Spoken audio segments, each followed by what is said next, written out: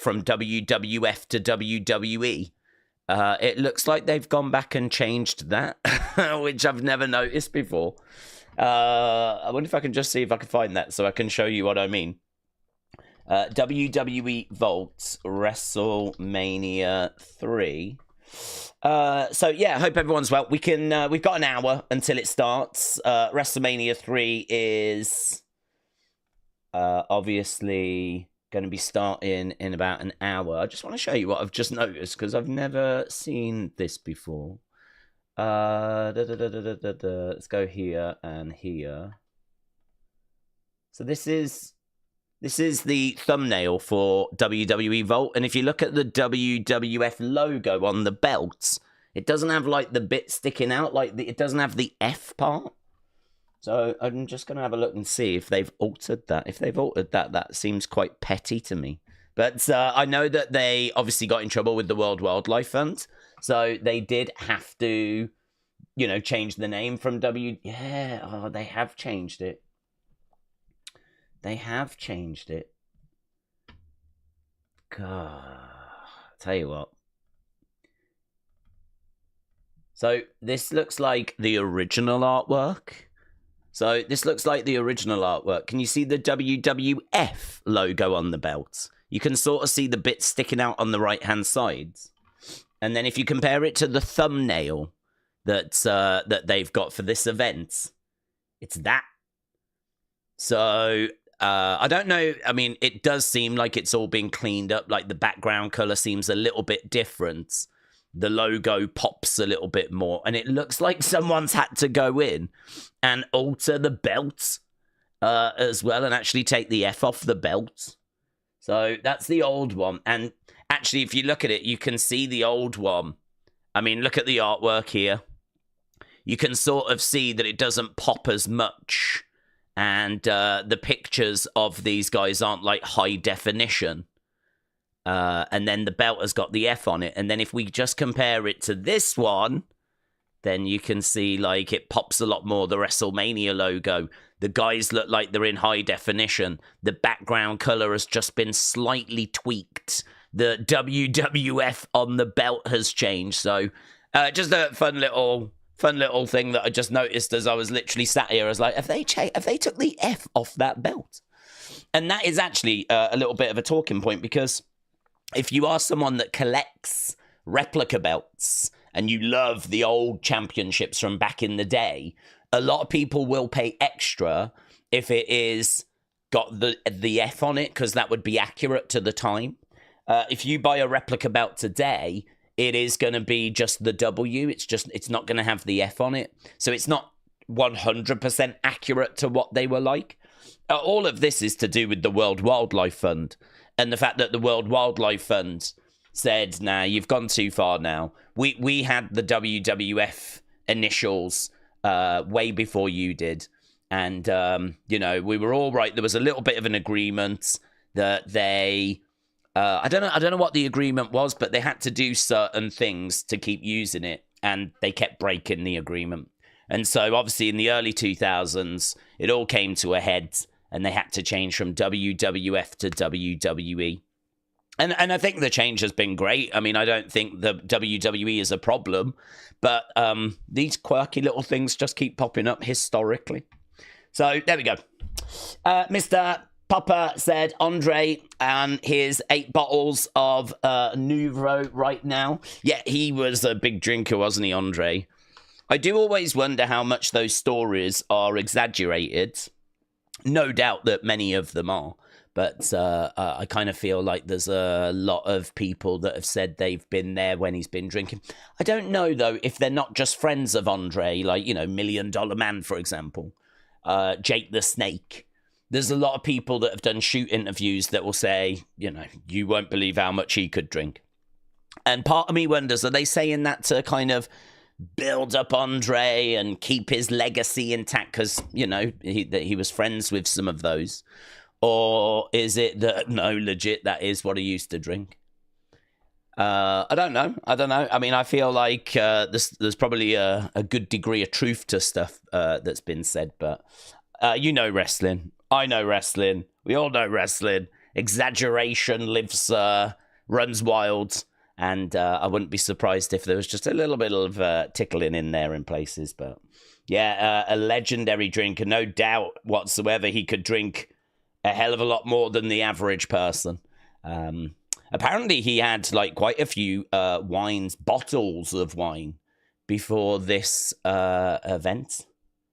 I think the thing that I kind of struggle with is that he is bigger than the average person. Of course, he is Andre the Giant. But, like, it makes it seem like he's flipping Gulliver out of Gulliver's Travel. Like, some of the stories are like he drinks 20 bottles of wine and all that kind of stuff. You're like, he's not that much bigger. He's not that much bigger. His stomach and his bladder, it's not like the flipping TARDIS. Like, I don't know. This is why I'm like, really? Can he? Could he? But that's all part of what makes Andre, isn't it? The fact that those stories are out there, people are like, yes, he could. And, you kind of go, wow, okay. But, the guy's an absolute legend. It's a shame, actually, that he was really done by the time we got to pay-per-view. By the time WrestleMania comes around, the very first one, 85, he's sort of done, isn't he? He's sort of done. I mean, in that match, it's rubbish. It's that his body slam challenge with Big John Studd it's nothing to write home about. It's a long bear hug. But if you could see like early Andre in the 70s when he's doing drop kicks and he's got like good movement, and not only is he the Giant, but also he can work. He can do some stuff in the ring. He's agile and he's got good movement and he's not restricted. But by the time we get into 85, you can see that his body is struggling. Apparently, before WrestleMania 3, he hadn't wrestled a singles match for WWE WWF for like 12 months. He was just doing tag matches. It was less strain on his body. He could just stand on the outside of the ring. This is why Vince had to work so hard to try and convince him to do this, because Vince was like, we need you. This is the biggest match we could do. We need you to come back for this. It'll be your legacy, And it was. And it absolutely was. Vince was correct. Could you imagine Andre's career if he had have never done this match? This one match just is the match, really, that everyone remembers when it comes to Andre. And the follow-up as well, when there's the cheating and he gets the title thanks to the referees that have plastic surgery. And oh my God, there's loads of stuff to kind of dig into. But I don't want to make it too retro, even though this is a retro watch-along.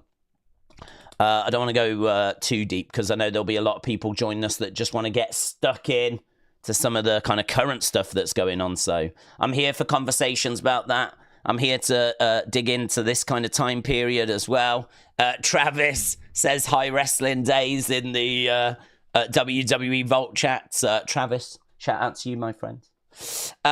Let's go into the chat, though. You lot can decide what we're going to talk about this evening, as we are a good 50-odd minutes away from the start of this thing, right? And actually, I looked on the channel to see if we'd done a WrestleMania 3 watch-along before, because I thought we must have. We actually went through a period during lockdown where every day I was doing some sort of watch-along, some sort of stream.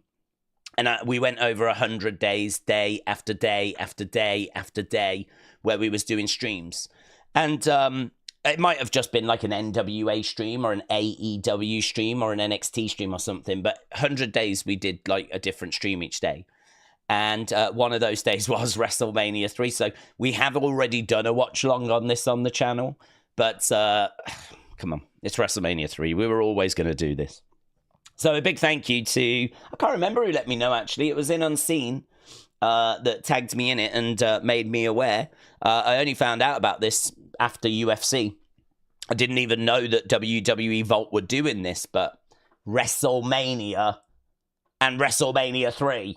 Yeah, it really, to me, I've said before, I really want to get to the chat, but I've said before, and I really mean this, if an alien came down, right, and for some reason wanted to talk wrestling, and they just couldn't quite understand it. They wanted to know what it was about, right?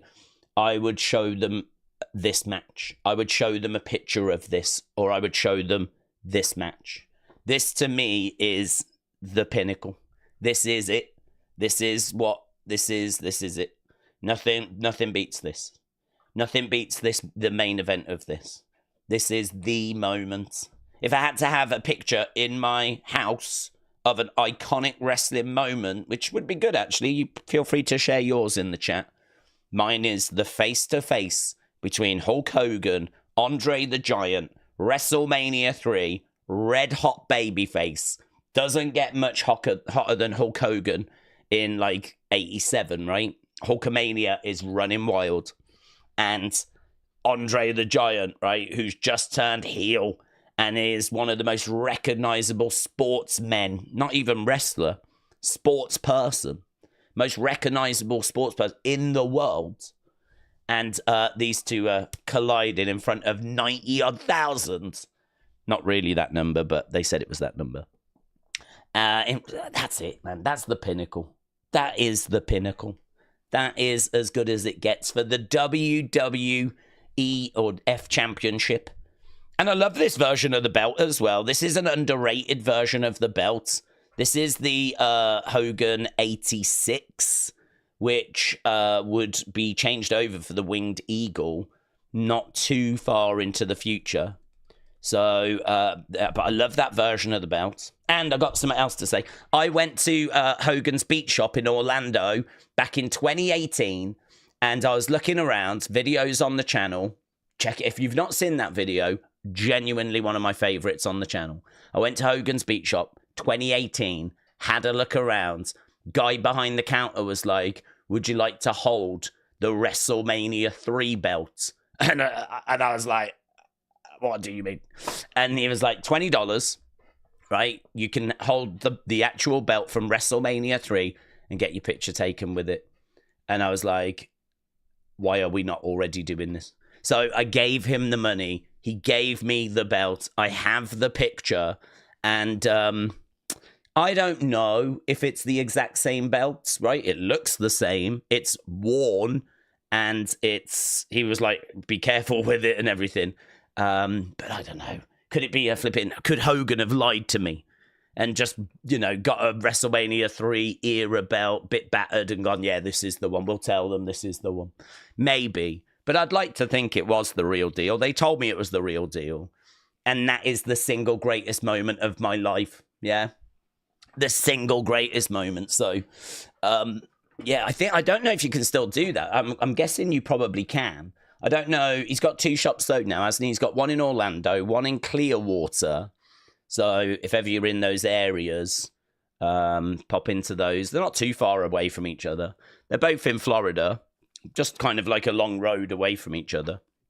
Very long road, couple of hours, but you can get to both in a day. And if ever you're in Florida, I really recommend going those places. I know, Hogan, I know.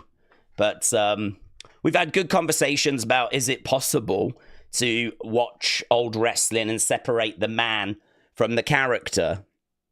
I would like to think that I can. I'd like to think that that is possible. I mean, I'm really looking forward to this. I'm not going into this going, oh God, but it's got Hogan in it. I mean, Hogan was all over this era. So I mean, you can't really do that. Otherwise, this whole era would be ruined. So yeah, I'm excited for this show, and I was very excited to hold that belt back in 2018. Okay, let's get into the chat. I'm going to stop talking. George said, half a year, so much love. George, shout out to you, my friends. Really appreciate the support, and I hope you had a good day. I hope everyone's had a good day. Gold Edits said, the Winged Eagle is overrated, in my opinion. The Big Eagle is much better. Okay, fair play. Long Beach Hippie said, Bundy and the Midgets versus Hillbilly and the 2 other midgets was awesome. Not for all of the midgets, it was. And are we allowed to use that word? I never know what's PG anymore. I only found out the other day we can't say dwarves. with the whole Snow White thing, apparently we're not allowed to say dwarves anymore. Which, if that's the situation, that's the situation. I mean, that's fine. If we can't say it, we can't say it. I'm not going to start a campaign. But I'm just saying, I don't know what we're allowed to say anymore. I don't know if we can say that. When I was growing up, it was midget wrestling. And I think they'll be referred on this show as midgets. But I think you do have to say little people now, don't you? Which I can sort of understand, of course. So, yeah, Snow White. Snow White. Snow Woke. There's been a big... I've been very entertained looking at the backlash at that, by the way.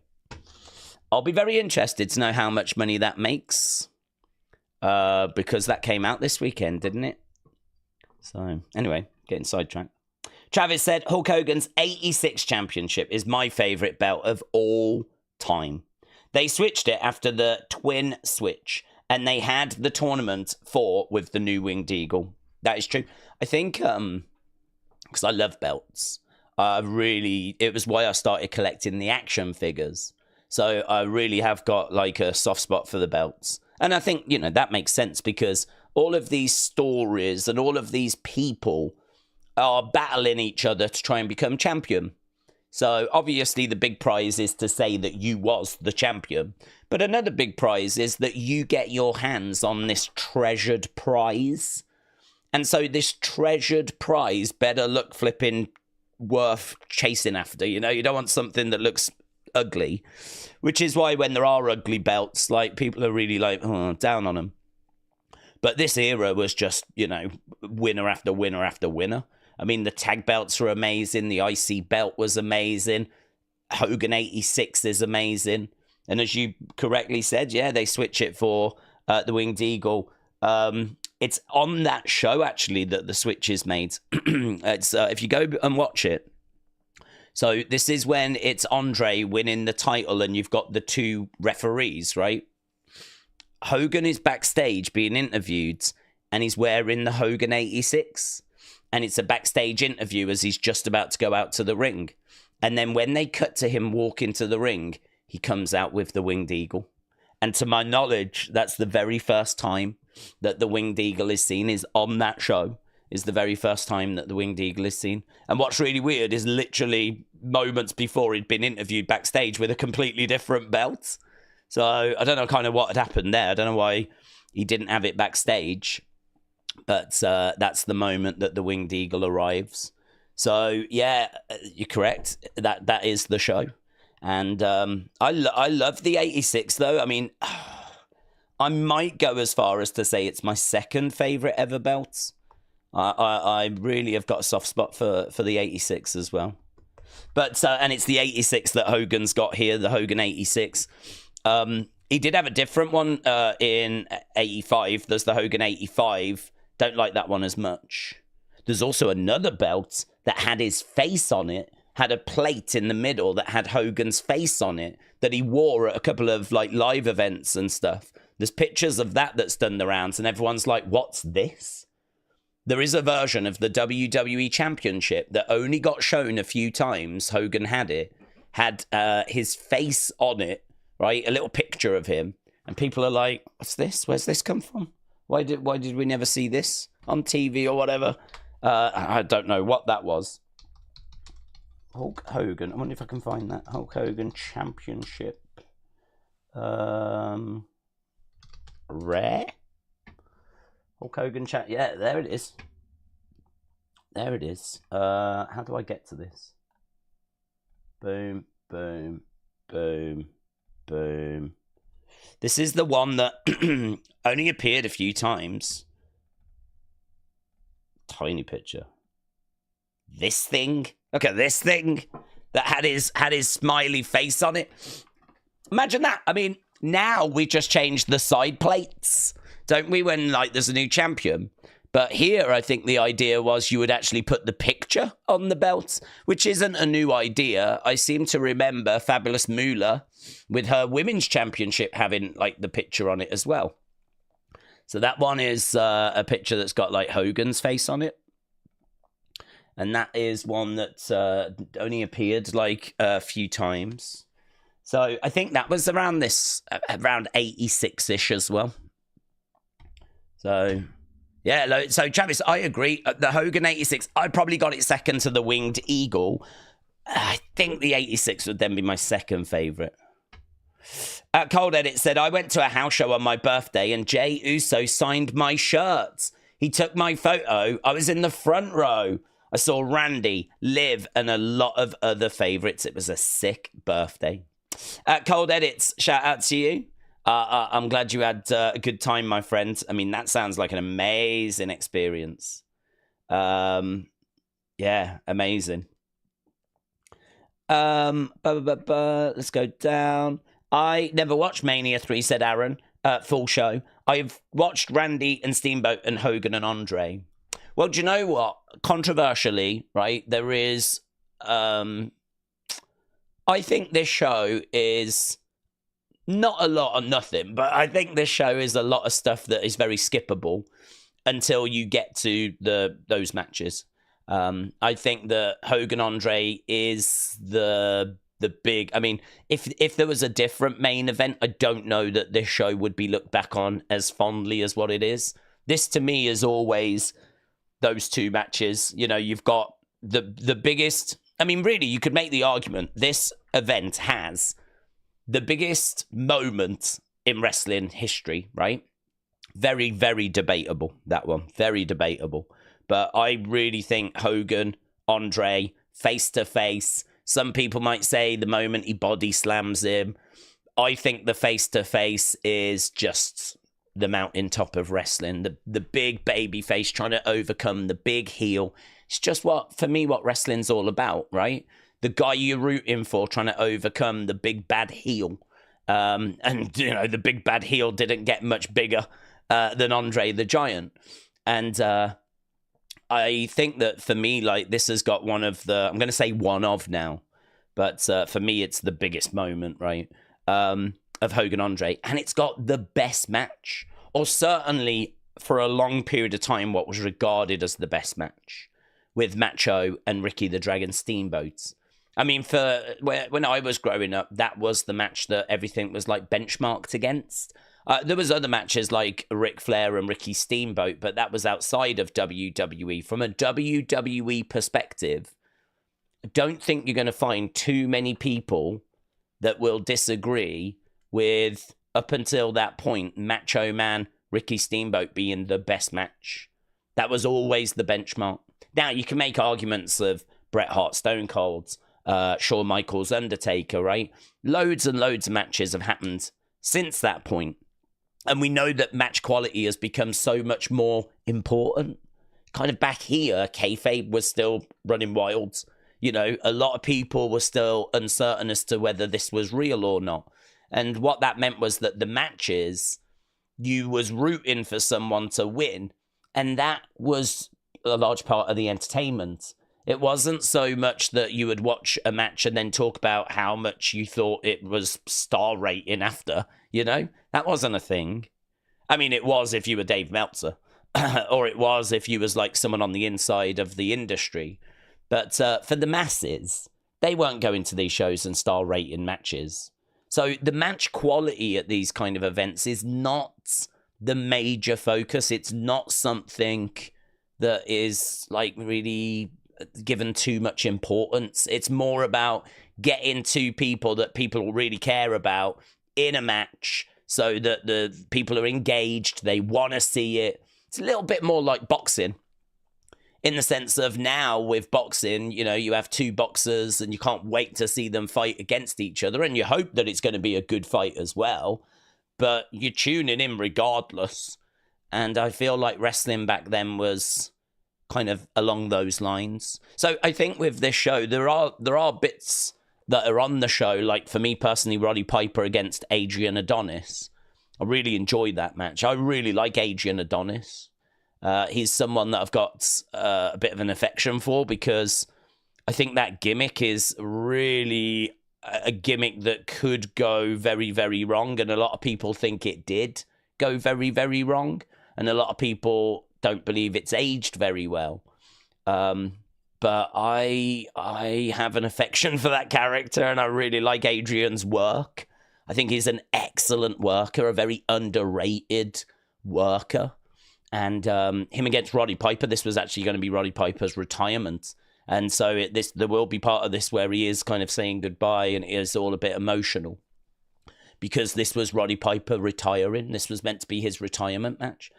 A lot of people don't know that or remember that this was him saying goodbye. And so you do have, at the time, Roddy Piper walking away as well. And there's lots of star power on this show. You know, you got the Bulldogs, you got the Hearts, you've got quite a few decent-sized names. King Kong Bundy, who had just main evented the year before. Hillbilly Jim, who was a big star at this time, obviously part of the Rock and Wrestling cartoon. So, like, it was star-studded. Flipping, I think the anthem's done by Aretha Franklin. You know what I mean? It's like 77,000 builders, 90-odd thousand. It's a big spectacle. That's what I would say about it. But yeah, make no mistake about it. Hogan, Andre, Macho Man, Steamboat, they're doing a lot of heavy lifting on this show. But I think to judge this show by today's standards is not doing this show a service. I really have to stress that, because when you go back to these old events, it's really better if you don't know who won, because it's really about the builds, it's about the characters, it's about wanting to see them fight and settle their differences. And then this is the event where that's going to happen. And it's not so much about, okay, this is the person that wins, let's have a look and see what the match was like, and then scoring it out of. That's not what this era is about. That's not what this era is about. It's not what wrestling was about. And actually, the whole star rating thing, I mean, I think that came from, like, wasn't it Jim Cornette and a friend of his that saw that movie reviews were being done that way. So they started to do it, or his friend started to do it for wrestling matches. And I think it sort of caught on. Dave Meltzer then started to do it. And so it is from around this kind of period that, like, matches start getting rated. But you've got to have been really someone on the inside, or someone that was subscribed to Wrestling Observer, or someone subscribed to, you know, like a PW Insider or whatever, Pro Wrestling Torch. You've got to be someone that was, like, so into it that you was kind of on the inside, yeah? You knew that it was all scripted, and you was, you know, talking about the matches and everything. And that is not lots of people. That is not the majority. That is like a tiny, tiny percentage of wrestling fans that was going to those kind of lengths and subscribing to those kind of newsletters. So yeah, the masses were really just about wanting to see the wrestlers going up against each other. Mackenzie said, have you ever seen The Princess Bride? I haven't. Obviously, I know Andre's in it, but I've never seen the film, no. To be honest, it's not a film that ever looks like it would appeal.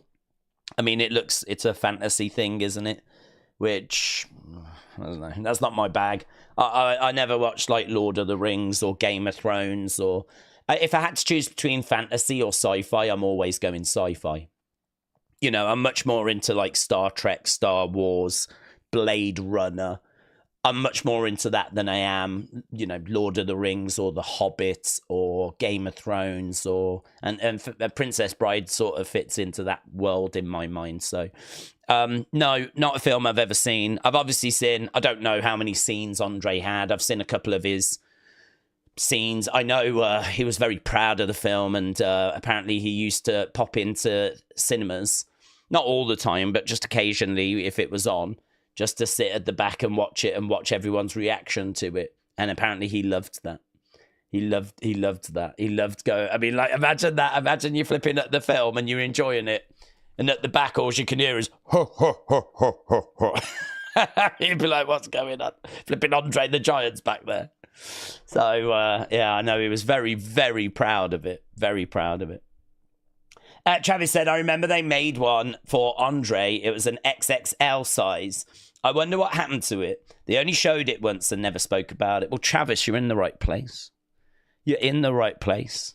Because when I say I love belts, I mean I love belts. So I know the belt you're talking about, and I know what happened to it. So you are correct. So in the build to WrestleMania 3, you had the Hogan 86 belt. It's the one that's on the thumbnail, right? And it's the one we've just been talking about. So you've got the Hogan 86. I wonder if I can show a nice picture of the Hogan 86. You've got the Hogan 86. This is the Hogan 86.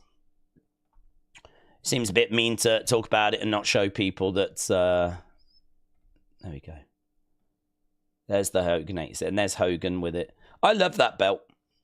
I flipping love this belt. I love the shape of the center plate. It's a very interesting shape. Kind of quite flat, and then it really, like, ovals out, doesn't it? It's got a big WWF logo at the top. It's heavyweight wrestling champion, but it's got a nice black background, which makes it pop. You see the globe on there as well, but it's a squashed globe, which is a bit weird, to be honest with you. That they decided, but it works. Like, it works. So I do love it, and it's got like little details on there as well, and obviously the flags on the side. I don't know why they chose those flags, but those are the flags they went with, and they're on the side plates going all the way around, and I really like that belt. I really like that belt a lot. Problem was, though, that belt is Hogan's belt. That's the Hogan 86, and it wouldn't fit around Andre.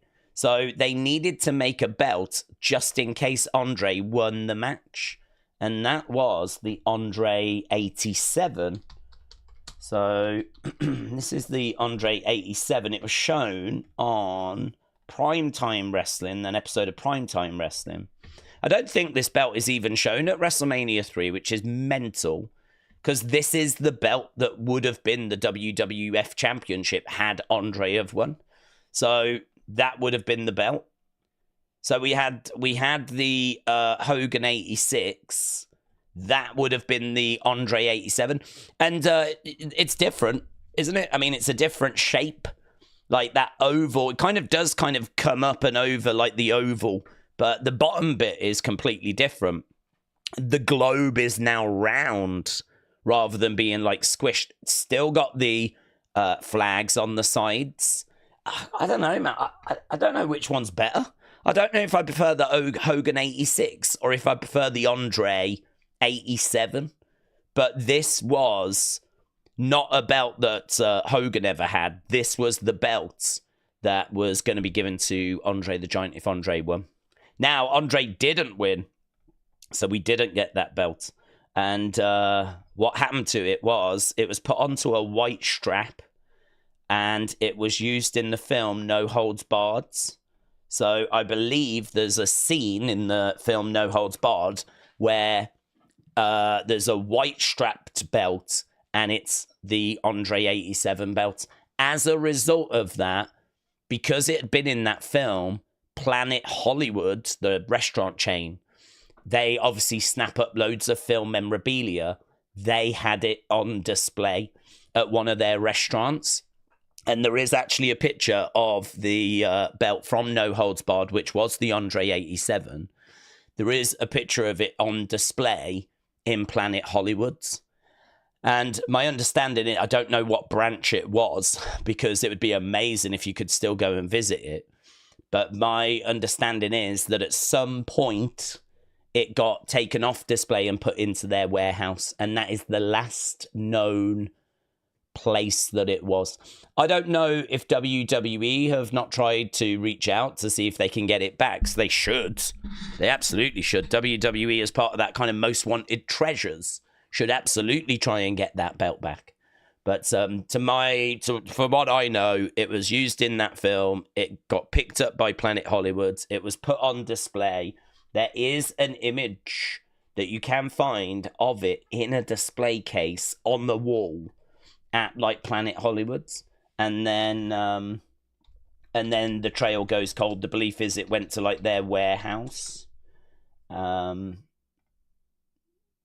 Here is the image that I speak of. There. That's it.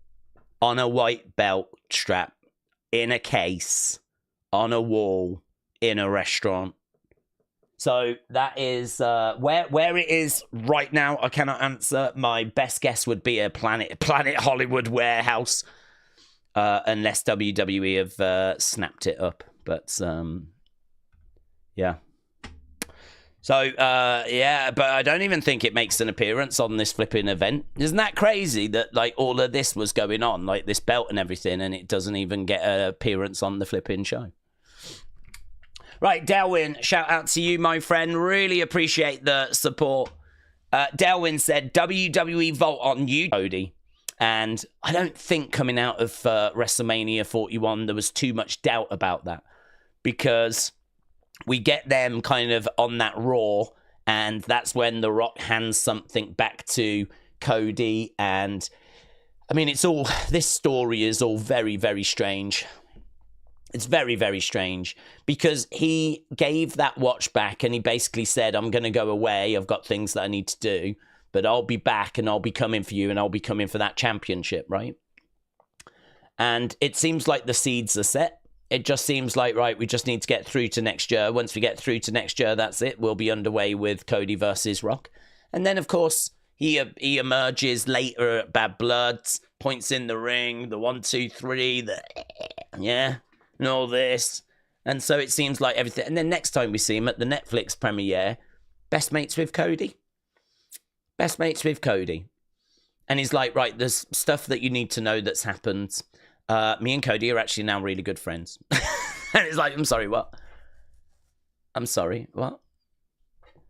And then if they are such good friends, right? If they are really good friends, Rock basically said to his good friend, I want your soul.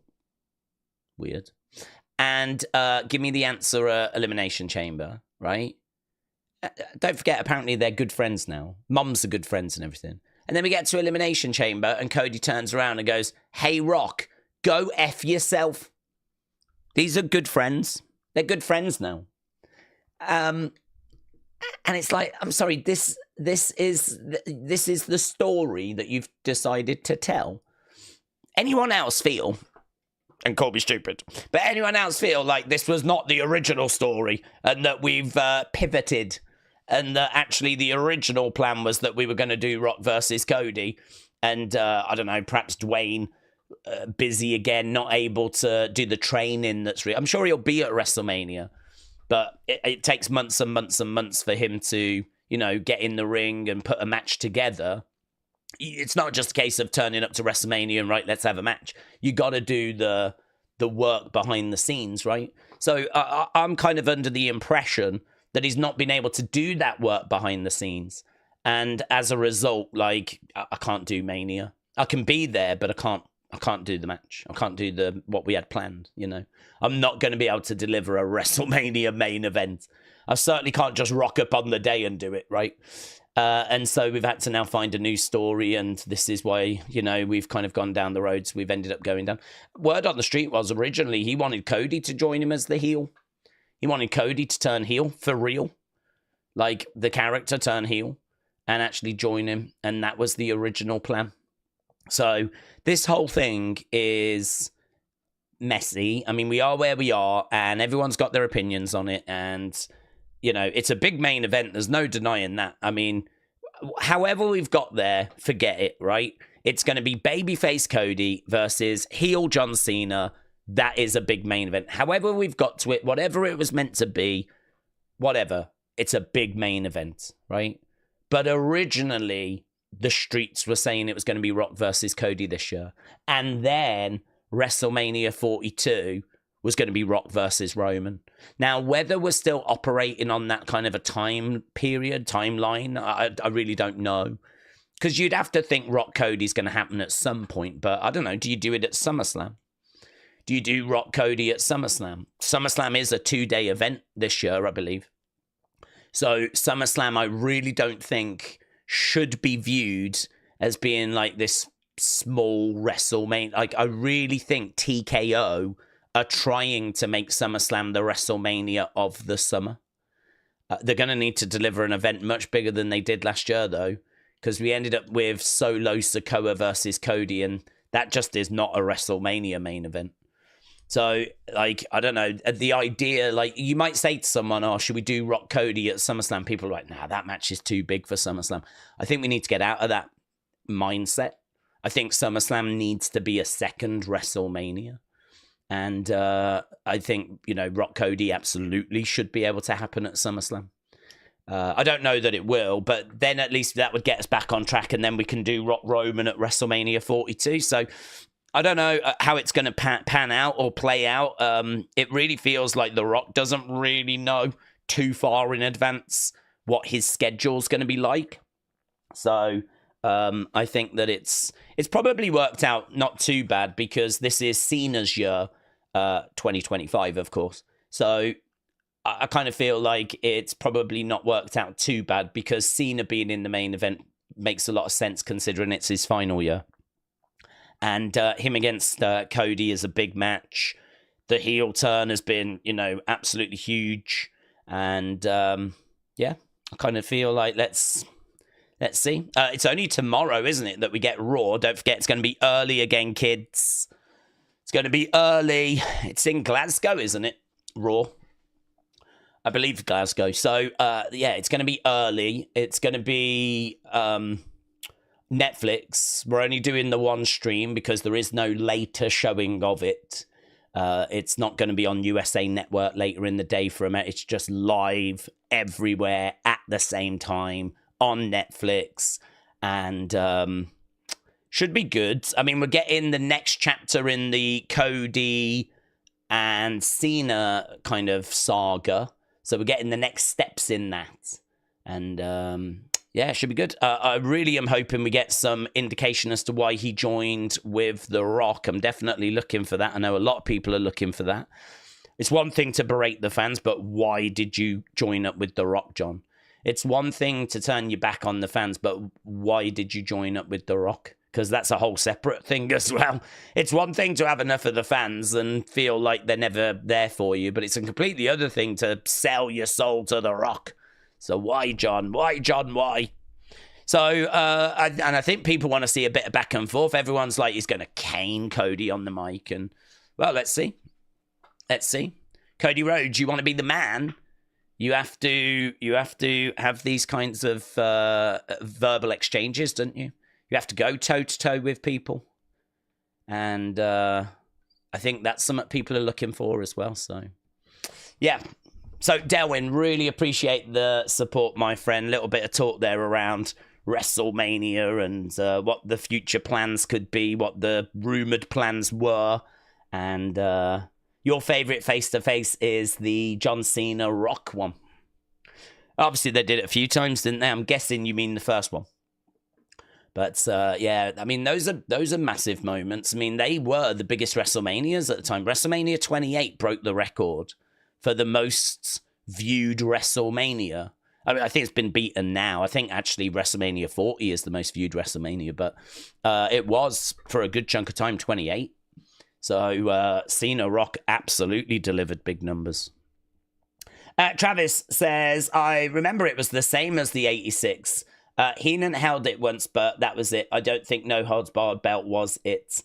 Yeah, no, it was. That's what I've read up on it. People have done deep dives on it, and they said that it was used in that film. I don't know if there was a couple of belts that were in that film, but that's where it went to, and it went on display in Planet Hollywood's. So, yeah, it was shown on Primetime Wrestling. It was on the desk. I don't know if it was ever shown on TV outside of that appearance. And again, I don't remember it ever being shown during WrestleMania 3, which I was always surprised at, because you would think they would mention that, because if he won, this was a whole belt, this would have been the championship. But yeah, from what I've read about the belt, it then got used for that film, snapped up by Planet Hollywood, put on display, and believed to be in their warehouse. Wrestling XFR said, Dave's really starting to dislike some AEW fans. I was just debating on X, and a guy sent some disgusting photos of himself during a wrestling debate. Hope you're doing well, Days. Wrestling XFR, shout out to you. I would say if you interact with someone on X and they're an AEW fan, I don't think they're reflective of all AEW fans, right? I think if you're going to get into a bit of an online conversation / debate / heated conversation, honestly, very little good can ever come out of those. I've been in many over my lifetime, and I genuinely don't think I've ever walked away feeling like they have been constructive. Which is why I just avoid them now, to be honest. If someone fires me like, I saw this video, you made this point, I disagree with you, I just like it and move on. I'm really not interested in the conversation because I know what I think. I know why I think it. I know where I'm coming from. I like to think that I'm quite a thoughtful person in that I will try and consider other possibilities and other aspects. I won't just go, oh, it's this and not consider anything else. So, if someone wants to like go, I disagree because of this, and this, I'll read it because, people have, reached out, and it might be someone that's not looking for an argument. It might actually be someone that's like, watched the video and I liked it, but I didn't agree with this point. And I'll read it, but in the past, I might have come back and gone, well, I don't agree because of this, and this. And then they'll come back and go, yeah, but this, and this. And I cannot think of a time where that kind of conversation has ever resulted in me changing my mind. And I'm sure that it's the same for many of you as well. Like, have you ever got into one of those conversations and your opinion has been changed? I genuinely cannot remember that ever happening for me. And I'm not saying like, oh, I'm always right or anything like that. I'm not saying that. But what I am saying is that I know what I think. I know why I think it. I like to consider my position, and I'm not a kid. Do you know what I mean? I'm not a kid that just says something and doesn't think about it. Like, I know why I can back it up. I can back it up with reasonings. And I'm not like a kid that just, what was this show? 10 out of 10. Why? I loved it. Why? Because I saw Jey Uso. You know what I mean? Like, I can give you reasonings as to why I think a show's a 6 rather than an 8. I can tell you why I think a show's a 9 rather than a 6. Like, I can tell you why a match is good to me, and why a wrestler is good, or why a match is bad, or what a wrestler needs to work on, or if a promo is good, or if a promo is bad. Like, it's considered. I know my reasonings, right? And the reason I'm saying this is because I would imagine a lot of you are sat there going, I'm exactly the same. Because I think as wrestling fans, we are very invested in wrestling. And, as we grow up and we watch wrestling and we learn more about wrestling and we form our opinions, we know what we like, we know what we don't like. And I think a lot of wrestling fans are kind of in a similar boat, in the sense of you consider your viewpoints and you know what you're on about. So the bottom line is, I just don't think there's really much constructive that can kind of come out of those kinds of conversations, because I've never had my mind changed on one. And I would imagine many of you are sat there going, same. I've never had my mind changed on one either. So I think if you ever go into a debate, a conversation with someone on X, you need to know it's probably going to be pointless. You're probably not going to change the other person's mind. I very much doubt they're going to change your mind. And to be honest with you, I think the whole thing's a bit pointless.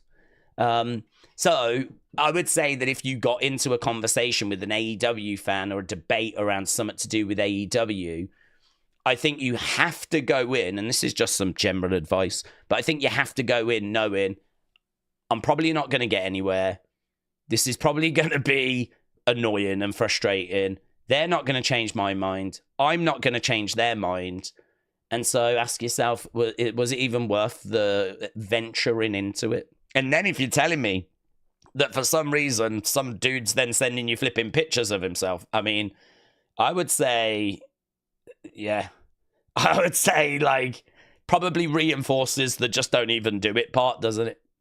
I think that is, for me, like, the downside of social media, in the sense of I think wrestling a lot about the same way I think about music. So, for example, I might like a match, you might hate it. I might like a promo, you might hate it. I might like a wrestler, you might hate it.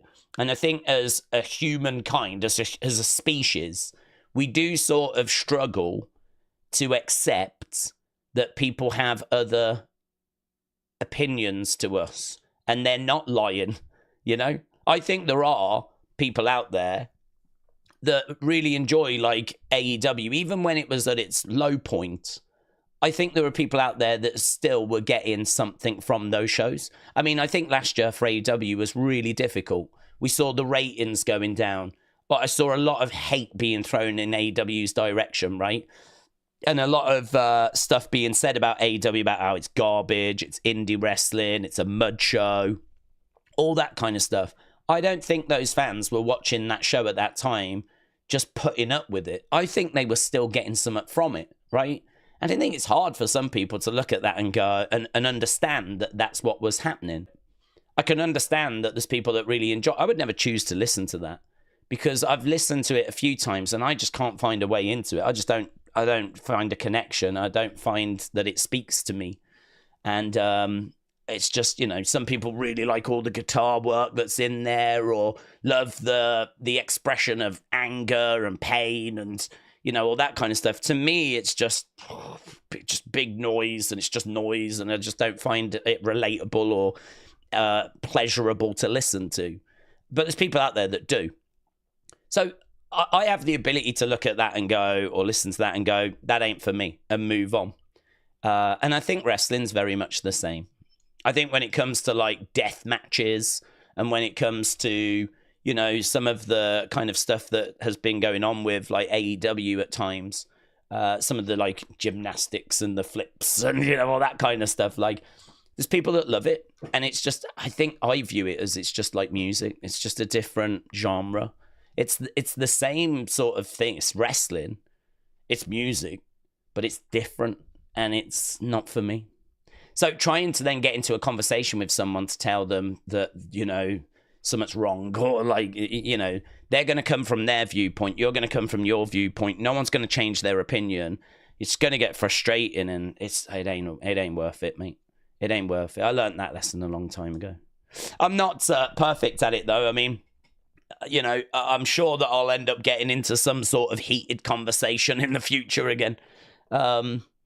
But yeah, now I really do try and avoid all of that kind of stuff. And I would recommend the same, my friends. So I'm sorry that you had that experience, but definitely try and avoid getting into those conversations in the first place. That's the best advice I can give, but that's the best advice I can give. Travis said, I watched an episode of Primetime, Gorilla and Bobby, and they showed it. The replica is slightly different to the original, says Travis. Replica, well, what replicas? There's replicas that are... what do you mean by replicas? My understanding is that they made that belt, and that was the only time that it was shown, I think, on Primetime. I don't think it was shown anywhere else. So I don't know what you mean by replicas. You mean replicas? You can buy replicas of it.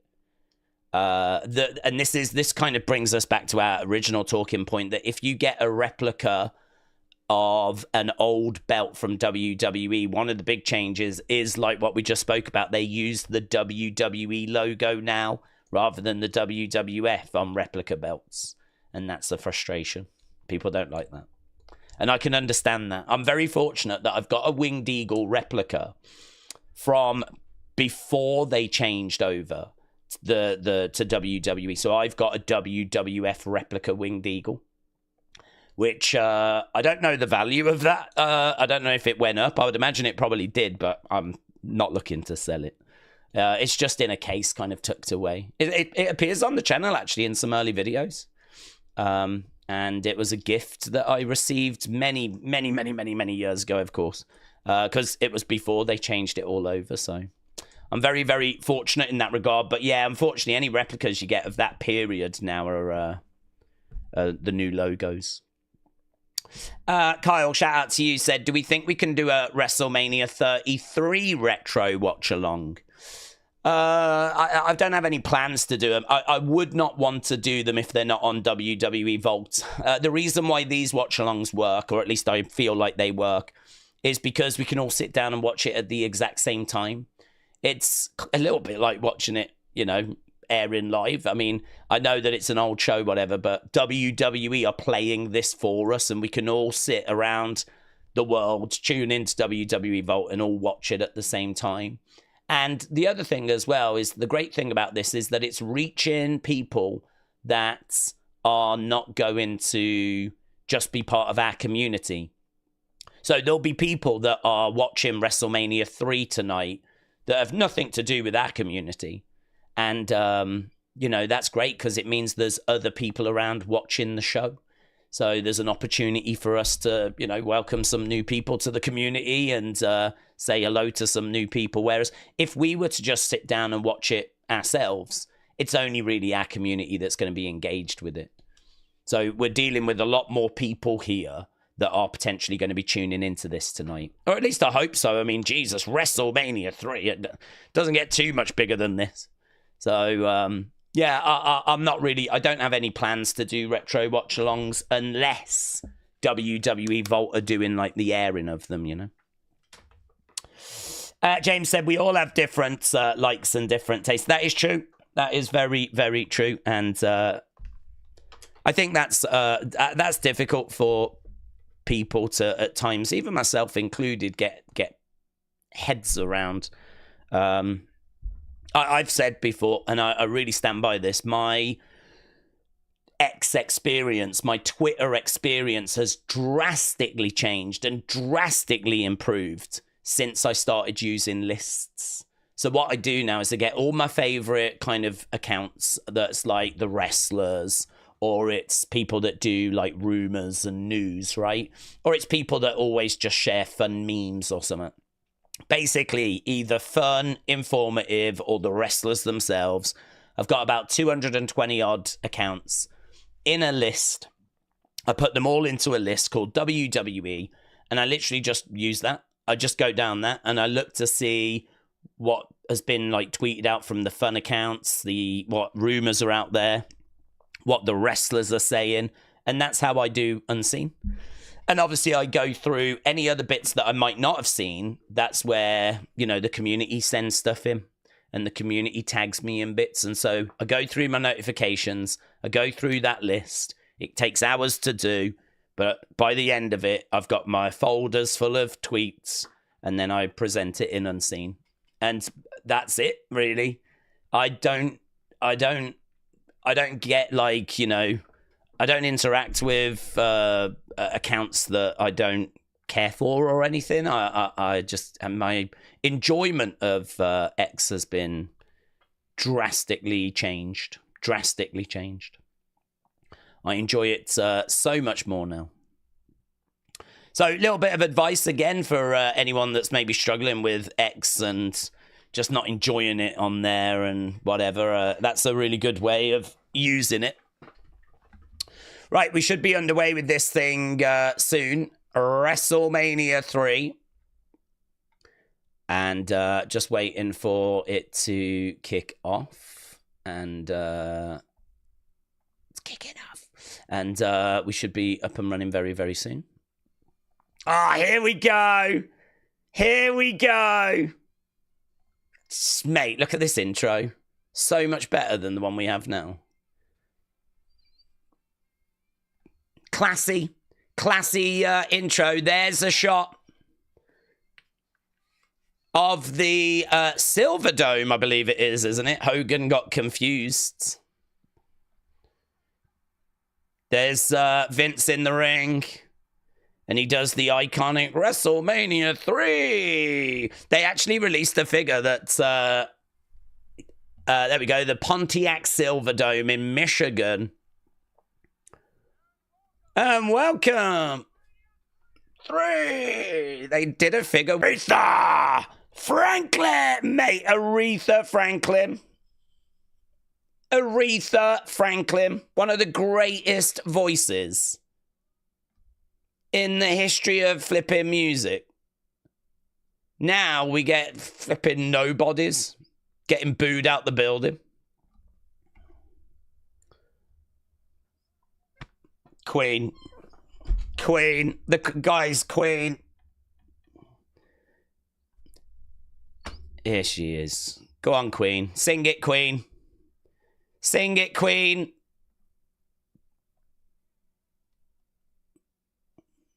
Let's go. Dates, what's your favourite WrestleMania 3 match, said SG. Well, I am a low-key fan of Adrian Adonis, so I would say Roddy Piper, Adrian Adonis is like a personal kind of favourite. But it's really hard to not go with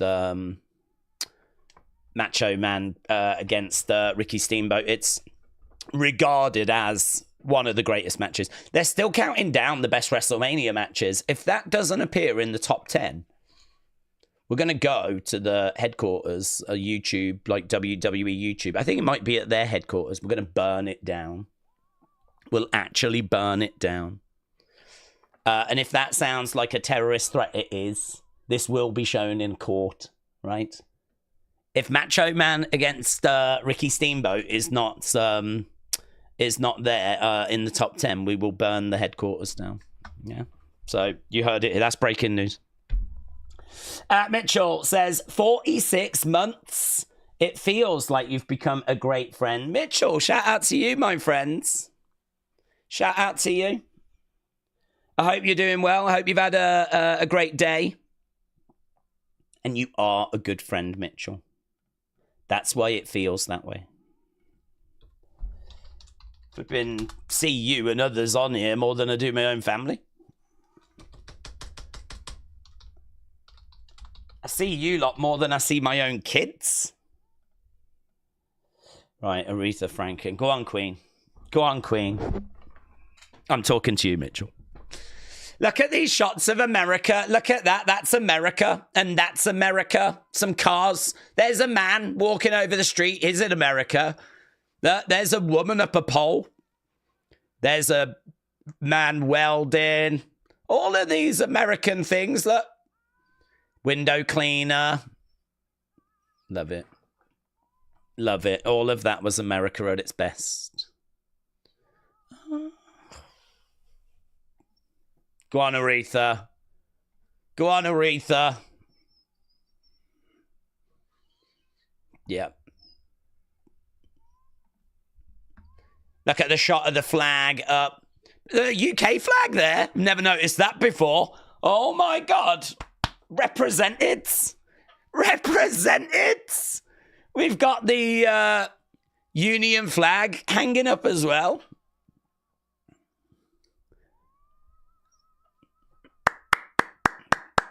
Guys, come on. PJ says, what a voice. I love the song Respect. She might break into that next. R-E-S-P-C-T. I know what it means to me. Do you know what? Skip the matches. Skip them. Wrestling's overrated. We'll just have 3 hours of Aretha Franklin. Look, we've got Gorilla. And Jesse. Isn't it great that Jesse is still around now doing Saturday night's main events? And here he is at WrestleMania 3. Bob Uecker, Mr. Baseball.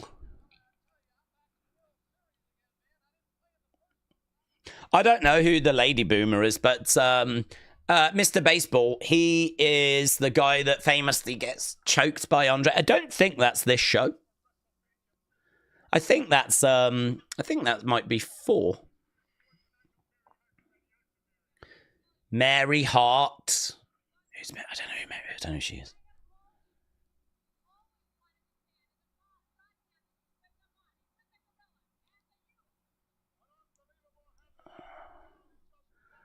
Gorilla. Go on, Gorilla. Go on, Gorilla. Dave, would you say 3 or 1 is better? It makes sense it was 3. It feels like WrestleMania's more memorable events, like the IC title and Hogan Slam. They always showed the Slam thoughts. I think it's a great question. I would say I would say 3 has more moments, but it's very debatable which is more important, because without 1 there is no 3, of course. Okay, the Can-Am connection. We are going over to our first match.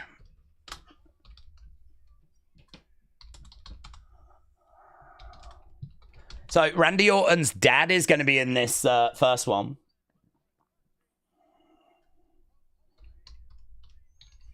Magnificent Morocco. Big star at the time. Orton's dad was a big star at the time as well. Can-Am, not so much. So, a couple of decent names here to kind of kick off proceedings. A happening, says Gorilla. Obviously, we have the little rings that make their way down to the ring. We haven't seen those yet.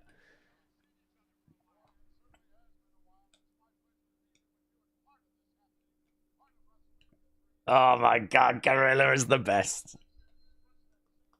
There's a new book coming out about Gorilla later this show. I'm really looking forward to that. Look at him. But obviously Hogan just dominates this era. Macho Man gets a fleeting moment. Warrior gets a fleeting moment, but it's Hulkamania runs wild from like 84. Matt, thank you. Matt, shout out to you, my friends. Shout out to you. Appreciate you joining us. Sir Kibbington said, what's the opinion on the greatest tag team of all time?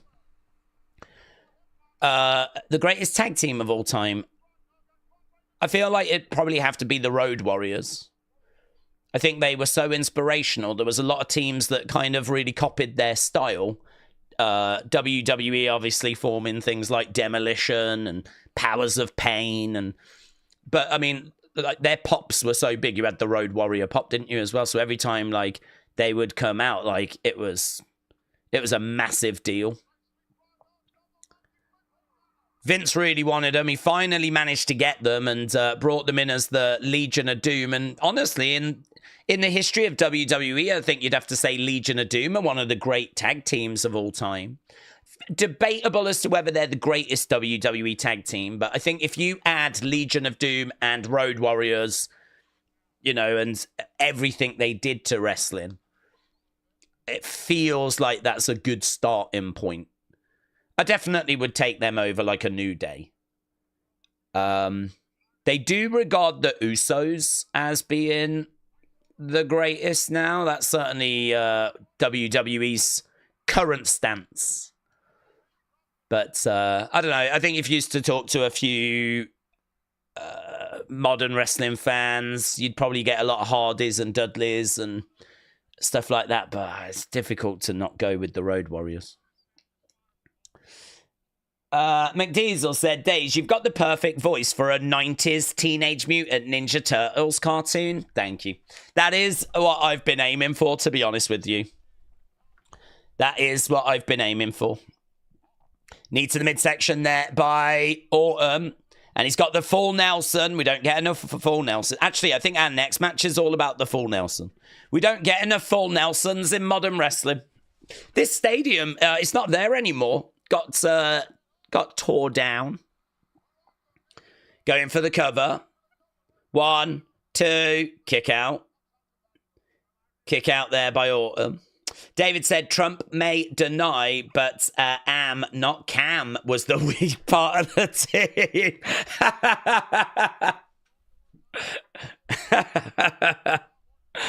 Very good. Very good. Yeah, Donald Trump wants Am. That's what he would love. Am. Or Am. Just Am. Because ideally Canada would join up with America and in his world. And then it would just be Am. So I bet he hates the start of WrestleMania 3. Yeah, I bet you're right. I think he's probably hoping that there's a betrayal in this. Over against the ropes. So Morocco in the ring. We don't get enough Rick the Model Martel stuff. He really did kind of just disappear, didn't he? I don't think he's in the Hall of Fame. And oh God, the last time we had a figure of him was like, I want to say about 2010. Mattel did make a figure of Rick the Model Martel, but we haven't had one for 14, 15 years. Going down, shoulder tackle. It's just been radio silent, really, for Rick the Model Martel, but he was a big part of this era. So, McDiesel, shout out to you, my friends.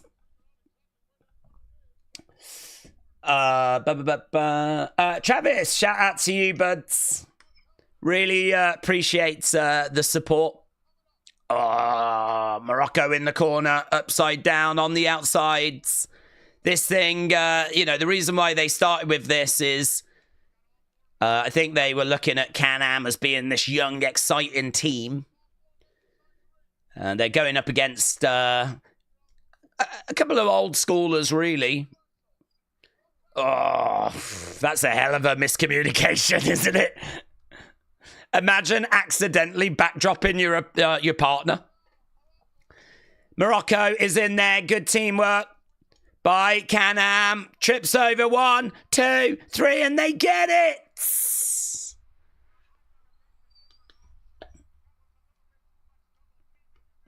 So Jesse always siding with the heels. It's like that was a little bit too much double teaming in my book. Mr. Fuji in there as well. But it is a win. We are up and running. So there we go. Can-Am connection. Look how happy they are. Love that for them. He's literally jumping for joy.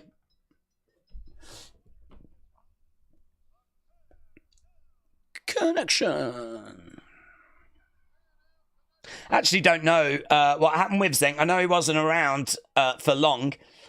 Can-Am Connection was planned to be one of WWF's top face tag teams, but in mid-87, I mean, this is, what, March, April 87? In mid-87, Zenk resigned due to pay disputes. So he ain't around much longer after this. He went over to All Japan. So he was there from 86 to 89. So he did lots of tours of All Japan. And in America, he would work with AWA. And then he was in WCW in the early 90s. But, yeah, his run in WWF is very, very short. Very, very short. Billy Jack Hayes next. Shot his wife, didn't he? A couple of years ago. I haven't heard. I think he's going to be a topic. Is he going to? I think he's going to be a topic on Dark Side. Let's have a look. Dark Side of the Ring. Is he one of the new topics, or was he an old topic? I'm sure they're doing Billy Jack Hayes.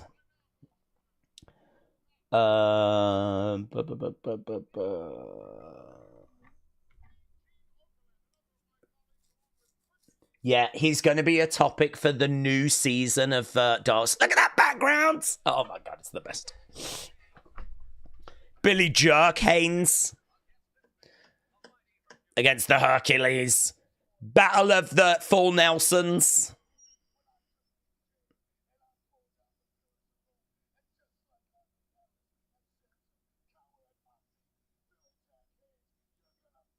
Look at Bobby in his suits. We're going to find out who the true master of the Full Nelson really is. So, yeah, he shot his wife. She had dementia. I don't know if it was like... I don't know if it was... she'd got so bad that he did that, or if he, like, you know, was an abuser. I don't know. That'll be a very interesting Dark Side of the Ring. But here he is, Billy Jack Hayes. Always looked very Macho Man-esque, didn't he?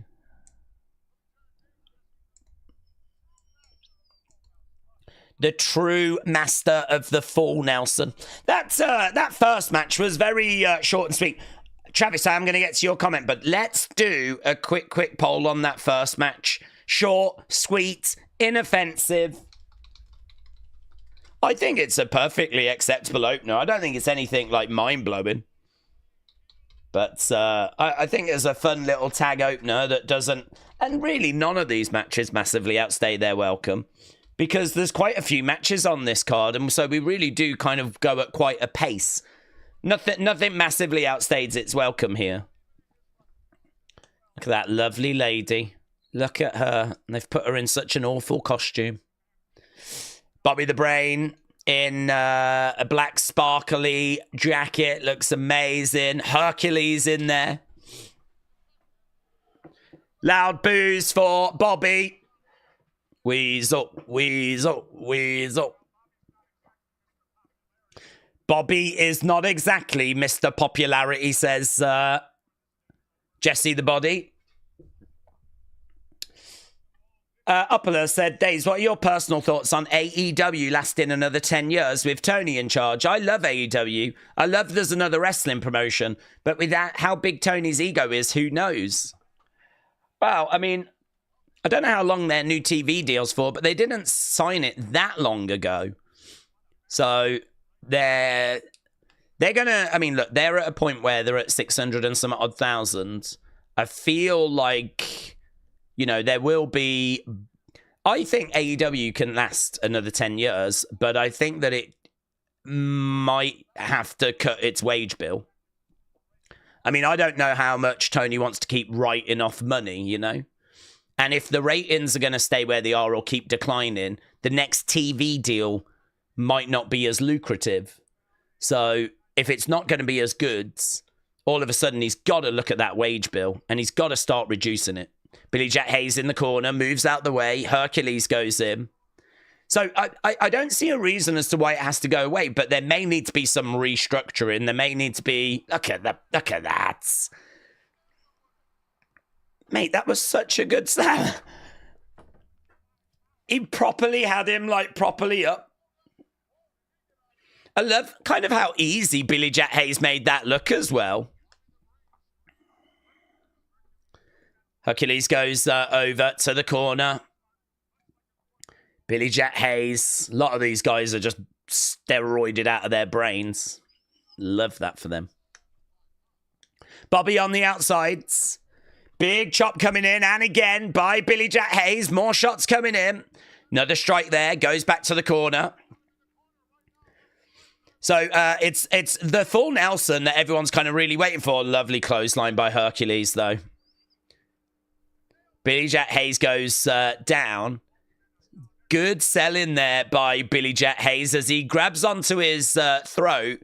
Kind of liked how Hercules exploded out of the corner there.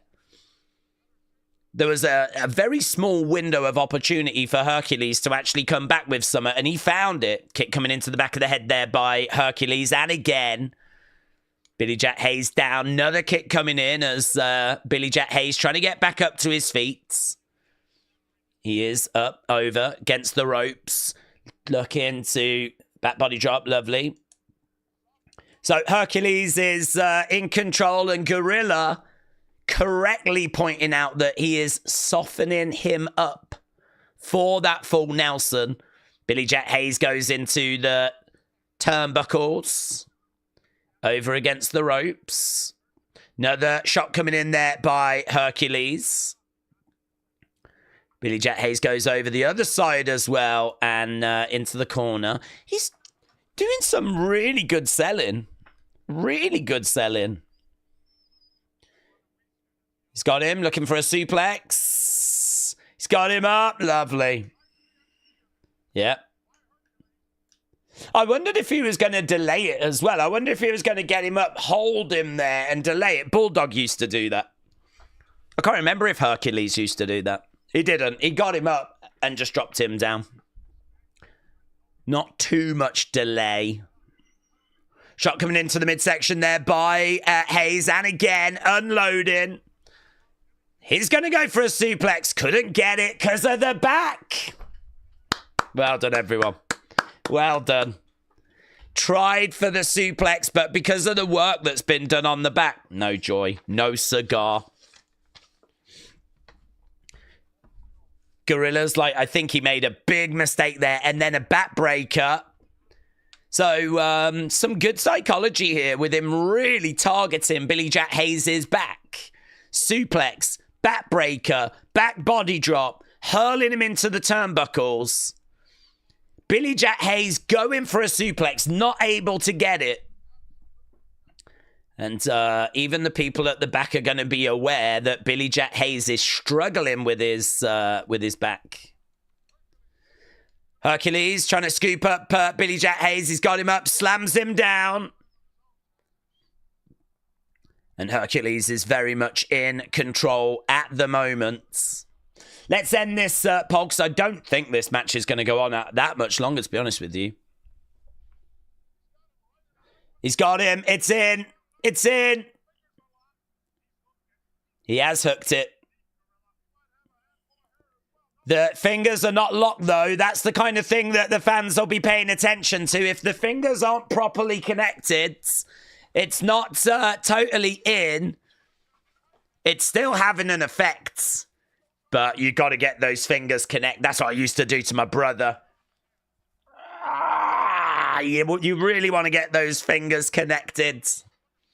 Billy Jack Hayes down onto one knee. Referee is right there. Check him.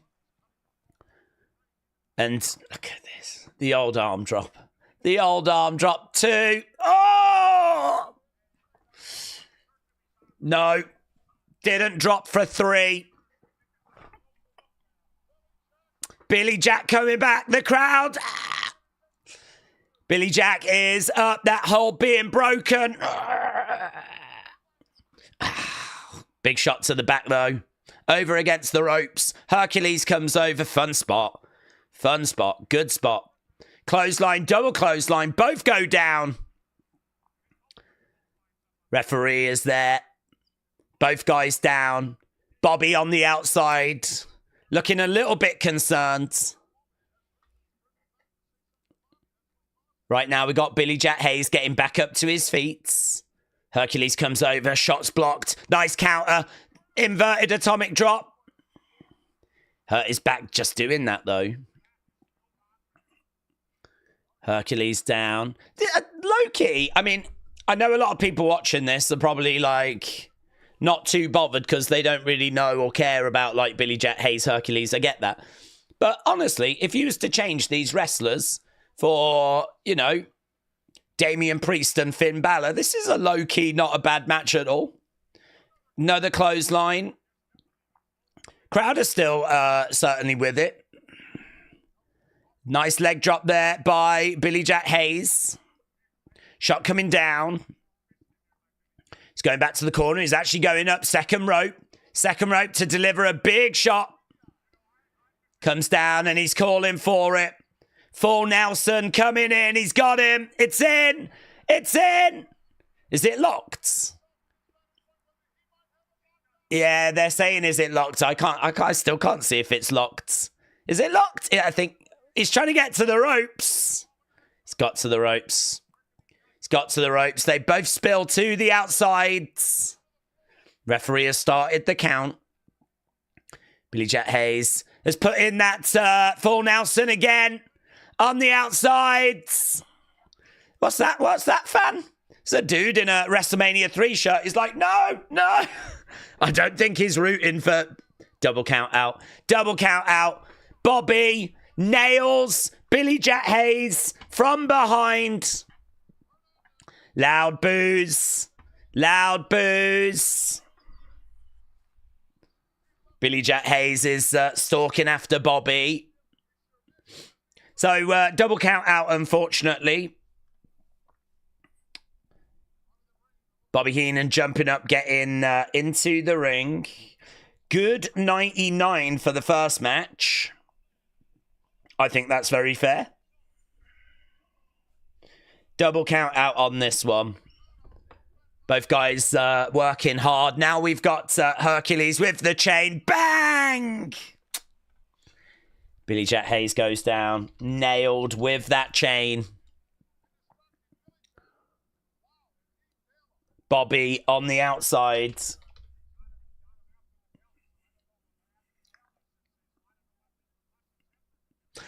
Jesse is like, it was after the bell. I don't know what repercussions there's going to be for that. Again, Billy Jack Hayes goes down, getting nailed with this chain. Ooh. Oh, look at the blood.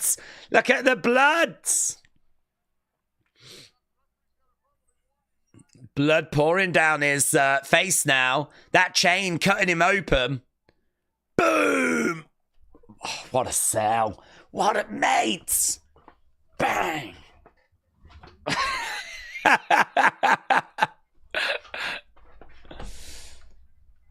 There we go. Billy Jack Hayes gets nailed. He's down and he's got a crimson mask. Dude, this is more brutal than Moxley with that bat. Now he's got the full Nelson in Hercules. He's got it locked in as well. Billy Jack Hayes is like dribbling. It's pretty brutal beatdown, actually, all things considered. Busted him open. And even though there was no winner of the match, Hercules certainly leaves with plenty of heat on him. Oh, almost falling over there as the little ring starts moving away. Right, Travis said, if you do watch-alongs of WrestleMania from Seattle, then you would see me and my friend get dissed by Booker T when he was making his entrance. The disappointment on our faces when he just missed our hands. We simultaneously lowered hands. Oh, right. So what? So during his entrance. So what's that? Is that 19? During his entrance. He is making his way down to the ring. And you guys get a fleeting moment with him, do you? I can't remember. Was that 19 or was that 18? Just showing a replay there of Billy Jack Hayes getting busted open. You have to send that clip over.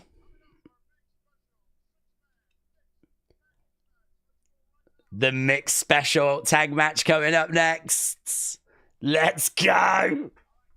King Kong Bundy and his friends taking on Hillbilly Jim and his friends. There we go.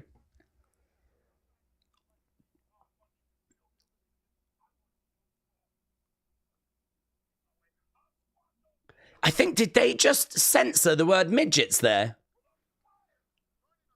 I think they did. I think he just said if those two other get in my way.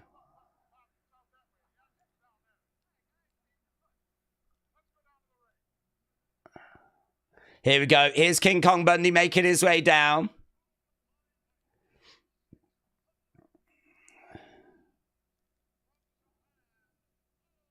Little Tokyo.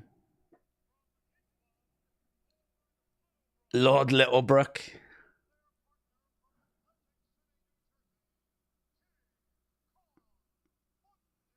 Now, who was Dink? Dink went by a different name before he was Dink. So, King Kong Bundy, Lord Littlebrook. He was Tiger Jackson.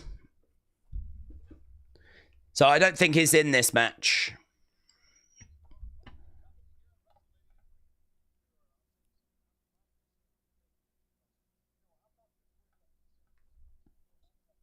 I'm not worried about myself in this match. I'm worried about my little buddies here.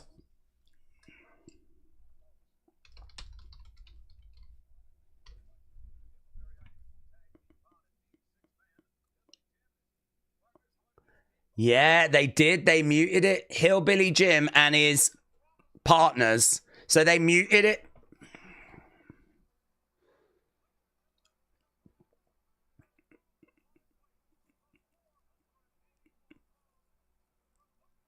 Okay, so we got the next team making their way down. Hillbilly Jim.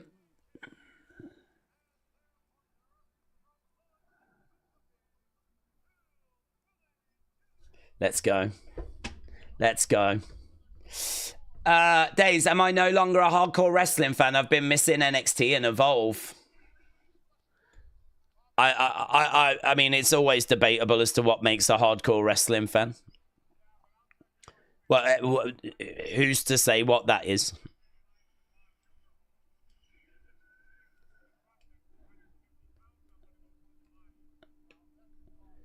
Okay, so cartwheel there by Hillbilly Jim. Do you know, this is actually a really fun match. This is 87. Yeah, this is 87. Mackenzie said this was before every wrestler had full entrances. Yes.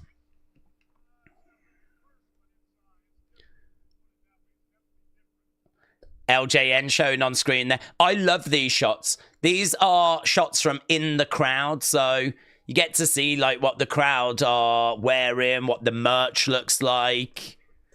And there's a couple of times that we just jump into the crowd. That was one of them. Little Tokyo, I believe. Look, now all four of the smaller wrestlers are in there. I think we've got a row your boat moment now. Let's go.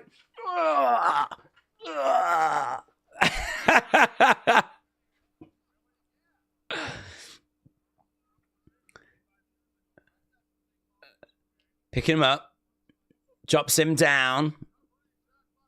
Look at his hair, man. He's got like they've both got like quite strange hair. That one guy that looks quite old has got like a mohawk. The other dude has got no hair apart from like a patch on the back. Little Tokyo with a shot to the midsection. Another shot coming in. I don't know which one that is, but he looks old, man. The one that's in like the really ugly coloured trunks. He looks so old in the face. Little Brooks in.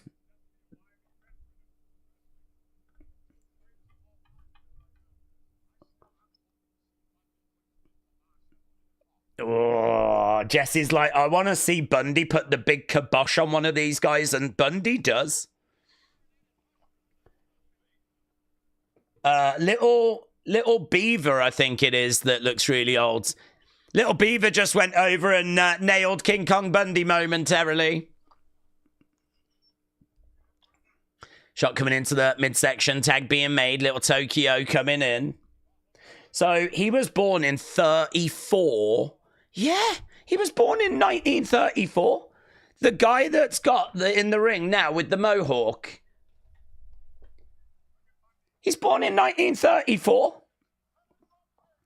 That means that here he is, what, 53? Dude's 53. Shots coming in by King Kong Bundy.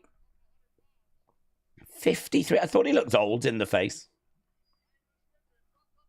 Against the ropes, looking for a big clothesline. Gets it there by Hillbilly Jim. So Hillbilly Jim dropping the elbow on King Kong Bundy. This is a hell. And now the little people are in there. Helping with the pin. Bundy still manages to kick out of that. This is a hell of a drop-off for Bundy, isn't it? Hell of a drop-off. He goes from main event in WrestleMania 2 against Hulk Hogan to now being in this six-person tag match quite early on the card at WrestleMania 3. Bundy goes over, grabs Hillbilly Jim. His little Beaver is in there. He comes over. Well, I missed that spot. Didn't even see what that spot was. I think he had a shoe, though. I think he just nailed him with a shoe. That dude is 53 and he's living his best life. Colliding into Hillbilly Jim in the corner. David said, from main event in Mania 2 to this match is crazy. I agree. I agree. That drop-off should be studied. Bundy picking up. He goes against the ropes, look, but they drag him out. Look, all of them. All of them are sticking together here. And he's like, what? You're going to turn on me? Legit. I mean, can you imagine that? Bundy's huge. And the rumor always was that that was like a career ender for Little Beaver. He died in 95. Some people thought this killed him. It didn't kill him. So during this match, Giroux, which is his name, suffered a back injury at the hands of Bundy after he was body slammed and had an elbow dropped on him. So he weighed 27 kilograms, right? He's legit hurt there. Look at him. Oh, mate. I'm so sorry. I'm so sorry, mate. Are you all right? He's like, no, I can't feel anything. Mate, he is 27 kg. Bundy is 208 kg.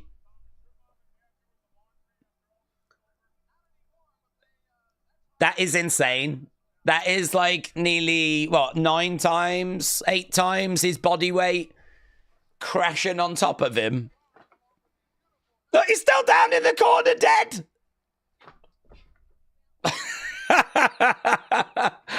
Mate, I'm so sorry. I know you're dead now, but look at Elizabeth. Love you, Queen. Love you, Queen. Oh, God, look at the belt. Look at that is the best Intercontinental. That has got the WWF logo in red. And that's when it was at its peak. Intercontinental champion. Oh, yeah, she is. Oh. Fascinating is the word of the day, apparently.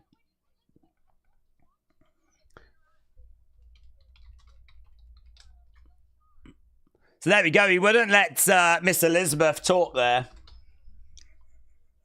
Unbelievable. Right, guys, we literally just saw a wrestler get murdered. That's gotta help the score. Junkyard Dog against the King Harley Race. Junkyard Dog was huge.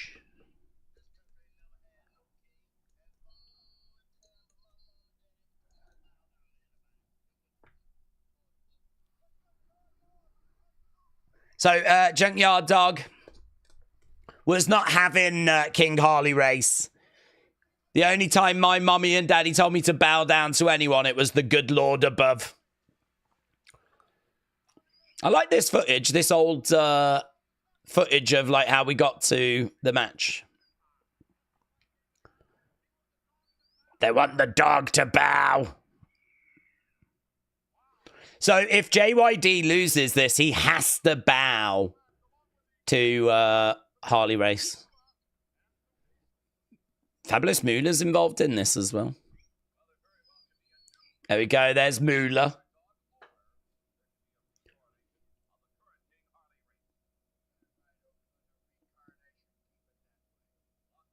Harley Race is done by this point, but what a wrestler. One of the absolute greats, former NWA world champion.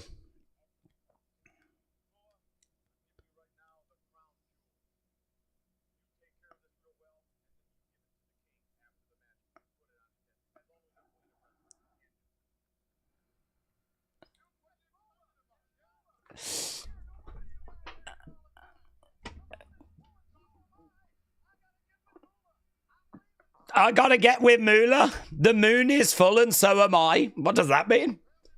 Bob Uecker has left the commentary area. He's got very excited that the fabulous Moolah's around. Okay, so the loser must kneel and bow. Okay, so here we've got King Harley Race. We're already up to match number 4. We've been live for about 40-odd minutes. King Harley versus JYD. I mean, there is a lot of star power on this show. King Harley Race is one of the biggest names in the history of wrestling. It's just this is very much the end of his career. He's well past his prime, well past his best. You don't get the best of Harley in WWF, but Fabulous Moolah, as much as everyone hates her, the impact she had on women's wrestling is as great as anyone.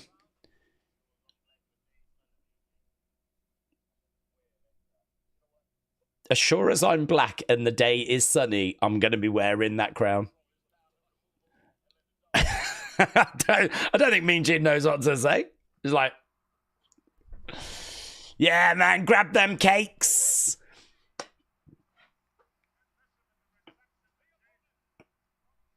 Grab them cakes.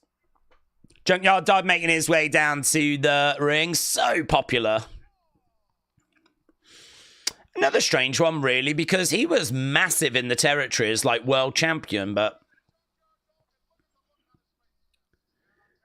like always in main events, but never quite saw that same success in WWF.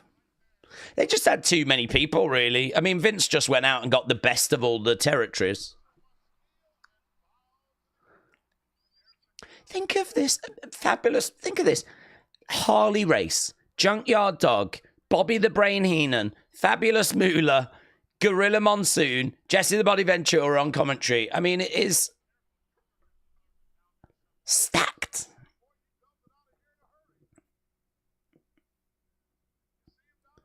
Bobby on the outside, and we are underway. David said, what if Andre pins Hogan? Do you know, I think that, I would have loved that. The problem they had is at this point, they're not thinking they're going to be able, they don't even know if Andre's going to quite do the match. During this event, Paul Orndorff is actually backstage waiting if he's needed. If something happens where Andre just isn't able to compete because his back is shot. So if he can't do the match, or if he decides he doesn't want to, whatever, Paul Orndorff would have stepped in. So to be honest, like, it's hard to envisage that they would have had Andre win because they had to work so hard just to get him to do this match. I certainly don't think there's plans of a rematch or anything at this point. Obviously, we do get the rematch. We get a few more matches, but at this point, it's like, can we just get this one done? And Hogan's legit concerned here. Hogan's like, is he going to follow the plan? And Vince is like, it'll be all right. Because Andre was having him on. If Andre wanted to, you know, not allow Hogan to win this match, he could have not allowed Hogan to win. Hogan's only slamming Andre if Andre allows it. Yeah, lovely headbutt there, as lovely sell as well by Harley. Harley going over the top to the outside. Harley looking to get back into the ring.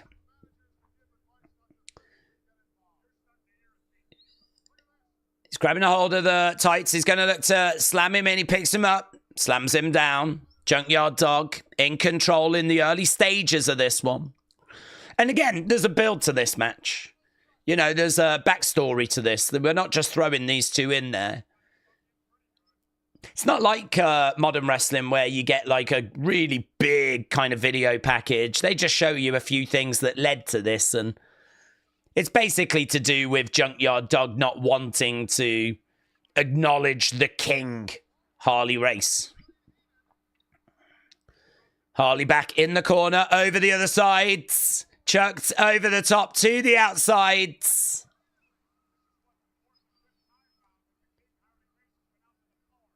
Junkyard Dog is king sign in the crowds.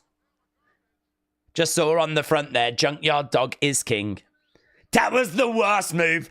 That when he used to like do on all fours, like headbutt people on the ground like a dog. That was the worst. Belly to belly, lovely.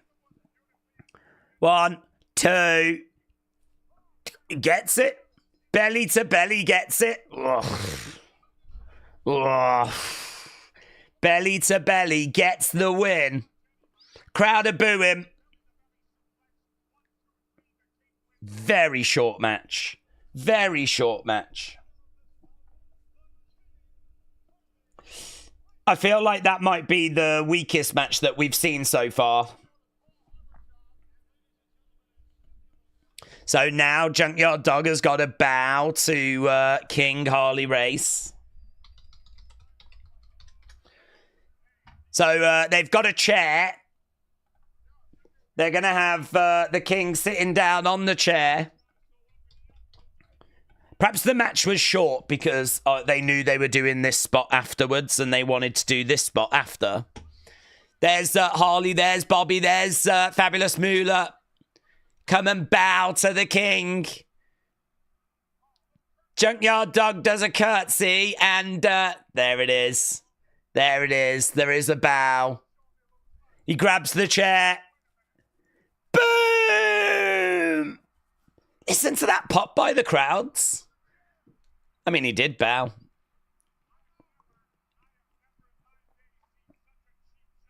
I have never in all of my days seen such a cheap shot, says Jesse. Junkyard has got that robe. Those chairs are crazy as well, aren't they? Like full of padding and everything, but they're not like the same sort of fold-up chairs that people use now. So there we go. Junkyard Dog puts that robe around his shoulders, parades around, even though he just got beat legitimately. Even though he just lost legitimately with a belly-to-belly suplex. The babyface nailing the King with that, stealing his robe, going away, the crowd go wild. I can't understand this at all. How can this feel good, says Jesse. Well, do you know what? The crowd just, at the end of the day, the crowd hate the heels and they want to see the heels get their comeuppance. There we go. There we go. Right, get your votes in for that last match.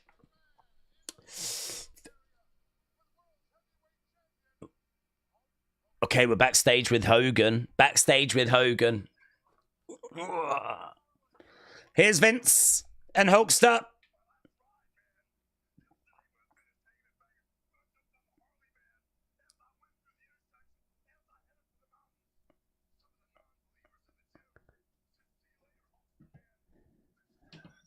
This is your last ride. See you later, Hulkster.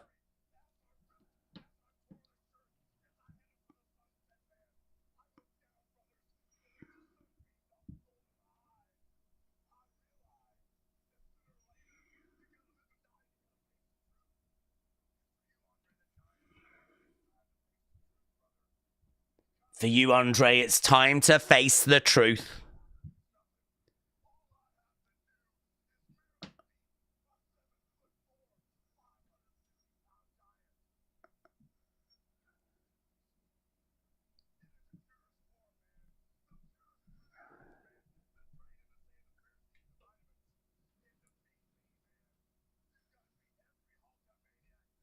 To beat me, you've got to beat every Hulkamaniac.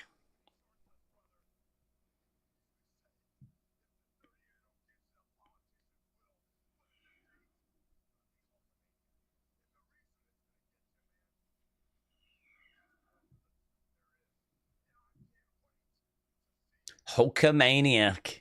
Hulkamania is the purest form of the truth. He's a great promo. He's very charismatic. Brilliant delivery.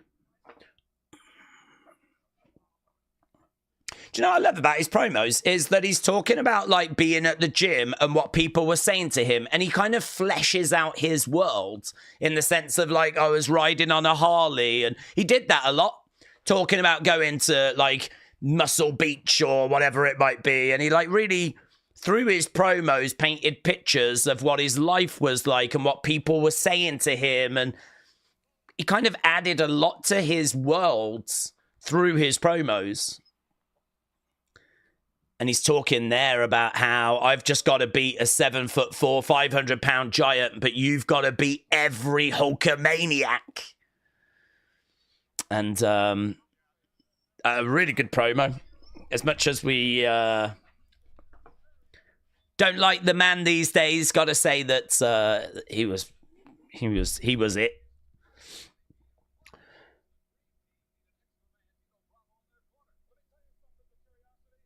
Okay, so we got a tag match coming up next, but Joe, shout out to you, my friends. Days, that was not me that was savagely insulting you, my friend. That was a New Yorker showing affection and allegiance, you boomer. Joe, Alamo, shout out to you, but we showed Joe's footage in Unseen yesterday. And I hope you had a good time. Certainly seemed like you had a really good view. And it looked like a really fun show. So, yeah, I hope you had a good time, dude. Okay, Dream Team making their way down. And King Yeti firing in Wrestling Days memberships. Really appreciate it, my friends. Really appreciate it. I don't know how many times I have to keep saying it because King Yeti is so supportive. We will be doing Hall of Fame. Look at that robe. Look at that robe. I think there are figures that have got... You can get figures of both Brutus and Greg like that. I don't think we've seen Dino Bravo figures, but then Dino Bravo has a little bit of a sketchy background. Working with, like, drug gangs and getting murdered and... Do you know, it's bonkers, actually, what has happened with a lot of the talent that were on this show. Oh, look at her. Oh, she likes what she's seeing. She just got handed that robe. And she seemed to have a big smile on her face there. She likes the look of... Who does she like the look of? Greg the Hammer Valentine. Isn't it funny how Greg the Hammer Valentine I wouldn't consider like an attractive man? I don't know. Maybe he is. I don't know. But I wouldn't... I suppose he had the blonde hair and a good physique. But I don't know. She seemed a bit smitten there, didn't she, for a moment? She had a little smile on her face. Greg coming in. And he's got the Valentine name. Knee to the midsection. And again... Against the rope, shot coming back. These two exchanging blows. I mean, actually, the Hammer is a pretty good nickname. Valentine is nice. Greg's okay. They make good steak bakes. Edward said, Days, how are you? I'm in sunny Turkey for 2 and a bit weeks. I had to give up my Raw tickets because of that. But it's unfortunate. But I can still watch. And I can be here and there and in the chat from time to time. Edward, shout out to you, my friends. Enjoy Turkey. Lovely to get a bit of sun and get away from it all. So, yeah, shame that, like, timing-wise, it's worked out that way, but hope you have a good time. Okay, Rougeaus versus Dream Team. And again, none of these matches are sticking around very long. Brutus, Beefcake at this point, I still don't think was the Barber. I don't know that we'd become the Barber yet. Tag being made. Here's Greg, Dino Bravo on the outsides. Lovely shot there. A great team, the Rougeaus, as well. Really underrated. Really good in ring. Ah, here's Bobby.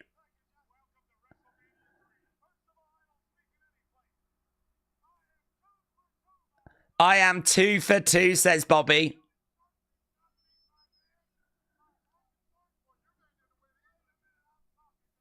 Wait a minute, I'm talking. So Bobby's like, so far, I am 2 for 2 tonight.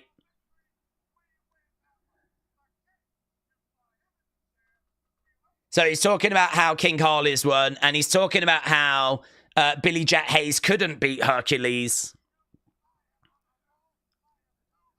I am on a roll. I am 2 for 2. Obviously, that's really planting seeds because Andre was managed by Bobby So if you can get the message out that Bobby's having a good night tonight, you know, anyone watching might think that Andre's gonna, you know, Hogan's in trouble. Over in the corner goes Greg. Over the other side. Look at that. Over the top. Wonderful stuff. Yeah, King Yeti, thank you, my friend. Really appreciate it. And as we were just saying, we will do Hall of Fame nominations this week. So timing is amazing. Shot there to the back by Brutus. Hopefully those that have benefited. We are American boys, yeah. The Rougeaus with their little flags. Dino getting involved. He crashes down. He gets Greg, puts Greg on top. Referee a bit distracted, but 1, 2, 3, done. Match done. That was match number 4. Or match number 5. Jesus. These things really... I feel like this WrestleMania is like, let's get as many people on the show as we possibly can. So the Dream Team pick up the victory, but Brutus doesn't seem too pleased about things.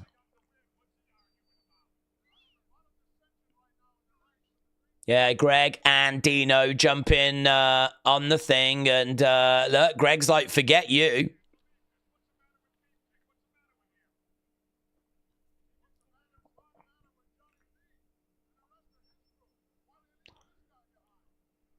So there we go, they're celebrating, and Brutus Beefcake has been left behind. Look at that dude that's controlling the little ring thing. Adrian Adonis. I love Adrian Adonis. Here we go. Adrian Adonis against Roddy Piper. The Flower Shop.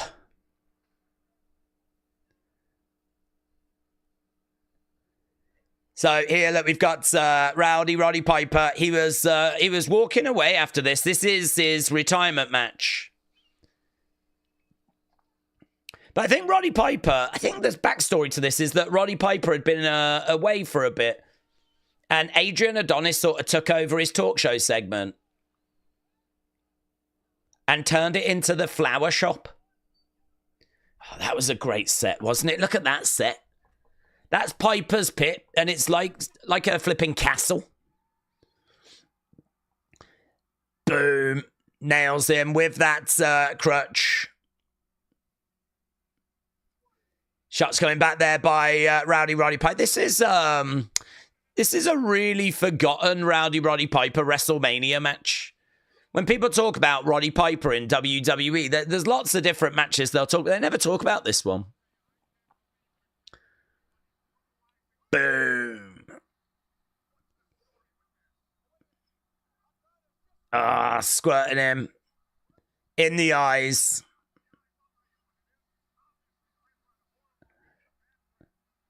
It's very similar to when Rick the Model Martel squirted in the eyes of Jake and blinded him.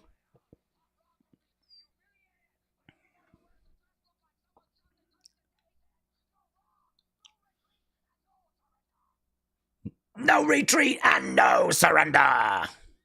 Okay, Roddy Piper versus Adrian Adonis, and this is Roddy Piper's retirement match. I think there are banners in the crowd. There's Adrian. The loser has his head shaved. There's that Adrian Adonis making his way down to the ring with his manager, Jimmy Hart.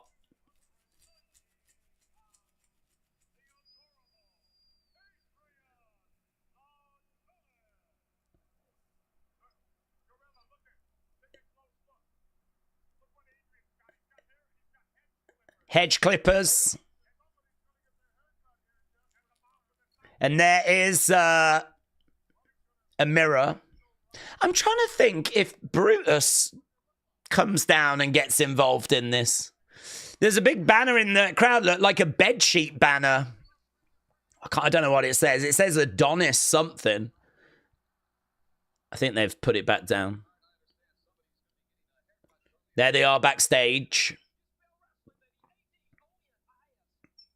You spell wrestling Adonis. No, you don't. This is like Brutus the Barber before Brutus the Barber, isn't it?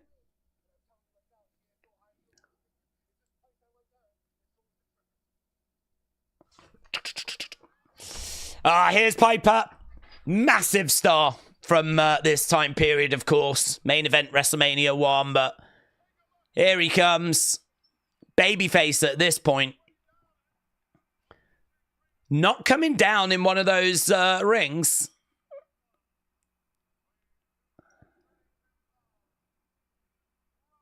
Roddy Piper. Roddy Piper jogging his way down to the ring. Look at the intensity that Roddy brings. It's just star power, isn't it? It's just star power. It's aura.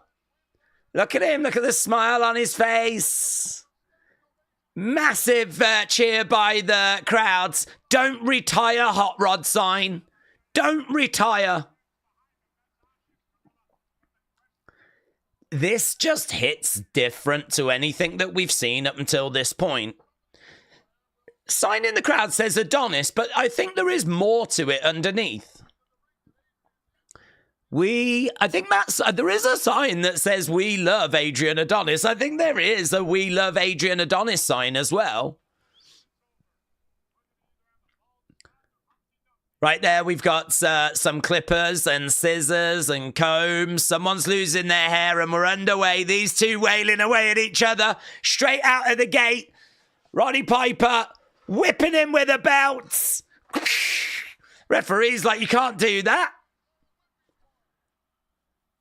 And he gets Jimmy Hart, wraps it round his neck. Adrian Adonis nailing Roddy Piper. Jimmy spills to the outside.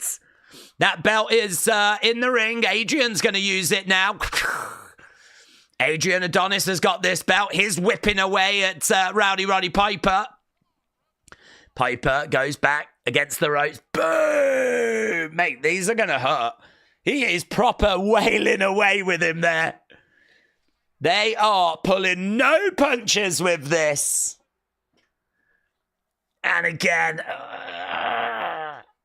Hot Rod sign. We will miss Hot Rod. Adrian Adonis. Adrian's a big boy, you know. He's just gone flipping over the top rope to the outsides. Roddy Piper trying to drag him into the ring. Jimmy Hart's trying to drag him on the outsides. Jimmy Hart's being dragged into the ring. Double noggin nogger.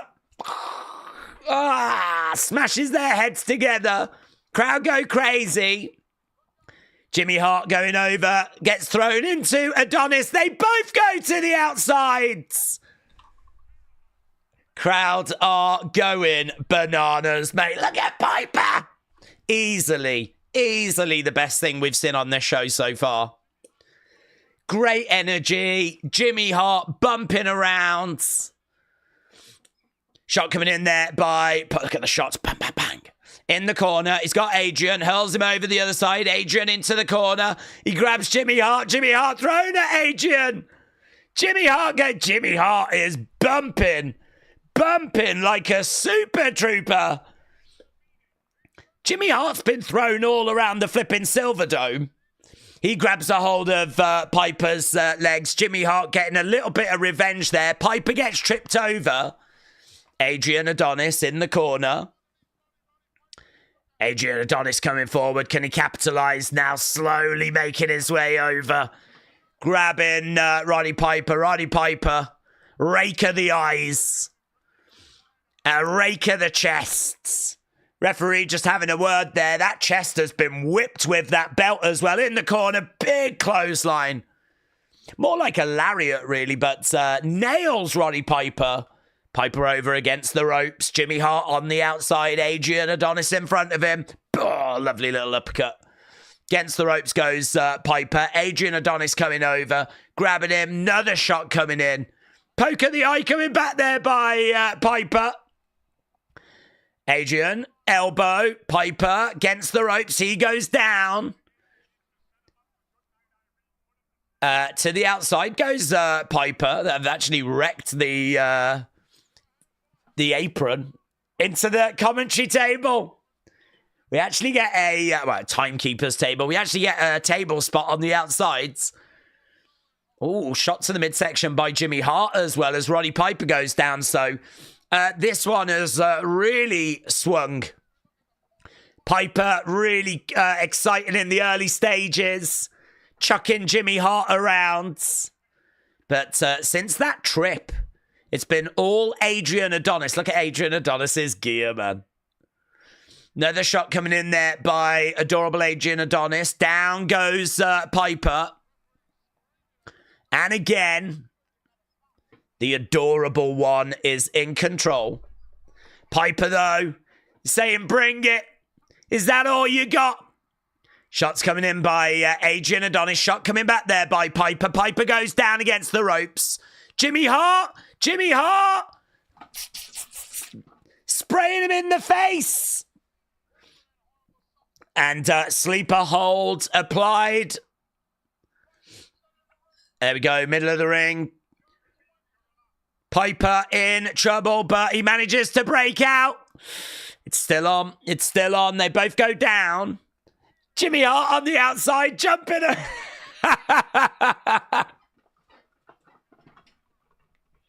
He's already celebrating.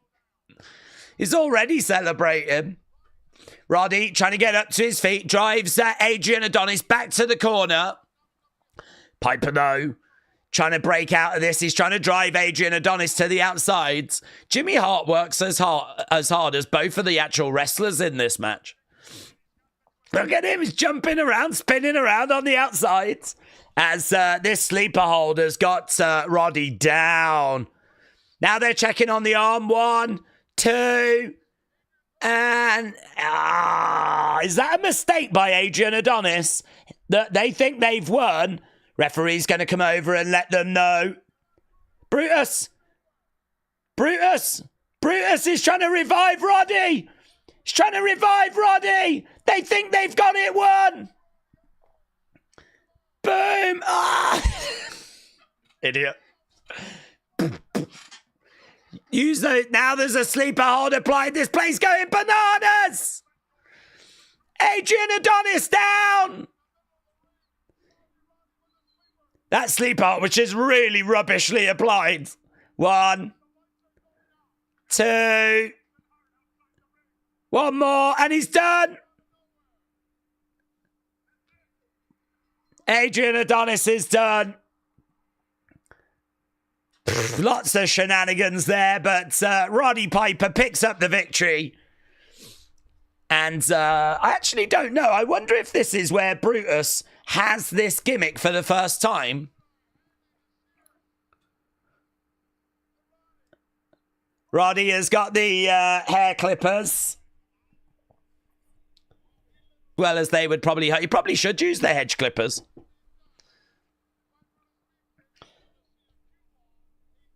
We're going to see a cue ball Adrian Adonis. Hair being shaved. That was great, said Weird Flex Wrestling. The crowd reactions during that puts most of modern wrestling matches to shame, said Weird Flex Wrestling. Weird Flex Wrestling, shout out to you. It's like really just fun, man. A different energy. I kind of feel like the matches leading up to this were largely like little feuds and a little bit of comedy with the 6-man tag match. Here, though, serious star power, serious crowd investment, a real, a real performance, an MVP performance there by Jimmy Hart, bumping all over but really adding a lot to this match.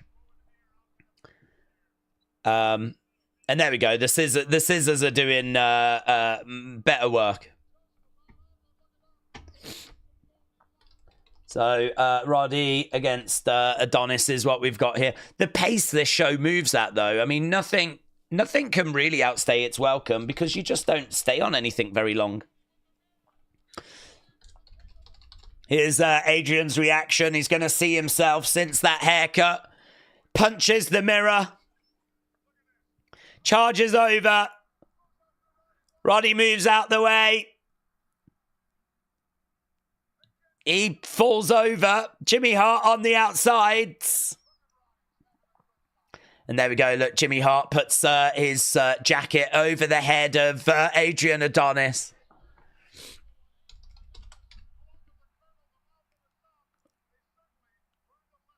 I like the Adrian Adonis character. I mean, I like it in the sense of it's very like Gorgeous George, and it's very Adrian Street. He's very in love with himself, and he thinks he's adorable and all that kind of, and he thinks like whatever he does is amazing. And here he is getting humbled, and a fan, that's a legit fan that gets in. Celebrates with Roddy Piper, and then they quickly bundle him out.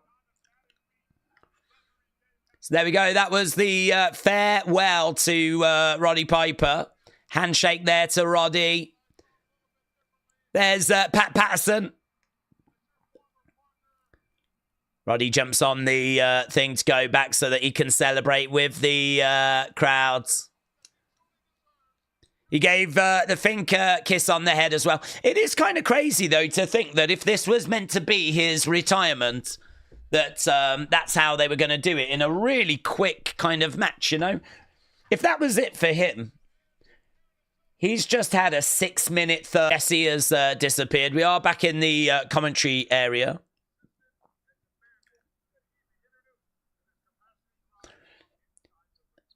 Jesse has insisted that he be introduced to the crowd inside the ring.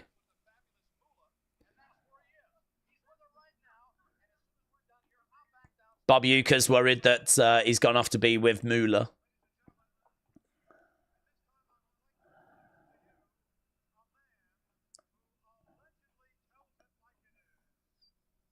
Jesse, the body. Ventura gets his intro. Here's the body. And he appears and does commentary now, obviously. Saturday night's main event. We'll be seeing him. And isn't it great that he's here at WrestleMania 3? There's Jimmy Hart in the ring. No entrances for this next match. It's a tag match, a 6-person tag match. Hart Foundation. And the evil referee, Danny Davis, taking on the Bulldogs. And I think Tito, is it? Tito, yeah. Bulldogs should get an entrance. I heard the reason why they did this was because this is where Dynamite Kid is struggling. So they had to make sure that they protected Dynamite. This, I think, would have just been Hart Foundation against British Bulldogs. How amazing would that match have just been to have just had Hart Foundation versus British Bulldogs? That would have been awesome.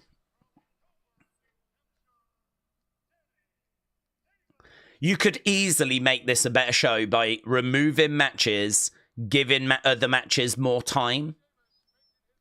I think the opening match is not bad, actually. I'm all right with Can-Am Connection against Bob Orton, Magnificent Morocco. That could have done with a few more minutes. Billy Jack Haynes, Hercules is okay. I don't know if we needed Hillbilly Jim, King Kong Bundy, and the 6-man tag. Harley Race Junkyard Dog, I think, are only on because of who they are. Dream Team against Fabulous Rougeaus doesn't really do a great deal. I think Piper, Adrian Adonis up to this point is the best match.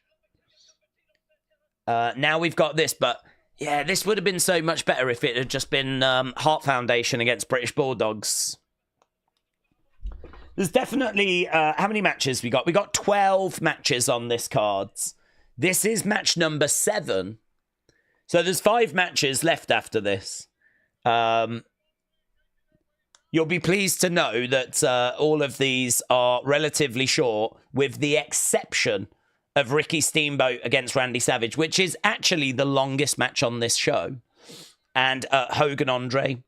Macho Man against Ricky Steamboat goes 14 minutes. Hogan against Andre goes 12 minutes. Everything else is like 5 minutes, 7 minutes, 3 minutes, 4 minutes, 4 minutes, 6 minutes. This goes 8 minutes. 3 minutes, 7 minutes, 5 minutes. There's only 2 matches that go beyond 10 minutes. And it's the 2 everyone knows. Ah! Is that Matilda? Let's go. Matilda is in there. She's gone straight after Jimmy Hart. Apparently they didn't really treat Matilda very well. I'm very sad about that. Lot of animals around in this time period. There's Matilda's backsides. Matilda in the ring with the British Bulldogs.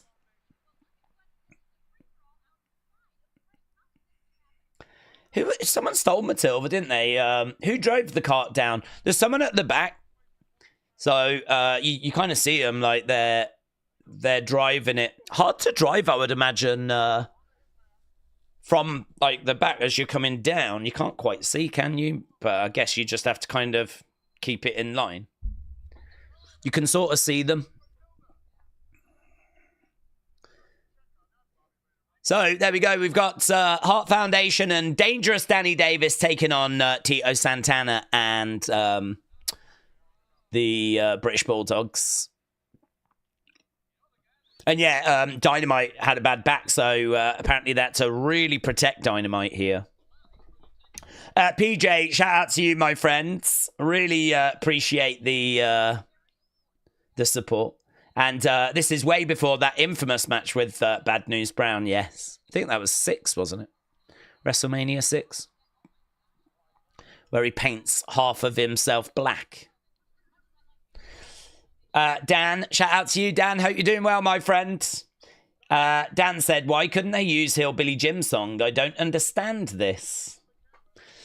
I don't know, like, why they didn't use certain bits at certain times. I actually don't know when... There's a lot of music that they used originally that is removed from these shows due to like copyright issues. So, for example, my understanding is that when Hogan comes out at WrestleMania 1, I think he comes out to Eye of the Tiger. He doesn't come out to Real American. And also, the theme for WrestleMania 1 is like a Phil Collins track. I don't know if it's Easy Lover or something like that, but it's not the music that plays now. That was added after. And there's quite a few examples where they had to change music, remove pieces for copyright and all of that stuff. So, yeah, it's hard to know when you hear music. Was it the original music that was played? Was it music that was changed? Because there's a lot of that happens in these early WrestleManias. Tag being made, in comes Dynamite. Dynamite's back is in a really bad way. And he's not quite the same wrestler that he had been. And it's a real shame because I really don't know what Dynamite could have gone on to have done had he have stayed injury-free. Clothesline there by Dynamite. Headbutt there by Dynamite as well. Anvil comes in, nails Dynamite. What's great about this as well is they know each other so well. Obviously, the Bulldogs came through Stampede in Canada, which is the Stu Hart promotion. That's Bret's dad family. So these guys, like, they know each other so well. And of course, Davey would actually marry into Bret's family as well. So the chemistry between these two teams is exceptional. Bret Hart, shot to the midsection there by Dynamite. Shot to the back there by Jim the Anvil Neidhart. Mackenzie said Matilda is the Pharaoh and Larry of this time, yes. King Yeti said Mr. Chadwick's got some breaking news. Mr. Chadwick, what's going down, buds? Days Bill Mercer from WCCW has passed away, aged 99. That's a blast from the past. To be honest with you, I didn't know he was still with us. Long-time announcer of World Class Championship Wrestling, died at the age of 99.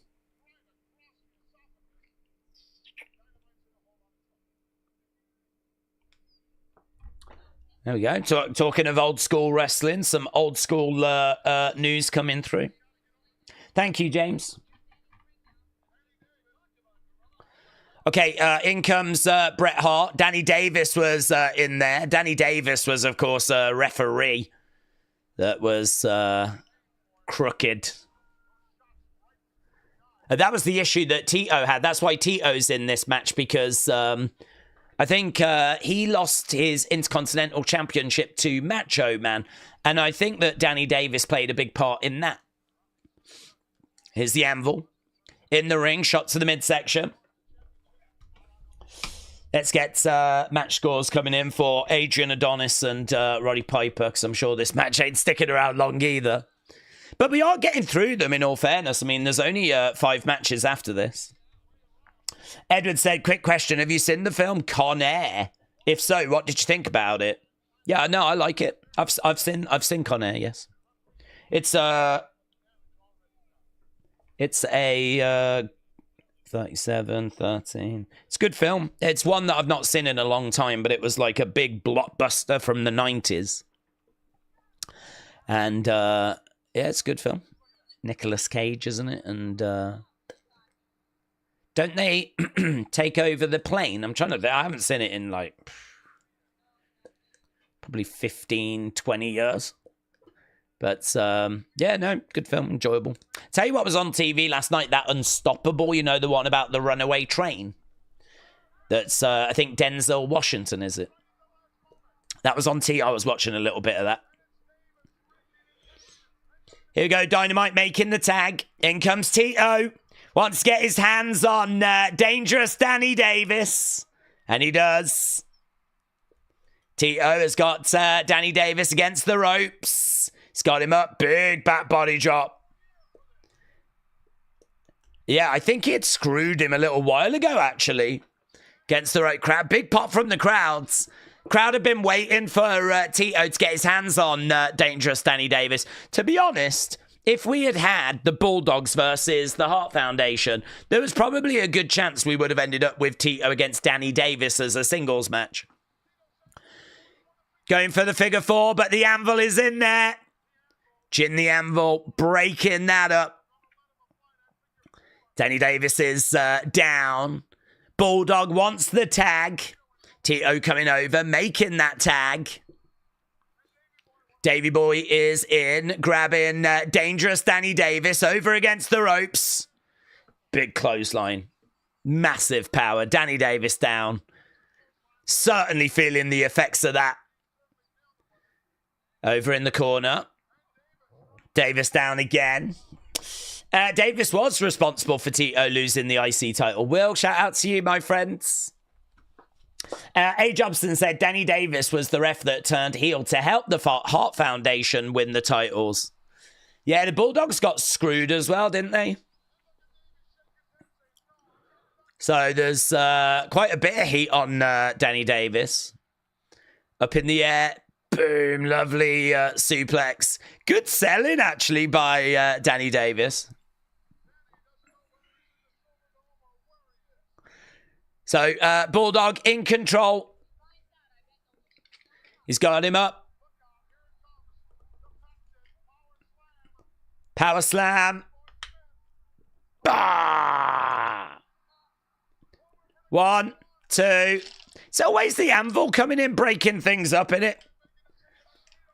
Tito. And now this thing's breaking down. Bret Hart from behind. All 6 men are involved now. Danny Davis wants to get the ref's attention. 1, 2. And he gets it. No way that would fly in today's wrestling. So the British Bulldog was nailed and knocked out. Danny Davis capitalized. Took ages for the ref to turn around there. In modern wrestling, he would have kicked out from that. It took too long. But there we go.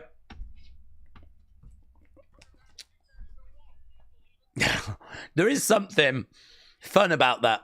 About having like someone that's not like a proper wrestler that's managed to get the pin, so that's going to give him loads to like gloat about.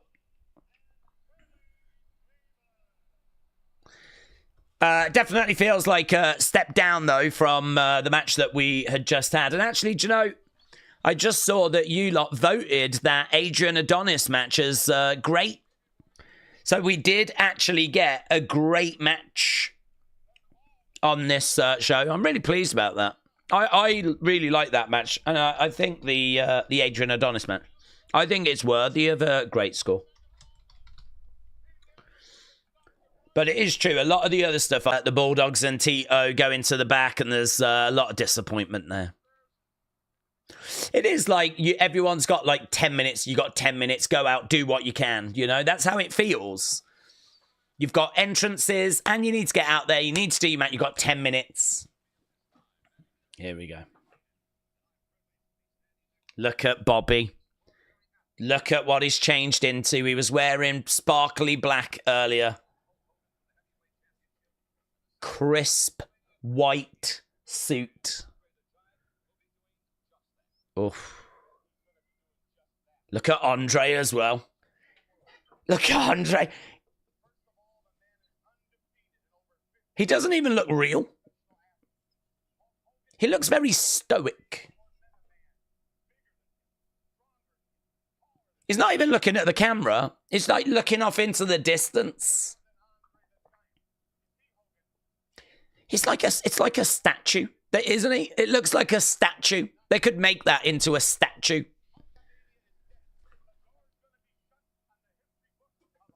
But Bobby's doing the talking.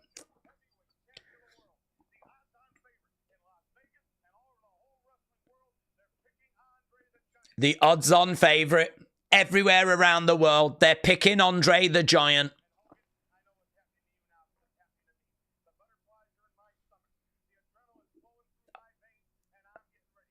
I know what's happening to you, Hogan, because it's happening to me. The butterflies are in my stomach.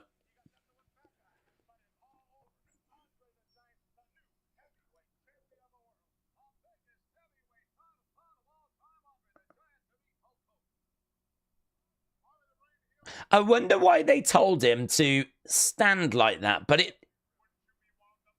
it works. I don't know if he should have been looking at the camera the whole time, but perhaps if he had, it would have been distracting. It's a very interesting thing to tell him to do that, though, because I've got to think they told him to do that. Stand there, just look like a flipping god. And he does. If you told me that was the flipping god of despair or something, I'd be like, yeah, that checks out. Right, we got another short match on the cards right now. This is Butch Reed that's in the ring, and Coco Ware coming down with, oh, God. Oh, God. I can't look at Frankie anymore. I can't look at Frankie without thinking about what happened.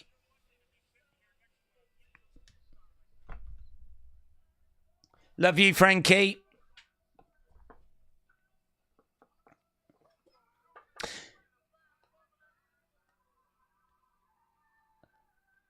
They flipping loved animals at this point. R.I.P. Frankie, says Frankie.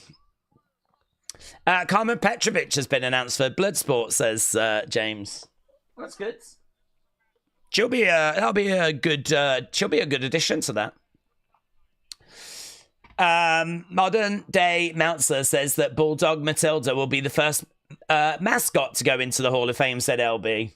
No, Frankie should be the first. Frankie should be the first. Did Dave Meltzer do star ratings for WrestleMania 3? I don't know if this was just a bit before.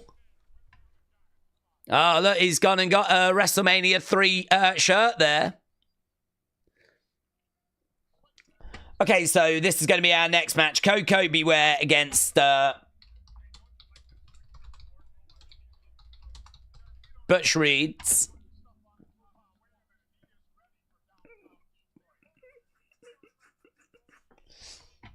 I wanted to have it. Yes, there are star ratings for this. This thing flipping goes, oh my God. Do you know what's next, guys? Do you know what's next? Macho Man. Macho Man Ricky Steamboat is after this. So we are really going to be eating good.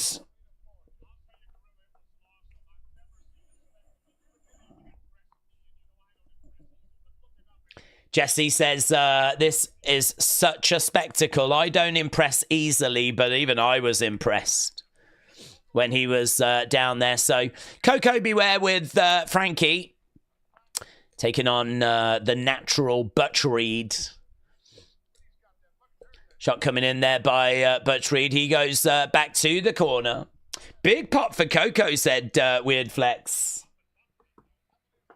He was very popular, wasn't he, at this time? But it, again, never really kind of went anywhere. Locks up, got him back against the ropes. Just a bit of fun, really. I see him as like a bit of a fun character. Maybe something for like the kids with, you know, doing the whole bird thing, you know. I like his gear, though. I mean, white, looks classy, and it's got like the parrots on the side. Like, I like that. Looks good. I like Butch Reed's gear as well, though. Just blue trunks with red knee pads. So I think this ring gear looks very simple, but I think both of them look quite good. Lands on his feet. Butch Reed against the ropes. I would have gone for... If I was Butch Reed, I probably would have gone for a lighter shade than that. But he is the heel, so, you know. He doesn't want to look too fun.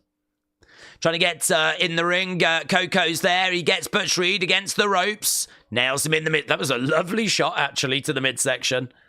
That was a lovely shot. Butch Reed goes down. I really feel like this was not a bathroom break match, but I think the Bulldogs and T.O. and Bret Hart and look at that. Oh, go on, Frankie. Ah, look at that. So, yeah, I feel like this is the kind of, all right, go to the bathroom, get a drink.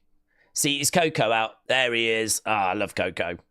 But I'm going to go to the bathroom, going to get a drink. Do you want a drink? Like, sort yourself out, because we're going to enter, like, a really good run now.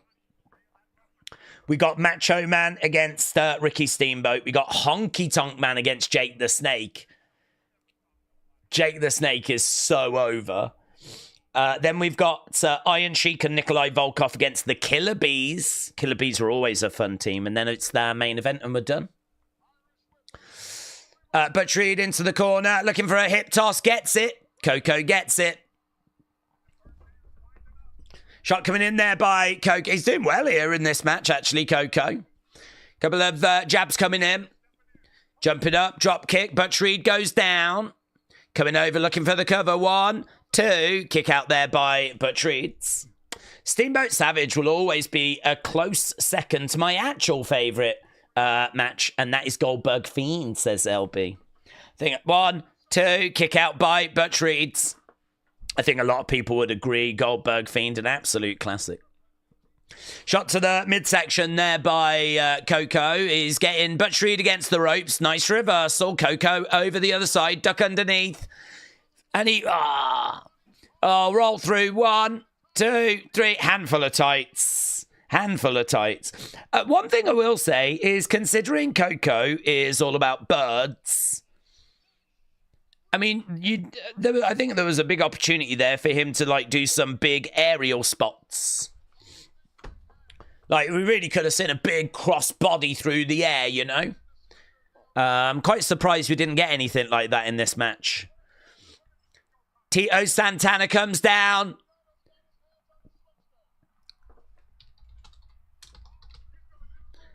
And he's ripping off his jacket. He's come to the aid of Coco Beware. The match already over. He is stripping him naked. Here we go. Look at this. The Slickster. Oh, my God. That's a bad day at the office for the Slickster, isn't it? He's being stripped. Slickster is on the outside. He's getting derobed. He is running away, going up the entranceway. Nice double drop kick there by Tito and Coco. Butch Reed goes to the outsides.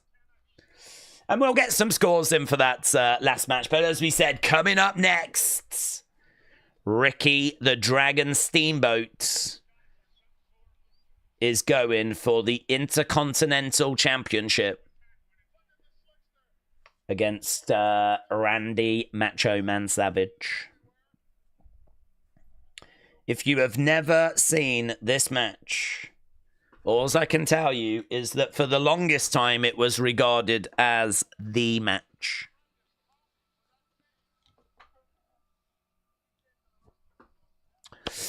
Half a star, said A. Jobson. It was a bad match. There was no flow. It was a near 4-minute match that had about a very few moves as you could possibly have.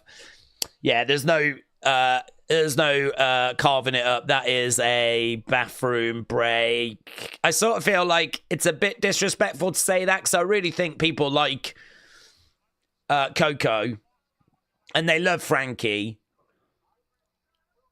So it's a bit off to sort of say that it's a bathroom break match, but that's what it is.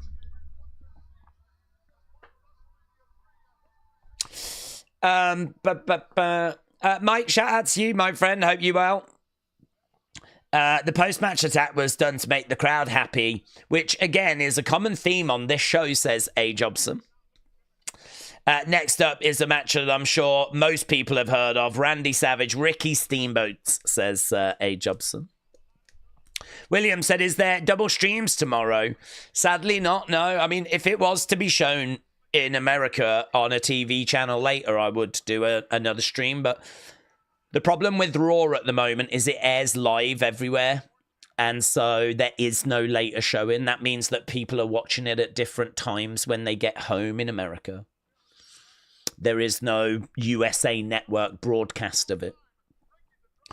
So we'll do the one and then get working on unseen and reviews and bits and bobs. That's when he did his throat and he was out for a while. With the bell. Boo! And there he is. Look at that cell. He was fine, but look at that cell. He can't breathe. We are amazed at the recovery of Ricky Steamboat.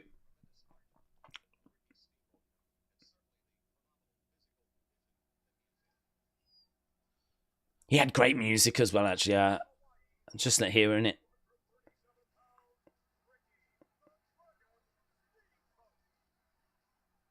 Ricky Steamboat's back in action after being attacked by Macho Man. Oh, yeah, George the Animal Steel kept trying to steal Miss Elizabeth. Of course. You would, wouldn't you? I don't blame him.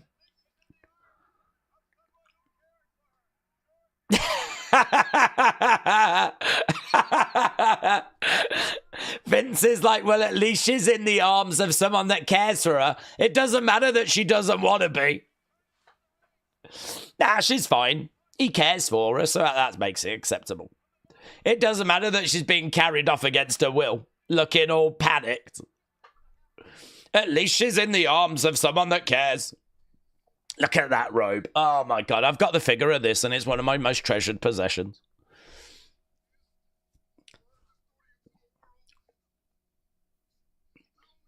I think this is the look, you know, for me. I think this is it. This is peak Randy Savage. This robe and his trunks.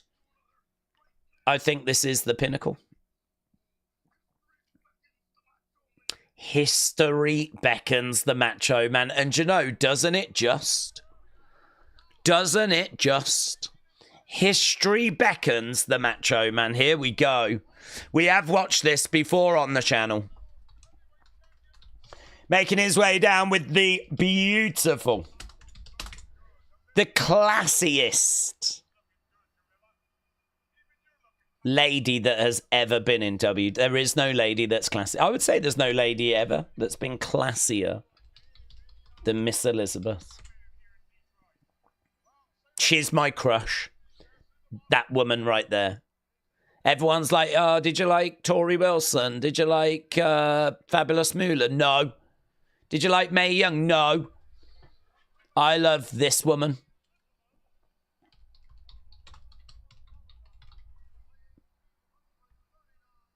But she's too good for me. There he is. What a robe. What a look.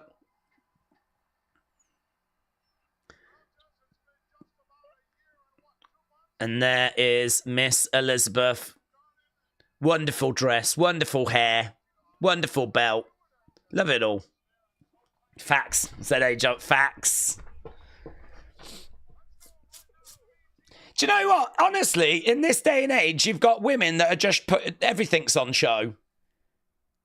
There is something to be said for the Miss Elizabeth approach. I promise you. Girls, if you're watching, I promise you.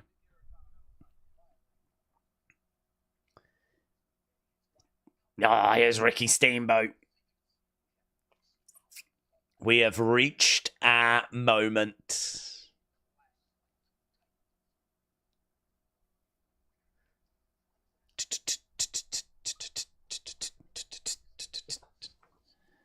His music is so good because it's quite epic in its sound. Like, it doesn't really go anywhere, but it's like, it's a bit like Goldberg's.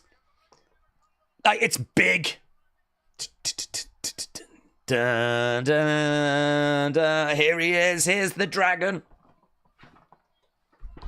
With George the Animal Steel.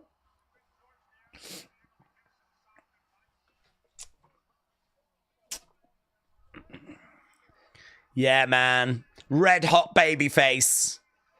Hated heel. But both of them can move and can work. Feels big, doesn't it? It feels big.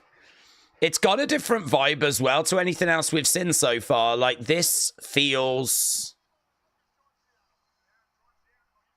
like it's going to be a massive contest and that it's going to have time and it's going to be... It's for the Intercontinental Championship. Star power is there. You ain't missing this match. No one's missing this match.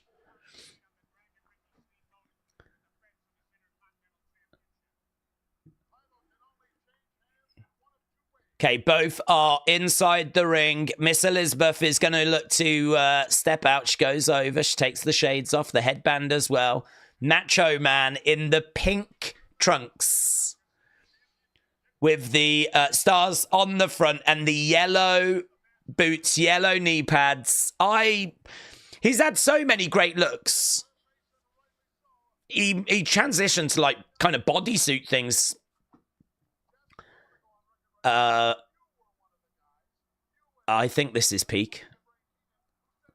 Nice takedown there by Ricky. Look at Ricky's attire. Look at Macho Man's attire. They kept it so simple back then. I feel like a lot of ring gears now are just unnecessarily complicated, and it doesn't make them better. Like, there's all belts and buckles and straps and, you know, different fabrics. And look at this. That guy's in white tights and he looks amazing. The other guy's wearing, like, salmon-coloured trunks. And he looks amazing. Nice, oh, look at that, through the legs. Oh, my God, and the speeds. Bang, bang, bang, bang, bang. Gets him, holds him up, chucks him down, and Macho Man has to go back out to regroup. Jesse actually talking about choking there. That's been a conversation we've had recently. Nice. Using that as a way of getting the advantage. Macho was on the outside. Ricky chased after him. Ricky gets in the ring, but he gets nailed. Macho Man now back in control. Lovely little sequence, though, there. Like the speed of Ricky kind of going in between the legs. And apparently the match was all written down, and Macho Man faxed it over to Ricky. And was quizzing him on spot, like, I do this. What do you do then? We do that, then what do you do? And then it was this thing, this really, like, structured. And that is just not how matches were put together at the time. Macho Man goes into the corner. Ricky moves out of the corner. Gets him, hoists him up. Macho Man comes down, grabbing a hold of his shoulder as Ricky is working on the arm. Ricky involving the crowds. Goes to the outsides. He's got his arm over that top rope, working on the arm. Ricky coming back up, getting back into the ring. Another shot coming in, targeting that arm. Again, working on the arm. Macho Man, middle of the ring. Boom. Over on that shoulder, Macho Man goes down to his knees. There's a Ricky the Dragon Steamboat sign. George the Animal watching on the outsides. Ricky against the rope. Back elbow there by Macho Man. Macho Man starting to find a way back into the match. Ricky over by the ropes. Macho Man grabs him, hurls him into the corner, goes up to the outsides. Long way down, says Gorilla. Love the boots. The dragon on the boots. And I don't know why George is so hesitant to go over. Why doesn't he just go over and like, you all right? But Randy is over, giving a big boot there as Ricky goes down. Referee coming over, having a word. Referee goes back to counting. I think they're trying to make out like, oh, is he going to make it? There's not too much danger with that, though. Macho grabs him. Randy grabs him. Elbow, boom, coming in. And again to the throat. And that's been a big build in this match. Referee having a word. Randy Savage delivering that elbow to the throat. And Steamboat selling at the moment as Macho Man is throwing in these kicks. Steamboat goes back to the outsides. Randy very much in control at this stage. Cut to Miss Elizabeth. She just always looked concerned. Every time there was a match going, she was just always worried. Whether Randy was winning or losing, like she always kind of came across that she was feeling sorry for whoever was losing. That's how she always came across. 1, 2, kick out there by Ricky Steamboat. He's back in, knee being dropped though, on that throat. 1, 2, kick out again by Ricky Steamboat. Yeah, lots of pinfall attempts was something that you didn't see a great deal of at this time. Shot coming in there. And again, Macho Man back in the corner. Steamboat coming back and the crowd getting behind him. Another big shot coming in there by Steamboat. Chop coming in and Macho's in the ropes. Boom! Boom! That's Andre the Giant spot. He used to love that. Another big shot coming in there. Referee trying to get Macho Man out of the ropes. Kick coming into the midsection. No, he gets himself out. Macho coming over behind Ricky the Dragon. He's got him and he hurls him. Reversed. Macho comes back, grabs him. Crossbody though by Ricky. 1, 2. Kick out again. Nice arm drag. Working on the arm. Back up against the ropes. Really quick. Another pinfall. Kicks out again. Against the rope. Shoulder tackle. Another pinfall. Hooks the leg but kick out. Back up. Grabs him. Over against the ropes. Knee to the back. Big knee to the back. Yeah, the pace, the change of pace, the pinfall attempts, that is not what you was getting in this time period. Skinning the cat, clothesline to the outsides. I love that spot. I love that he goes over the top right, holds on, manages to get himself back in the ring, but he still gets nailed. Kind of shows that even if he is that one step ahead, Ricky Steamboat, it's still not quite enough.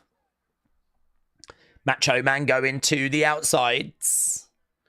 Ricky Steamboat on the outside, and he needs to the back, into the table, over the table, into the crowds.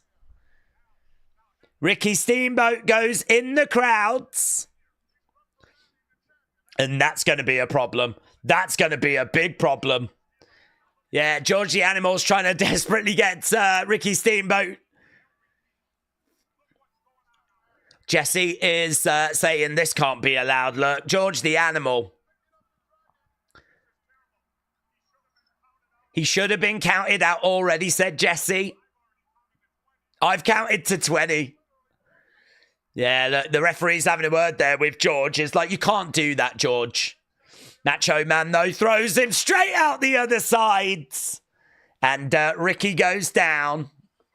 He's going up. Macho Man from the top. I don't think we've seen anyone from the top. Boom. Double axe handle, and Ricky goes down. Listen, he's getting chucked all over the flipping arena. He's getting thrown everywhere. He's just been chucked in the crowds. He's had to be helped by George the Animal. Immediately gets thrown over to the other sides. Double axe handle off the top. And right now it looks like he's done. Cooked, mate. Back in the ring goes Ricky Steamboat. Macho Man climbing up, looking for another double axe handle. Gets it. That's twice that Macho Man has come off the top. Goes for an elbow. Down goes Ricky Steamboat. Going for the cover. 1, 2. Kick out there by Ricky. You can hear the cheers as these pinfalls are getting a little bit more serious. Ah! That is a great move by Macho. Ricky Steamboat slingshotted off that top rope by his throat. Picked up nice. Ah! Going for the cover again. 2. Another kick out. It really feels like Steamboat's pretty much done. Like, there's not a great deal left in the tank here. He looks absolutely shattered. Big suplex. Textbook, said Jesse. Textbook. 1, 2. Another kick out. And look how laboured that was. Really laboured. There's been 3 or 4 moves right now that would have beaten the average man. Shot coming in there as Steamboat was trying to get a few shots back, but struggling. Gut wrench, suplex. 1, 2. Kick out, kick out. Just. Shot coming into the midsection by Steamboat. Steamboat trying to find a way back into this. Macho Man again picking him up. Steamboat landed on his feet. Boom! Big chop. Steamboat coming back. Macho Man. Oh, kick. He put his head down. He goes back against the ropes. Gets him up to the outsides. Macho Man, Randy Savage dumped. Oh, Miss Elizabeth. She's so worried. She's nervous on the outside as Randy Savage is down. Boom, into the edge of the ring goes Macho. Steamboat going up. Steamboat coming back. Macho is up on his feet. Steamboat from the top. Boom! Lovely karate chop. 1, 2. Foot on the rope. Foot on the rope. Foot on the rope. They think he's got it. No! No! It's not over! Boom! Another chop! Middle of the ring! 2! Kick out by the Macho! Oh, another shot! Crowd desperate! Desperate for Ricky Steamboat to put him away! Macho Man on the edge of the ring. He's coming back. He's been really down. Macho spills to the outside. Ricky Steamboat in the ring. Crowd is so invested in this. Macho on the outsides. Trying to get back into the ring. This worked earlier for him, but it doesn't work this time. Going up, slingshotting, over the top. Macho holding onto the ropes. Goes back, 1, 2. Manages to get out, swing and a miss. Rolling him up. 1, 2. Kick out again by Macho. So many pinfalls. Going forward, 1, 2. Flipping over, another kick out. Gorilla says, what a battle. Small package. 2. They think it's the 3. Picks him up, scoops him up, slams him down. Trying to grab a hold of the legs right now. Slingshotting him into the corner. Boom! Into the actual posts. Into the posts.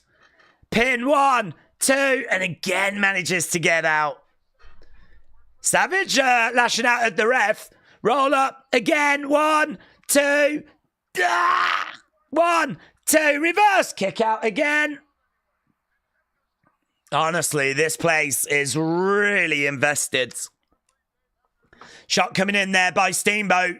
Savage is down on his knees. He's trying to reach out to Steamboat. Hurl Steamboat. Steamboat shoulder first into the ring post. Shoulder first into the ring post. This momentum swinging again. All Macho in the early stages. Steamboat coming back. Looked like he was going to get a pin at some point, but now it's Macho. Macho, though, reversing. Which way? Oh, into the ref. Referee down. Look at the sell by the ref. Look at the sell by the ref. Clothesline there by Macho. All 3 are down. Referee is down. Macho Man. It's time for the elbow. Time for the big move that puts people away. If he hits it, it's done. Macho connects. 1, 2, 3, 4, 5, 6. There's no referee.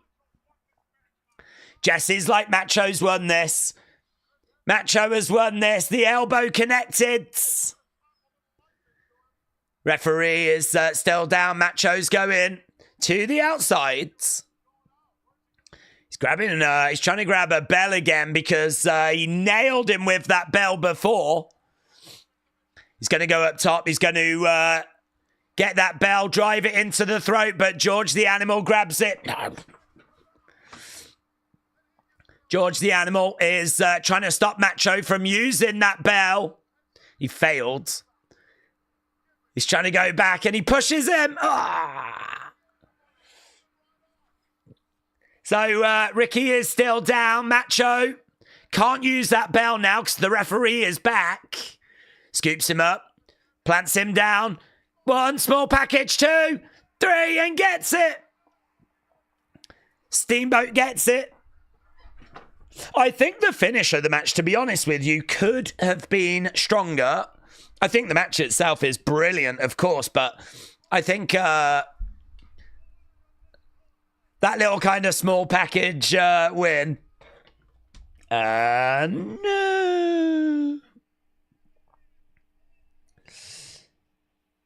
There's that music again. Ricky Steamboat gets the victory in... I mean, you compare that to what we've seen on the show. There really ain't much that can compete with what we've just seen. I would say that was better than the 6-man tag we had earlier with King Kong Bundy. I would say it was better than the Billy Jack Hayes Hercules match. There we go. Holding up the championship. We've got a new Intercontinental champion, Ricky the Dragon Steamboats. Macho screwed Macho. Go in for that ring bell again, said K-Dub. What are your main events for the main... What's your prediction for the main events? I think my prediction is it's going to be a happening. Dun, dun, dun. I don't even know that this was his music at the time, to be honest, but... Because it's kind of drowning out commentary, which makes me think they've added it after. But there we go. Look, Macho is Randy Savage, devastated. He's got his head down, rubbish being thrown at the cart. How dare they? Miss Elizabeth's in that cart. And that's a great shot in it. The cameraman stays as the cart goes off into the distance.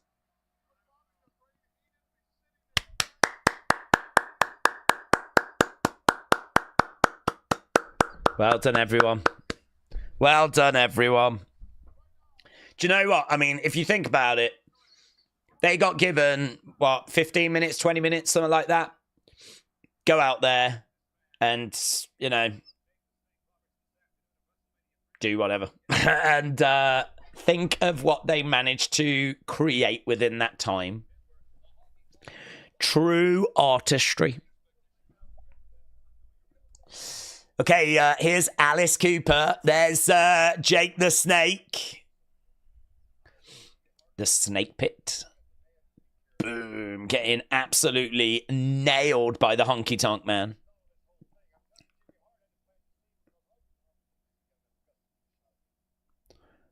Honky Tonk Man doesn't have enough guts to take a shot at me.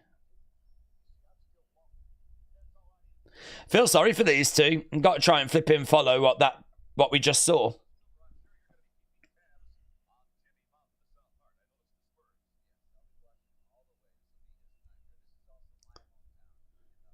This is my hometown, said Alice Cooper. Here we go then. On to the next one. Alice Cooper said, Crystal, yeah? It's the one that holds up over time more than any other match from the 80s. It should be remembered as one of the best matches ever from any era, says A. Jobson.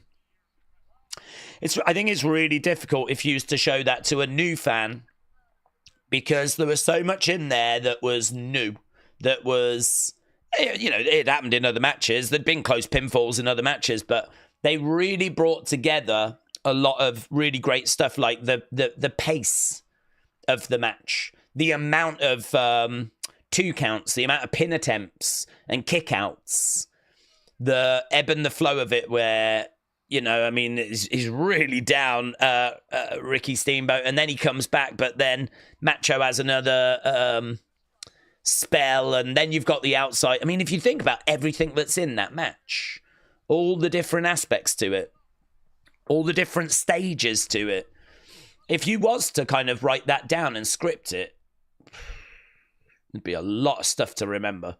There's a lot of stuff that goes on in that match. But I think if you showed a current fan now, I mean, you're showing them something from, nearly 40 years ago. So think of all the matches that have happened in that time period. I mean, it's WrestleMania 41 this year. This is WrestleMania 3. So it's so unfair to kind of go back and judge it by what followed. Because what followed was people started to see stuff like that and other things that were happening in the world. Japan was doing some great stuff. And, the quality of matches would continue to improve. They would structure them better. They would script them more. And, we eat good now when it comes to, like, brilliant in-ring action. But that is something very, very special. I mean, I don't know about you. I really enjoyed it. Genuinely, going back and watching it there, I think it still stands. But I could understand younger fans that maybe have seen so much modern wrestling, going back to that now and being like, yeah, it was all right. It was all right. But it's like, yeah, but at the time it was not all right. It was the greatest thing people had seen. Shots coming in there by Jake. Right, we are underway with our next match. This is Honky Tonk Man versus Jake the Snake Roberts. Ding, ding, ding, ding, ding. Okay, we've only got 3 matches left, including the main event. So we've got this. Then we've got Iron Sheik Nikolai Volkov against the Killer Bees. So a tag match. And then we've got the main event. No tag title match. So we have got a tag match after this. And then it is our main event. Classic look for Honky Tonk Man as well. He always tended to have that look, though. Goes to the outsides. Jake the Snake coming out after him. Not my favourite Jake the Snake look, actually. I don't think this is a very good look for Jake. It's a bit too dark, and I think he had way better looks than this. Alice is on the outside. Honky Tonk Man could work. Jake could work. This is the feud that I believe turned Jake face. I didn't even see if Damien had come down. I mean, he almost certainly did. I know we do get to see Damien. There he is. There he is in the corner, in the bag. Kick coming in. Down goes Jake. Honky Tonk Man coming over, looking for a double axe handle, and gets it. Grabbing the arm of Jake. Kick coming in there by Honky Tonk Man. And again, another kick coming in. So Honky working on the arm of Jake. But again, this can't follow what we just had. James said, how crazy is it that the final Nitro was episode 286? Dynamite 286 is going to be on March 26th. Oh, really? What, the same as WCW? That is crazy. Look at the bag! It's moving on its own. Yeah, he went for the... Oh, man, this crowd loved the DDT like the modern crowd loves the RKO. You used to have them chanting DDT and signs for the DDT. It was the RKO of its time. Shot coming into the midsection. Boom, into the ring post goes Jake. Crashes into the railings. I love when we get to look at the crowd, actually. I do love seeing what they're wearing, and it's not loads of merch. There are some people wearing, like, WrestleMania 3 shirts and stuff like that, but normally now, if you see a wrestling crowd, they're pretty much all wearing something wrestling-related. Loads of shirts. Yeet shirts, Cody merch, Roman stuff. It's not that much here, to be honest. Honky Tonk in the ring, in control. Alice Cooper on the outside, watching on. Good pairing, that, isn't it? Alice Cooper with Jake. Jake goes to the outside, up against the railings. Jimmy Hart back again. Jake slumped against the railings. Alice Cooper trying to help, but he's not the biggest of guys, is he, Alice Cooper? Jake is trying to find a way of getting back up to his feet. See the... look at the size of the cameras. Right now, we got Honky Tonk Man grabbing Jake, dragging him back into the ring. And scoops him up, slams him down. Honky Tonk Man goes to the corner, winds it up. Boom! That's a lovely shot, actually, by Honky Tonk Man. Honky Tonk Man gesturing to the crowd booing away. Jake is being grabbed. Honky Tonk Man looking on the outsides. Kick coming into the midsection. A. Jobson said, from here, Savage went on to turn babyface soon after because he was getting lots of cheers, even though he was acting like one of the biggest jerks in wrestling. The crowd responded very nicely to Jake the Snake Roberts and Alice Cooper. He does have the Snake Damien in the bag. Yeah, it was just sort of moving away in the corner, wasn't it? Fought on the rope there by Jake. Made by Dawn. Hello. Shout out to you. Akeem said, interesting fact, my first band was called DDT after Jake's finisher back in 1989. That's really cool. Back elbow by Honky Tonk Man. Down goes Jake. Sir Curbington said, here's a good question. Who's on the Mount Rushmore, but for all the different eras? Mine for the 80s would be Hogan, 90s would be Undertaker, 2000s would be Cena, and 2010s would be Bray. It's a good one. People want to put in their thoughts. Big back body drop there. So, what, you'd have to have one from the 80s, one from the 90s, one from the 2000s, and one from the 2010s. It's a good one. Shot coming in there by Honky Tonk. I could probably put that as a question, actually, because that is good.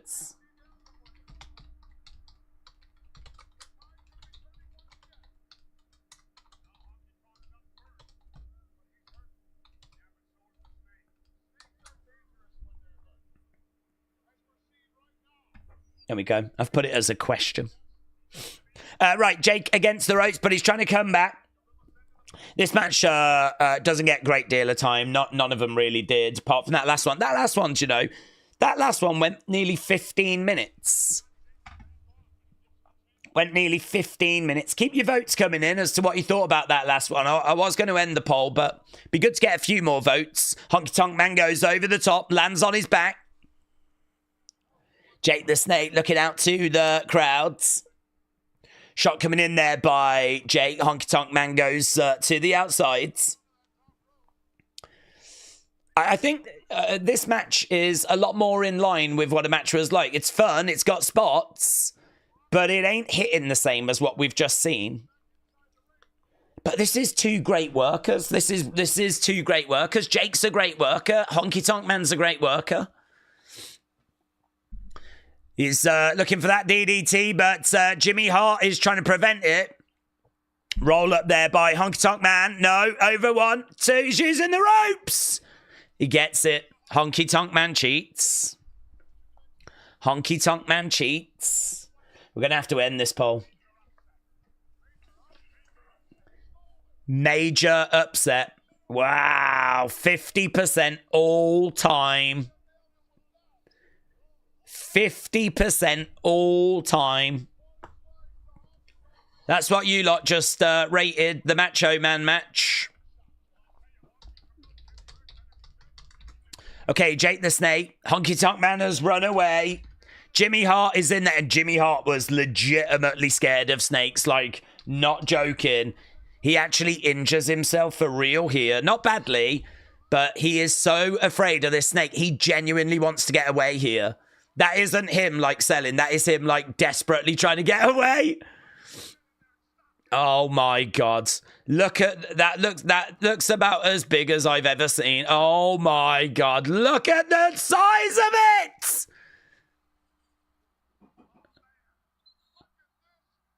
That is as big as I think it ever is. Oh, my God. Ah, he's in a proper full Nelson as well. Ah, it's on him, it's on him, it's on him. Ah! Look, he grabs him, they go away. Running for their lives.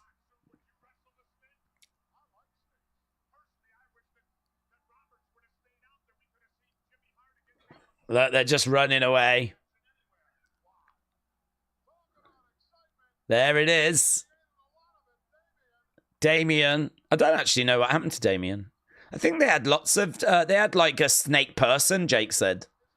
So I don't think it was always the same snake.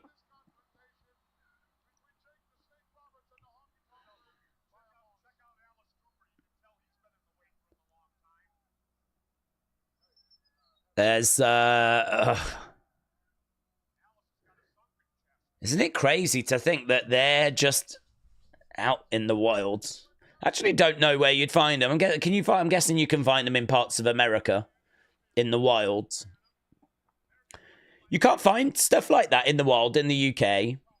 We do have a poisonous snake. It's called the adder, but never hear of any issues with it. And it's not like, I don't know what happens if you get bit by an adder. I mean, you'd go to the hospital, but I don't think...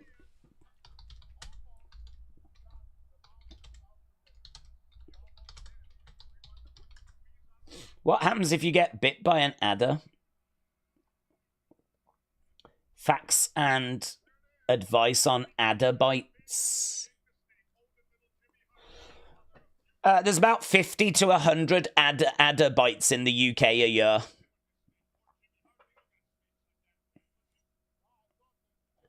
Happens when the snake tries to defend itself. 70% of cases, there is negligible reaction, only low effects. But the Adobites are potentially very serious and they should not be underestimated. Although exceedingly unlikely, Adobites can be fatal. That's all. I think that's all we have in the UK is just that.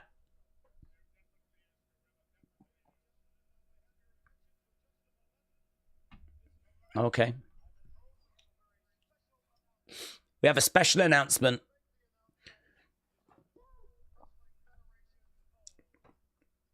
Mean Gene Oakland. Very special announcement going to be made, and Mean Gene's going to make it.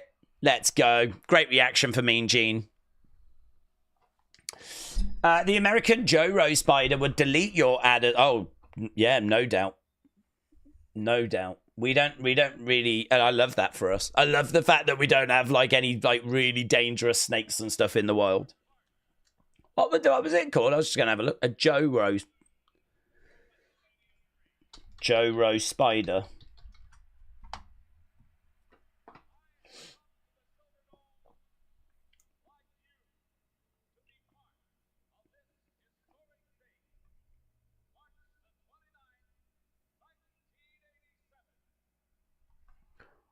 Oh, here we go. He's going to do the announcing of the attendance. Thanks to our millions of fans all around the world.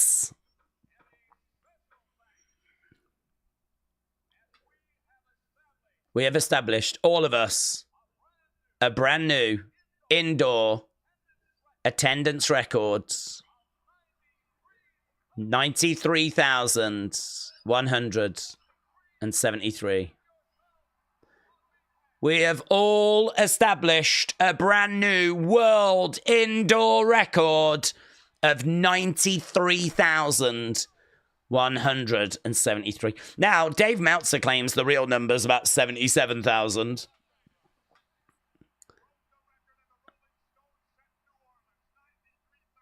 But it's still an incredible crowd, isn't it?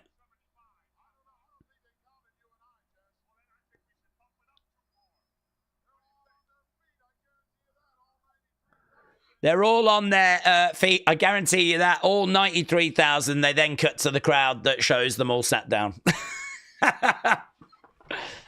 Foam fingers. Right. 2 more matches to go. I make you humble.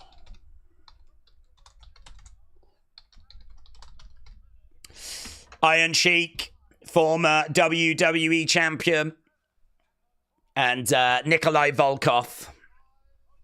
There's the Sheik. Look at the slick stuff. Couldn't he have got a new shirt?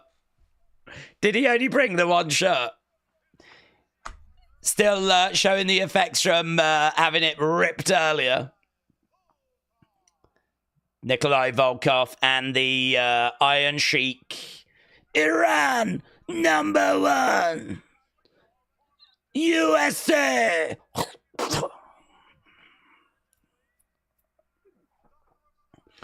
Russia, #1. Love that gear for the Sheik as well. I always loved that look he had.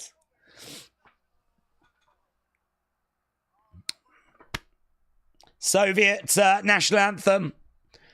Ho!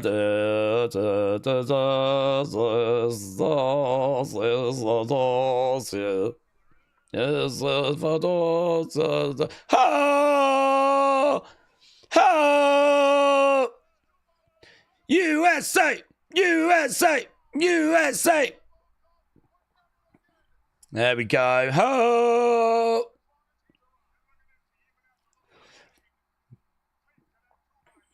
Hacksaw comes running down. There'll be no singing of the Soviet anthem here.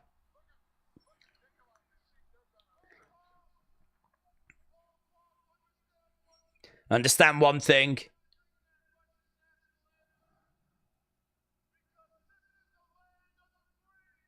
You can't sing that Russian national anthem. This is the land of the free.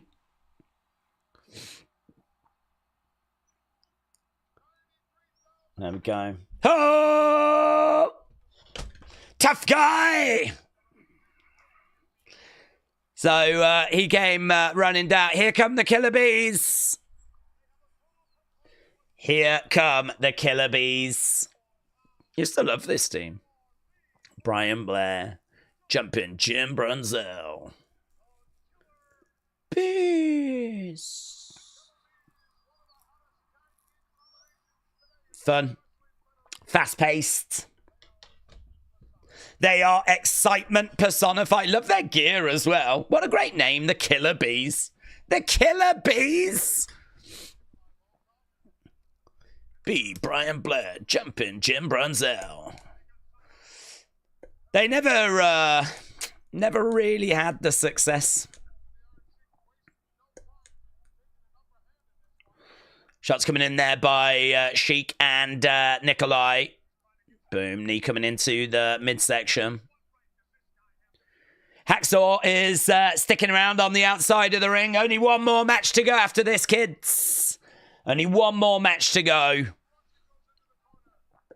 Shots coming in there and into the midsection. A bit of do-si-do.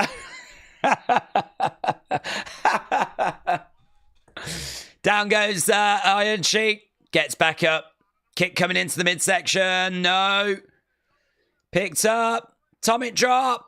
Boom. Down goes the Sheik. Another shot coming in. Tag being made. Love their, I've never noticed before, you know, but love their trainers. I always thought I didn't ever think about it, but looks like they're wearing like yellow and black Nike trainers, the Killer Bees. Look at that. Trendy footwear, fair wear, man. They're looking fly. Well, they're looking like bees. Never noticed before that they were wearing trainers. Against the ropes. Nice.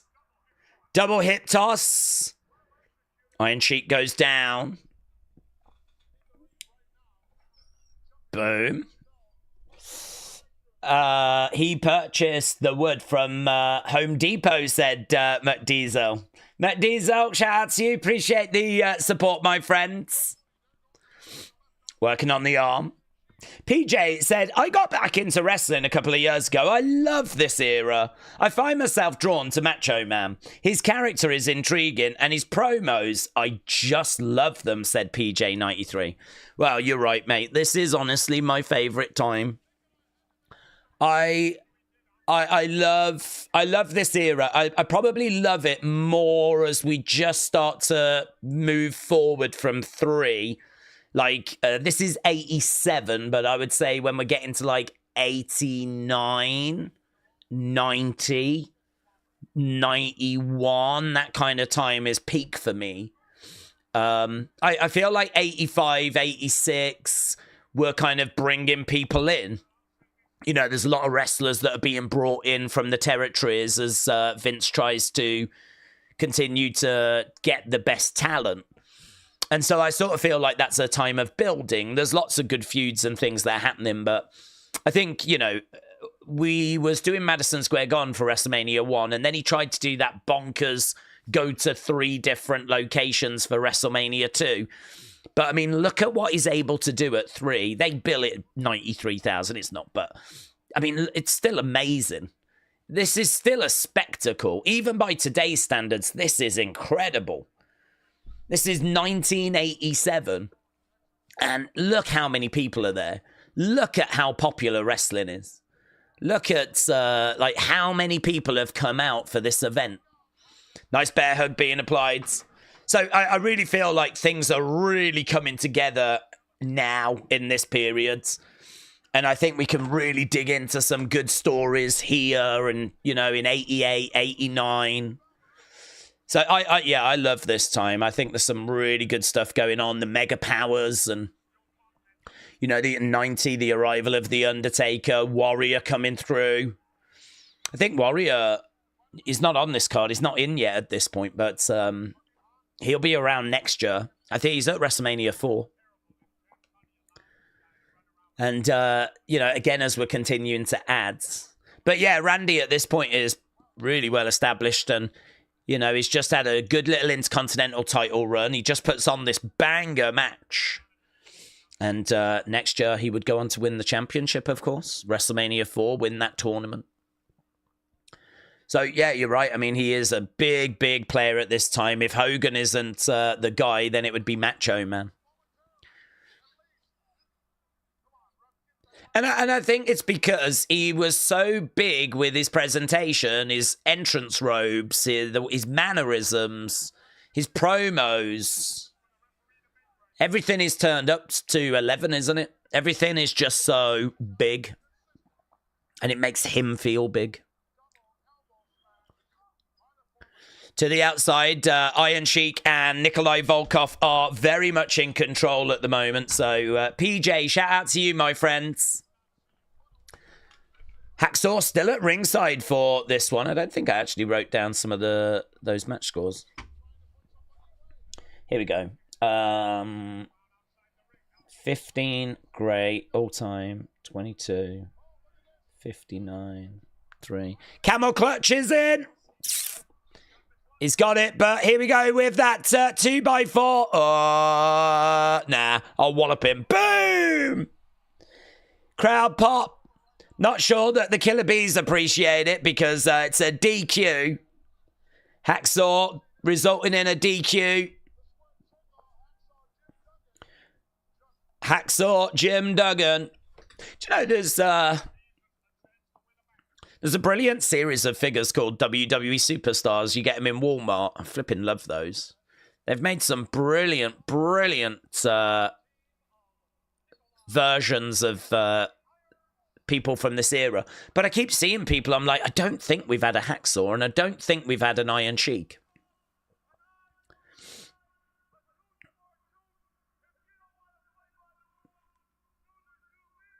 If you don't want to play by the rules, then neither do we. USA! USA! USA!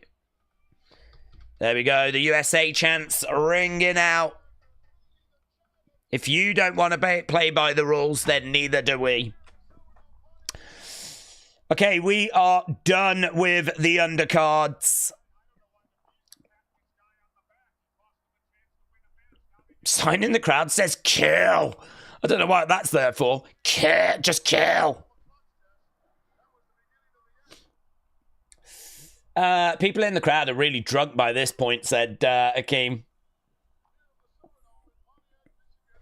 Well, here we go. It is time for history.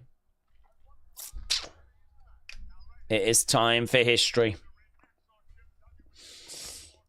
William said, how does someone get cancelled? I've been on a tear all night and I'm still here. Am I uncancelable? I think you are, you know. I think you are. USA! USA!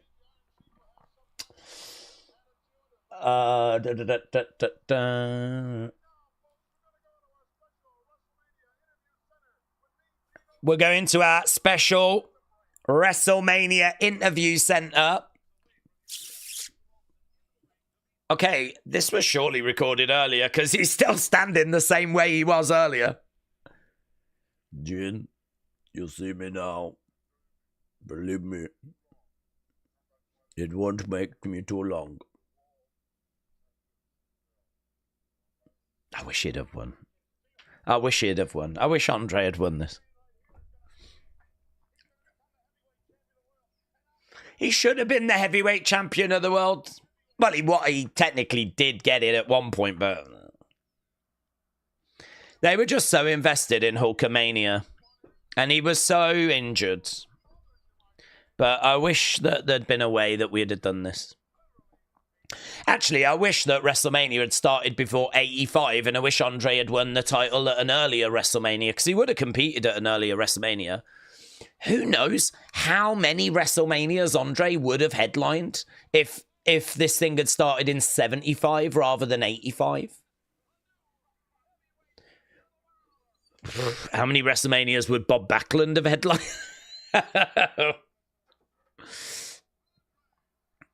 So we're just seeing how we got to this. James said Iron Sheik is forever goated. Just for the Hulk Hogan, you jabroni alone.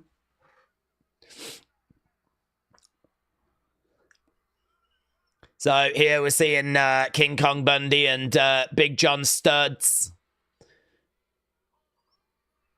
All over Andre and...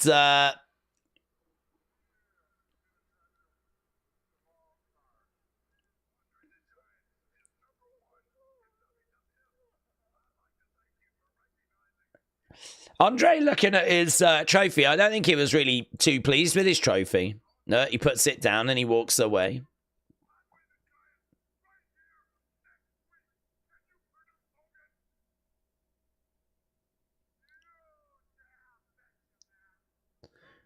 Look at me.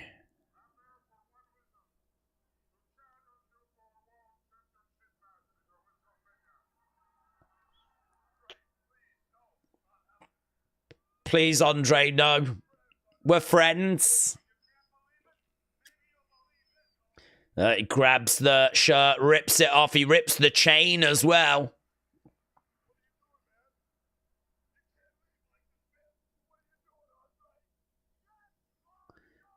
Yes or no? This was only a few weeks before, you know. This wasn't a big build. Yes. Look at that dude in the crowds. Yes. Yes. Let's go. And that is what brought all these people out. So we go back to the arena and there's just one more match to go. There's the Hulkster. Backstage, we spoke to him earlier in the locker room.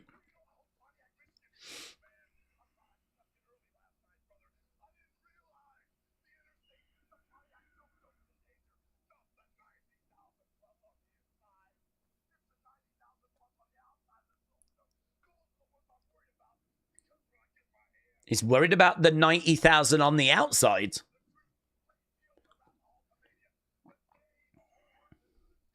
The whole earth is going to shake. What?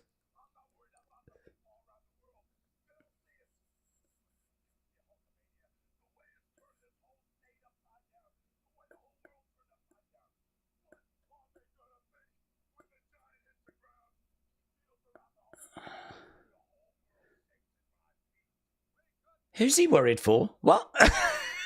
I'm not worried about the 90,000 in here. I'm worried about the 90,000 out there because the whole world is going to shake when I slam that giant. Well, look at that banner. Look at that. They did love their big banners at this time. It is my honor. All right, let's get rid of this poll. We don't need this. Let's just say he had a lot of energy. Said he did have a lot of energy. Mr. Baseball, Bob Uecker. Bob Uecker making his way down.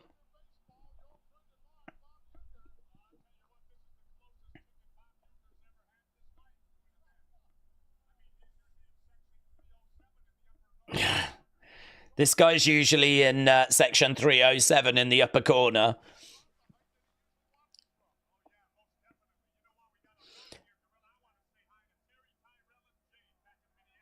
Okay, Bob Uecker. Federettes? I didn't know they were called Federettes.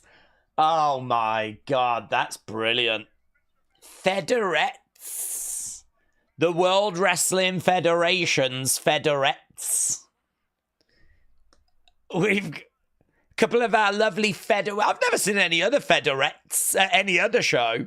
They actually have Federettes written on their back. Do you know, I've watched this show, I don't know how many times. We did a watch-along 5 years ago. I never knew they were called Federettes. Never knew that. Mary, it's written on their backs as well. What would they call them now? Entertainment nets. Enterettes. That sounds like a disease. Enterettes. They were fedorettes back here. There we go. Look, it's written on their backs. I don't know how I've never seen that before. I still don't know who this boomer is. Bring back the fedorettes. Yes. Well, they'd have to be the enterettes now.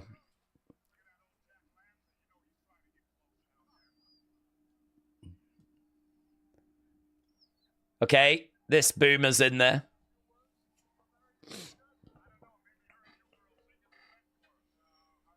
She's checking on the corner. She's checking on the turnbuckle.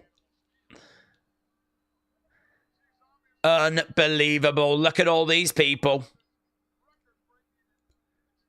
I think I just saw a dude in the crowd that looked like he was really dressed as Hogan. She took her shoes off for that. I don't know why.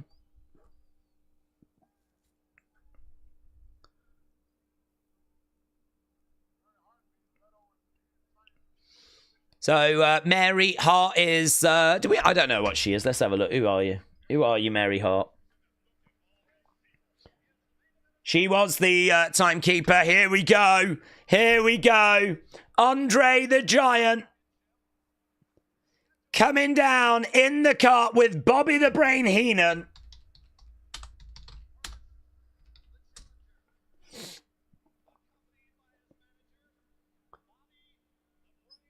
Bobby the Brain Heenan. She was the host of Entertainment Tonight. She was Miss South Dakota. The Giants.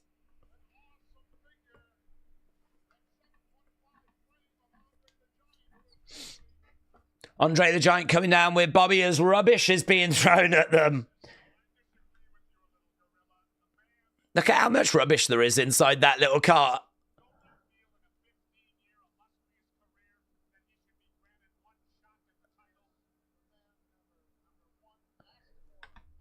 The man never asked for a title match.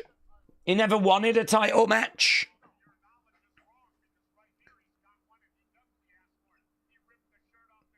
Yeah, this is crazy, man. This is the guy that traveled around the world, saved baby faces, won battle royals, one of the most recognizable people on the planet.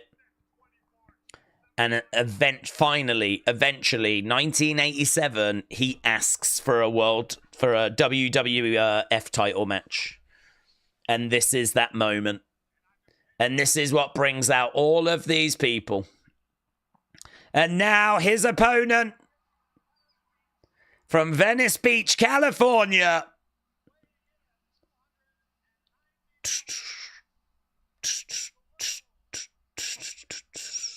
It is a happening, isn't it? Look at this. Look at all those foam fingers.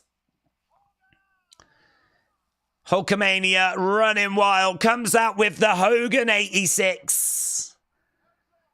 And he's walking his way down. This is a big test. This is a big challenge. I mean, they were making out, weren't they, that Andre had never been slammed, never been beaten, 15-year career. Big. Yeah, this is effing awesome, says David. Will said, this is the best ever. Hogan never gave Andre a championship match. What a shame, said Thomas. Well, he's getting one here. He's getting one here. Dun dun dun dun dun dun dun. So good. Jesse says, I hope my voice can hold up. Andre standing in the middle of the ring. And he looks over at Andre the Giant. He takes off that headband. Andre in the center. Hogan slowly ripping that shirt. And he is slowly edging forwards. This is it. This is it. This, I will not have anyone tell me otherwise. Everyone's entitled to their opinion.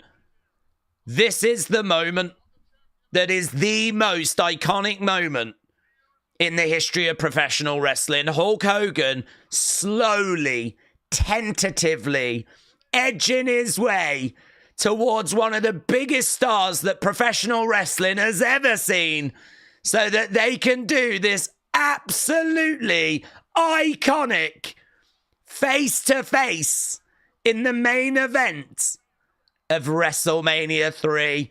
Andre standing there, pushes Hogan back. Hogan pushes Andre.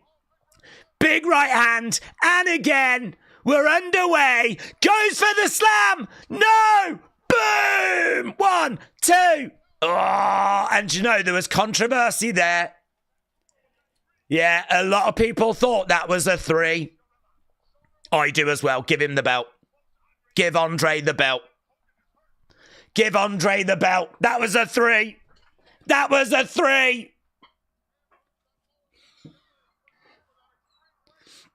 Kick coming in to the back. Referee says it's 2. I think replay shows it's a 2, but it's definitely a 3. Boom. Big shot to the back there by Andre. Hogan goes down.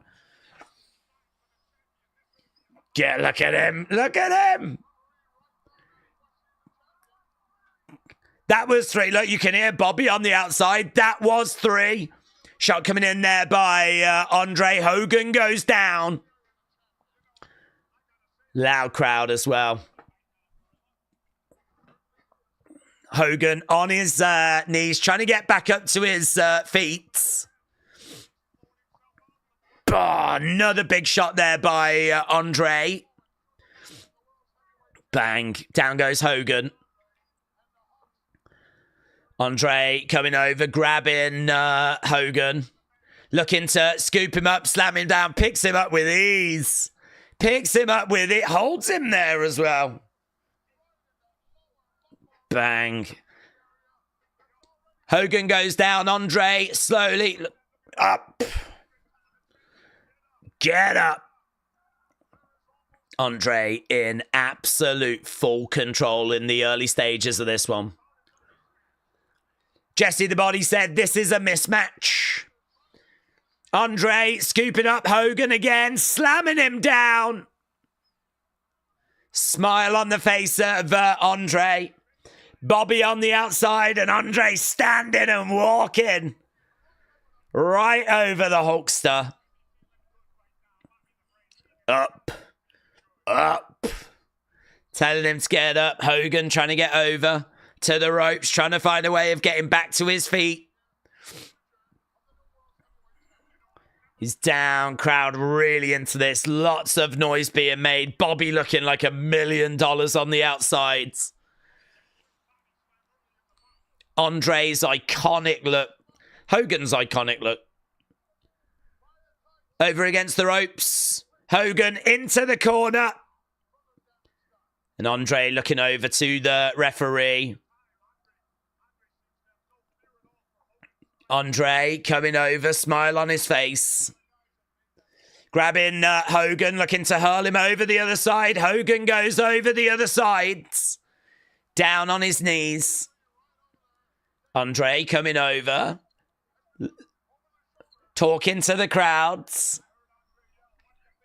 What do you think of your champion now? Bah. Driving his shoulder into Hogan and again. Rafi, shout out to you, buds. Thomas, they should have been over. Andre pinned him. Boom, coming in. Yeah, Andre won. This is a disgrace. Hulkamania should have been dead here. Headbutt. Boom! Big headbutt. Big. Hogan just selling. Struggling. Andre again in control. Hogan in the corner. Andre Another headbutt. Boom. Oh, Hogan out the way. Hogan out the way. Hogan, middle of the ring, looking over at Andre. Big shot coming in. And again, going against the ropes. Nails him. Andre, still on his feet. Over the other side. Boom, big elbow. Big chop. Huge chop. And again. Another chop. He has got him by the head, trying to smash him face first into the turnbuckle. Listen to that noise. Listen to that noise. Andre being slammed repeatedly into that turnbuckle. Hogan against the ropes. Gonna nail it. Big boot. Hogan goes down. Hogan goes down.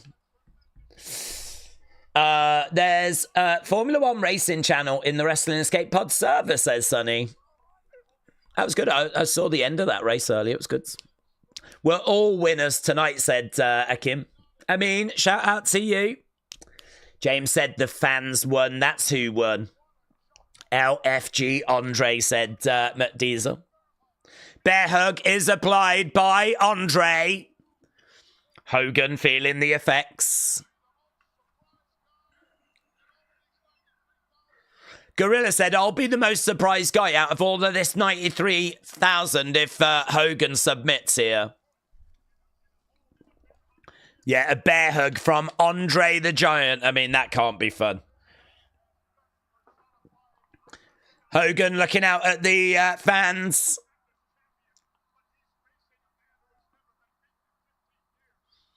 He's facing a man that has not been beaten in 15 years, says Jesse. Bear hug applied. And again, another squeeze there by Andre. I'd like to see Andre here actually pick up Hogan and like ragdoll him around a little bit. Like really make it look even worse.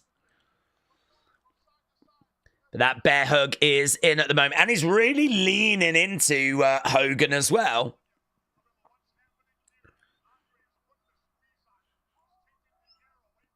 He's taking the air away from Hogan. Hogan struggling, selling. This bear hug is still being applied. This was what an Andre match was like, to be honest. A long bear hugs. Hogan starting to come back into it, though. You can see he's coming back into it. The crowd are feeding off that. He's digging deep. Referee doing quite a bit of work here, running around. Hogan looks like he's fading again. Is the ref going to check the arm? This could be history right here, says Jesse. Yeah, the arm is being checked. The arm is being checked. One.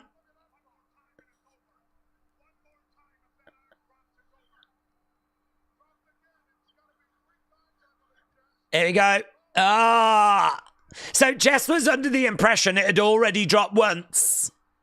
Do you know what? You could make an argument there. You could make a real argument that it had already dropped once. You could... No one really ever talks about that spot, but you could make an argument that the arm dropped 3 times there. How many times are they going to screw Andre in this match?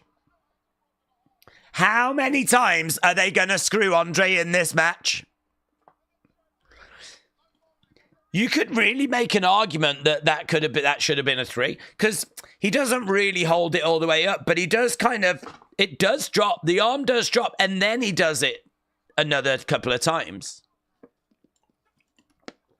I think if I was Bobby, I would have honed in on that. I know after this match, they really hone in on the pin attempt at the start. Hogan against the ropes. Big chop there by Andre. Hogan goes down. So that bear hug has been broken. Got Hogan going against the ropes. Andre, big boot to the midsection, and Andre manages to get Hogan to the outsides. Andre's coming out after him. this thing to the outside. You can just see Andre's back brace there. I never knew he wore one until there was like a warehouse visit, and they actually have it at the warehouse. Andre accidentally headbutting the post there. Andre on the outside. And Hogan is going to expose that concrete floor. Here we go. Look, the fans are kind of holding that mat for him. The concrete has been exposed. There we go. Here we go. Hogan with Andre. He's going for like a pile driver, but no. Back body drop, and it's Hogan that goes onto the floor, but there isn't much of an impact.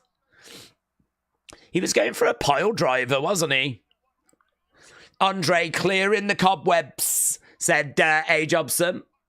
Cal, shout out to you. I went to the pub for UFC. I've got the roughest hangover of my life. Really? Did you? Okay, we are back in the ring now. Okay, over against the ropes goes Hogan. Duck underneath. Clothesline. Andre down. Andre down. Love that spot. Love Bobby coming over, grabbing him. Come on. Come on, Andre. Bobby. Yeah, and this place going bananas. Look at this. Hogan. He's hulking up. Andre was down. Andre trying to get back up. What a moment. What a flipping moment. What a moment.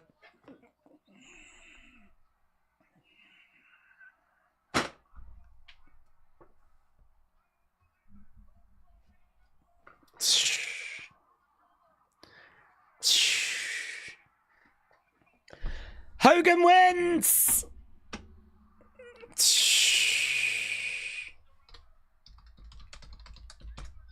Hulkamania runs wild.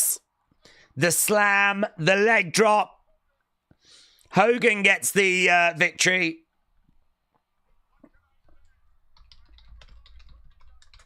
Jesse said, what can I say? I never thought it could be done.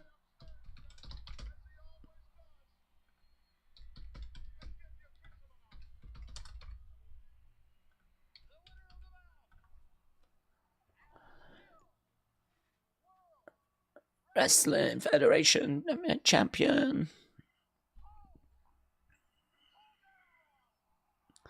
There we go. What a great slam. It's really good, isn't it? It's really, really good. It looks great as well, the slam. Like, it's not like a little... It's a proper...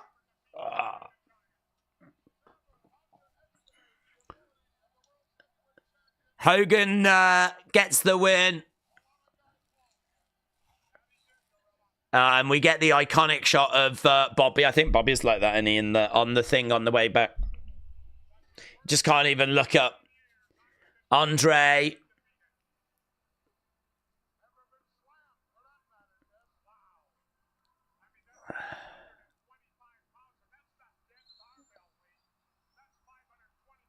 Look, there he is. Head in his hands.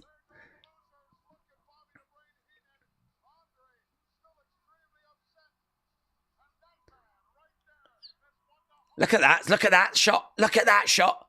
Look at that. What a shot. Hulkamania lives. Hogan in the ring. Bobby with his head in his hand. Andre having a go.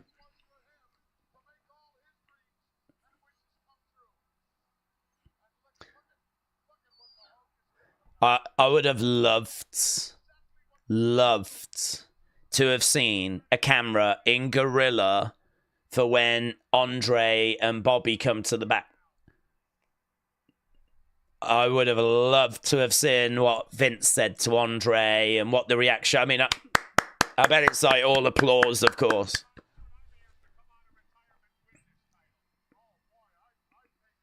Jesse's like, I might have to come out of retirement to try and win this title. If it's about moments in terms of memorable matches, this is top 5 all time and is arguably top of that list, says A. Jobson.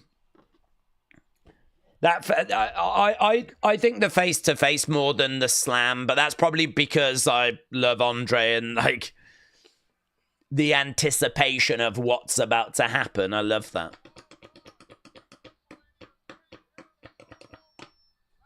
America.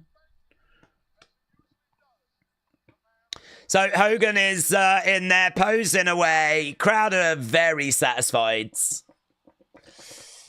Yeah, that is so true. That is so true. So we've got the Dave Meltzer WrestleMania 3 scores. Now that the show's done, we can actually run through them. So Can-Am Connection against Magnificent Morocco, Bob Orton, 2.5 stars. Hercules against Billy Jack Haynes, 2.75. The 6-person tag match is 2 stars. Harley Race Junkyard Dog was not great, 1 star. Greg and Brutus against the Rougeaus, 1.5 stars. Roddy Piper, Adrian Adonis, 3.5 stars. I agree with that. I thought that was the highlight of the show to that point, and Dave felt that way as well.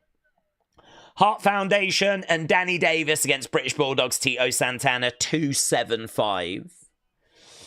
Coco Beware versus Butch Reed, 0.5. Amazingly, and I think this is amazing, Randy Savage versus Ricky Steamboat, 4.5. 4.5. It's regarded as one of the greatest matches of all time, and it's 4. It's not even 4.75. It's 4.5.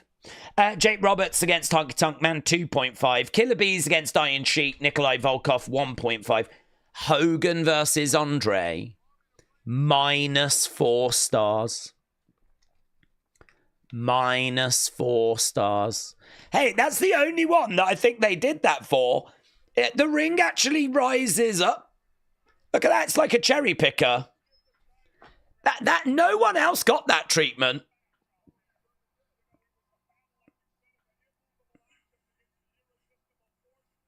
I thought no one else had that.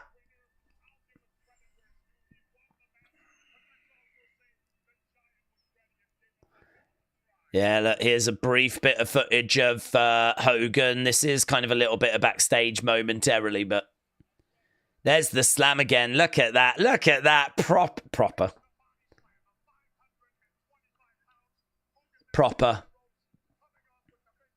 It's really interesting here. Jesse give Hogan his flowers, actually.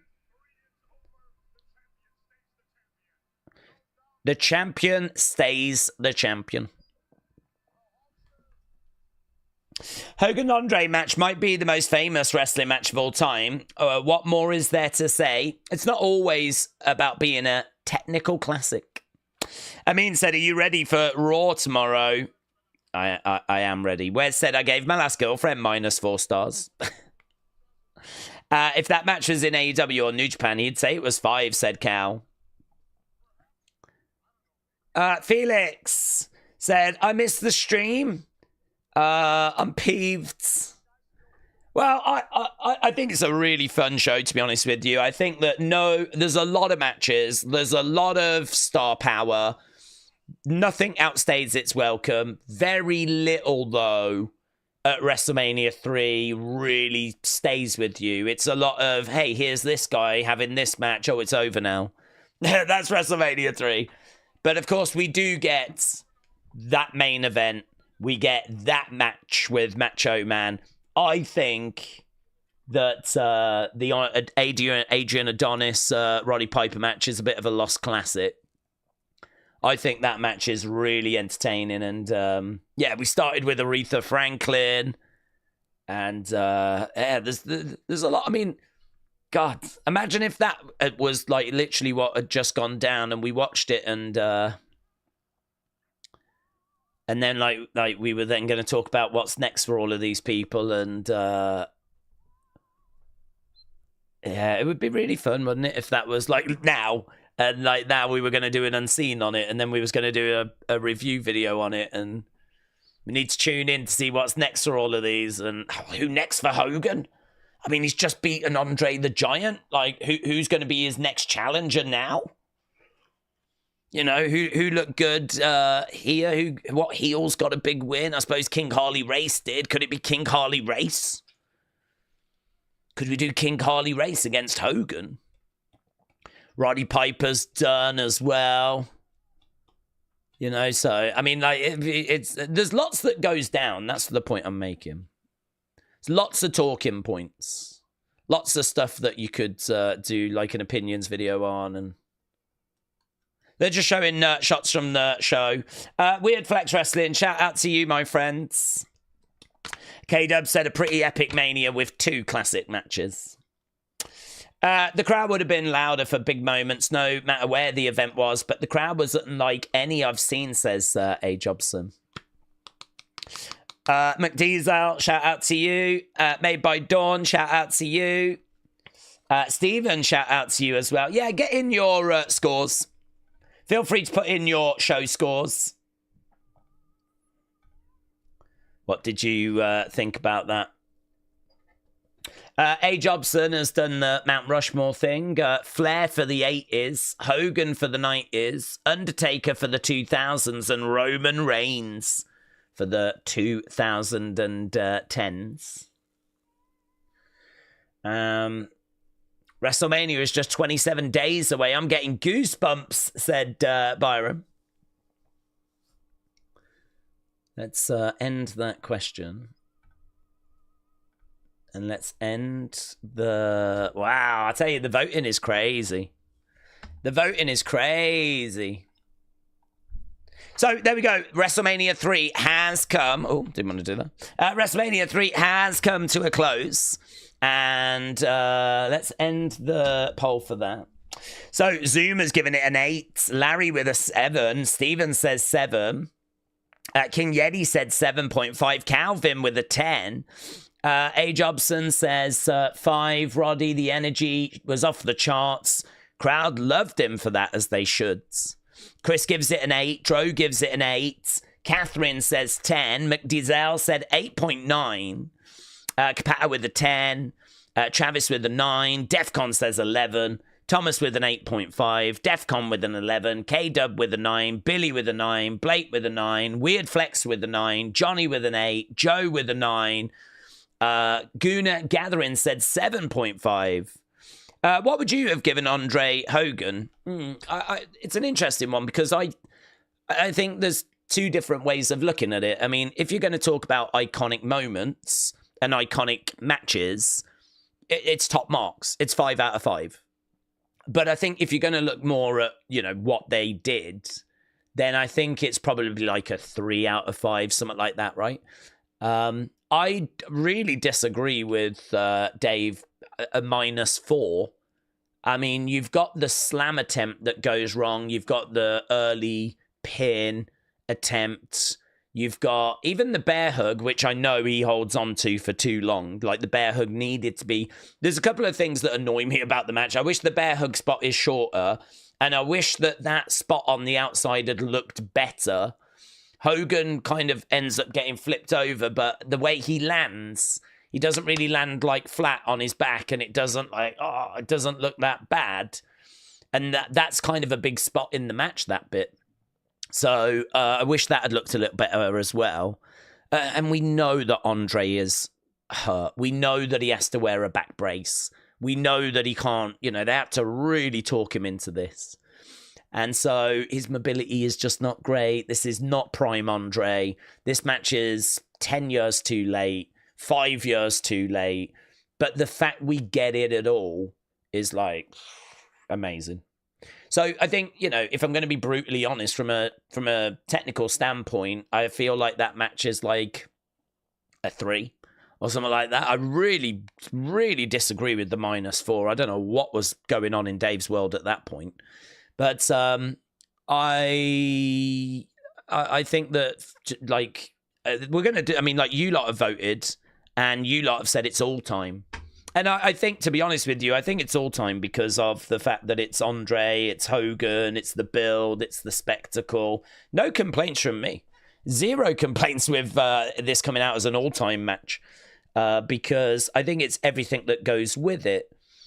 But if you did that exact same match with two completely different people, it ain't getting that score, right? It ain't getting that score. So I sort of feel like it's a difficult one to score. But I can't really make an argument for it being -4. I really, really genuinely don't think it was... -4 to me is that you're bored. -4 to me is that this is painful. It's actually painful to watch. I mean, it's only 12 minutes long. It's 12 minutes long. It's got some really good spots in it, like the body slam attempt and the body slam. And, like lots of little bits where they're going to the outside. And, to me, there's enough here to stop this being like minus. I really don't get that. But I don't know, to each their own. That's how he felt. That's the score he gave it. And I would imagine that's one that plenty of people disagree with.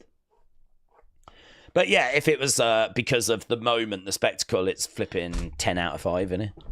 I genuinely regard it as the biggest moment. The face-to-face is the one for me, but some people say the slam. Some people say the slam is the moment, but that moment where they're face-to-face, I'm just looking to see if they do a poster of it, actually. I would gladly have that on my wall. Do you know what? That would be a dream item, actually. I know... Again, separating the man from the character, having Andre and Hogan face-to-face on like a really lovely wide... imagine you've got your sofa, and above your sofa you've got this wide image of WrestleMania 3, Andre, Hogan face-to-face, the crowd in the background.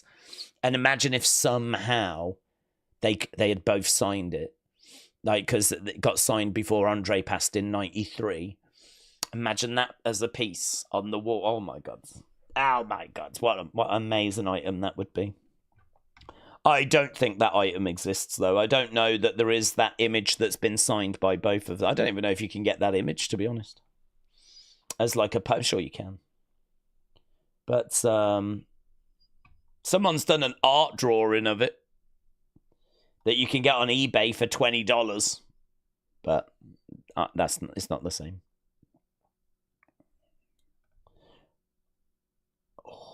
That's quite nice, though. That's quite nice. This is from... Where's this from? This is from Kaboom Auctions. Look at this. Look at that. Someone's done artwork of that moment. Hogan, Andre, in the ring, staring at each other. And then they've got an actual Andre the Giant autograph.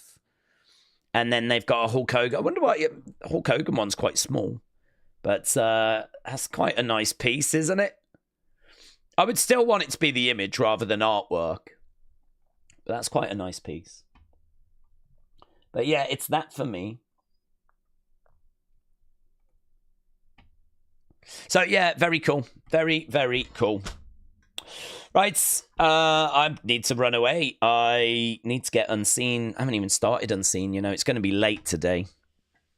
But if you didn't see yesterday's Unseen, I really enjoyed it. I thought it was really fun. So if you haven't seen that, check that one out. I was really pleased with how that turned out. Steve said Meltzer's -4 might be some sort of like out of spite. It's no Steamboat Savage, but -4 is ridiculous. The scores are his own stupid opinion, so who cares? David said, add in a point for Andre passing the torch to Hogan, 10 out of 10.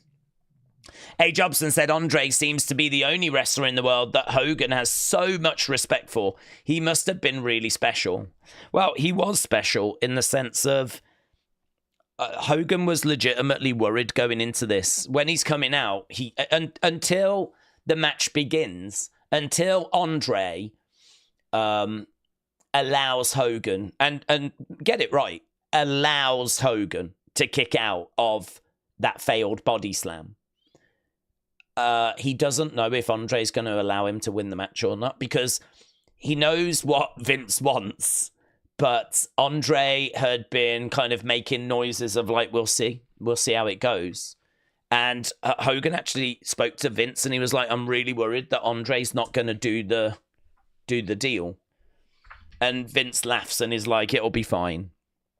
But Andre had like really been winding Hogan up, like, you know, we'll have to see. We'll have to see how I feel in the ring. Because if Andre did not want Hogan to win, Hogan ain't winning that match. And that spot where he goes for the slam, Hogan, and he falls down, he's got 520 odd pounds of like Andre the Giant on top of him. If Andre really wanted Hogan to not kick out at that point, he could have very much lay on the shoulders, and those shoulders ain't coming up, right? So Hogan goes into that match legitimately like, I just don't know. I'm not in control of this. I think he knew I'm not in control of this. This is just going to have to be whatever this is going to be. And I think if you're kind of humbled in that way, if you're in a situation where you know this ain't your call, you are not the one that's in charge of this situation, you are, I suppose, humbled by that. There is a greater power at play, and it is not the Lord. It's Andre the Giant. And, Hogan says, like, it was only when he kicks out of that and they go for their next spots, and he knows that Andre is going for the things that they had spoken about in advance. That's when he knew, okay, he's on board. He's following the script. This is going to go the way that we all want it to go, or we need it to go, or whatever. And so that's when he knew that the match was going to be okay. But as he's walking out, and as they're doing that face-to-face, he legitimately has no idea how this match is going to go. He legitimately is worried and legitimately spoke to Vince about, I'm really concerned, you need to have a word with Andre. Vince just laughs about it. I would imagine Vince was probably concerned as well, to a degree. But I would imagine Vince probably knew that Andre would, do the right thing. But I think the real shame isn't so much that Andre loses this match. I think the real shame is that WrestleMania doesn't start earlier, because Andre, if you look at how many championships he won, he never really won that many. He never really won that many because he was someone that just used to travel around all the time. He was a worldwide superstar that just went from town to town to promotion. You can't really put a world title on him because he ain't going to be defending it. And he's just on to the next place. He was, like Undertaker, an attraction. And one of the world's biggest attractions. And so, it was unfortunate that, like, if you're going to measure a career by championships, like we do with Cena, can he get number 17 and all of that? Andre doesn't hold a candle to that. He's just not even in that list. And it's a shame because I do think that actually, in a way, counts against him. If Andre had 18 title runs and it was his record we were trying to beat, I think people would hold him in a higher regard. But because of the way that he was used, that's just not the career he had. So he's great. Everyone knows that. He's a legend. There's only one flipping wrestler that's painted on the wall at the WWE headquarters, and it's Andre the Giant in it. You might have seen that at the WWE headquarters. They've got this massive Andre the Giant thing. First person to go into the WWE Hall of Fame. He, I don't know that he helped create it, but they wanted to honor him so much that Vince put him in the Hall of Fame. He's the first inductee, and then afterwards they do other classes. Without Andre's passing, I don't even know if there would be a Hall of Fame. I'm sure they would have got round to it eventually, but yeah, I mean, the Hall of Fame goes back to Andre. I think he was the first statue they made as well, and is painted. Even now, he is the person on the wall at the headquarters. And, of course, we'll be doing the Andre the Giant Memorial Battle Royal for WrestleMania. But it's weird, isn't it? When we talk about Mount Rushmores, it's not Andre's name that gets mentioned. It's Stone Cold, Rock, Triple H, John Cena, Roman Reigns, blah, blah, blah, Undertaker, all those names. But yeah, it's a shame that he didn't get a chance on the biggest of stages to have success and show. It depends how you measure success. He flipping main evented WrestleMania 3 in front of 93,000, I mean, that's success. He put those people in them seats. But you know, he loses, doesn't he? And wins and losses, they do matter. But had it started 10 years earlier, there would have been plenty of Andre the Giant WrestleMania victories to look back on, but we just don't have them. We just don't have lots of Andre the Giant WrestleMania victories to look back on. Unfortunately, we don't have loads of great Andre the Giant matches either, and that's a shame. It was too late in his career, so. But yeah, love him. Love him. What a legend. Days, if we could have Macho Man in his prime right now, who would we put him up against? Who wouldn't you put him up against? You'd put him up against everyone. Him against AJ. Jesus. Him against AJ is the first that comes to mind, but him against Seth is also a banger. Him against Finn would be amazing. Him against Gunther. Him against Sammy. Him against Kevin. Him against Cody. Him against Roman. Him against... I mean, it's just...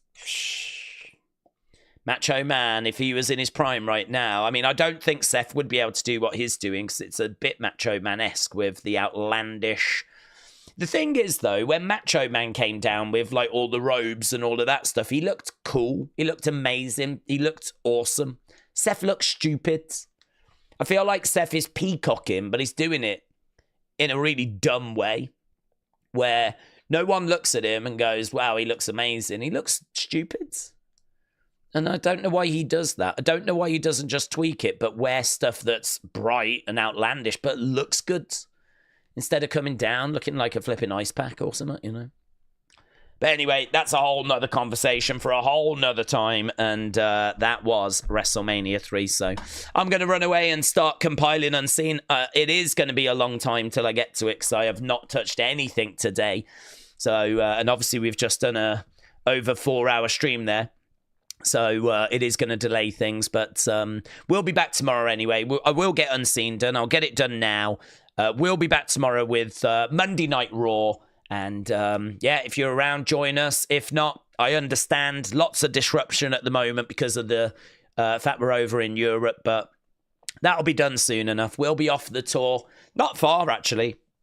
I think, isn't it another week or so? Another 10 days, something like that. And then the European tour's done. So, I'll be honest, it'll be quite nice to get back to normal. I do miss normality. I do miss the normal start times and everything. So, but yeah, if you're around tomorrow, I'll see you. If not, then I'll see you soon, hopefully. I'll see you maybe Tuesday for NXT. That's back at a normal time, of course. So thanks for watching. Appreciate it. Hope you enjoyed it.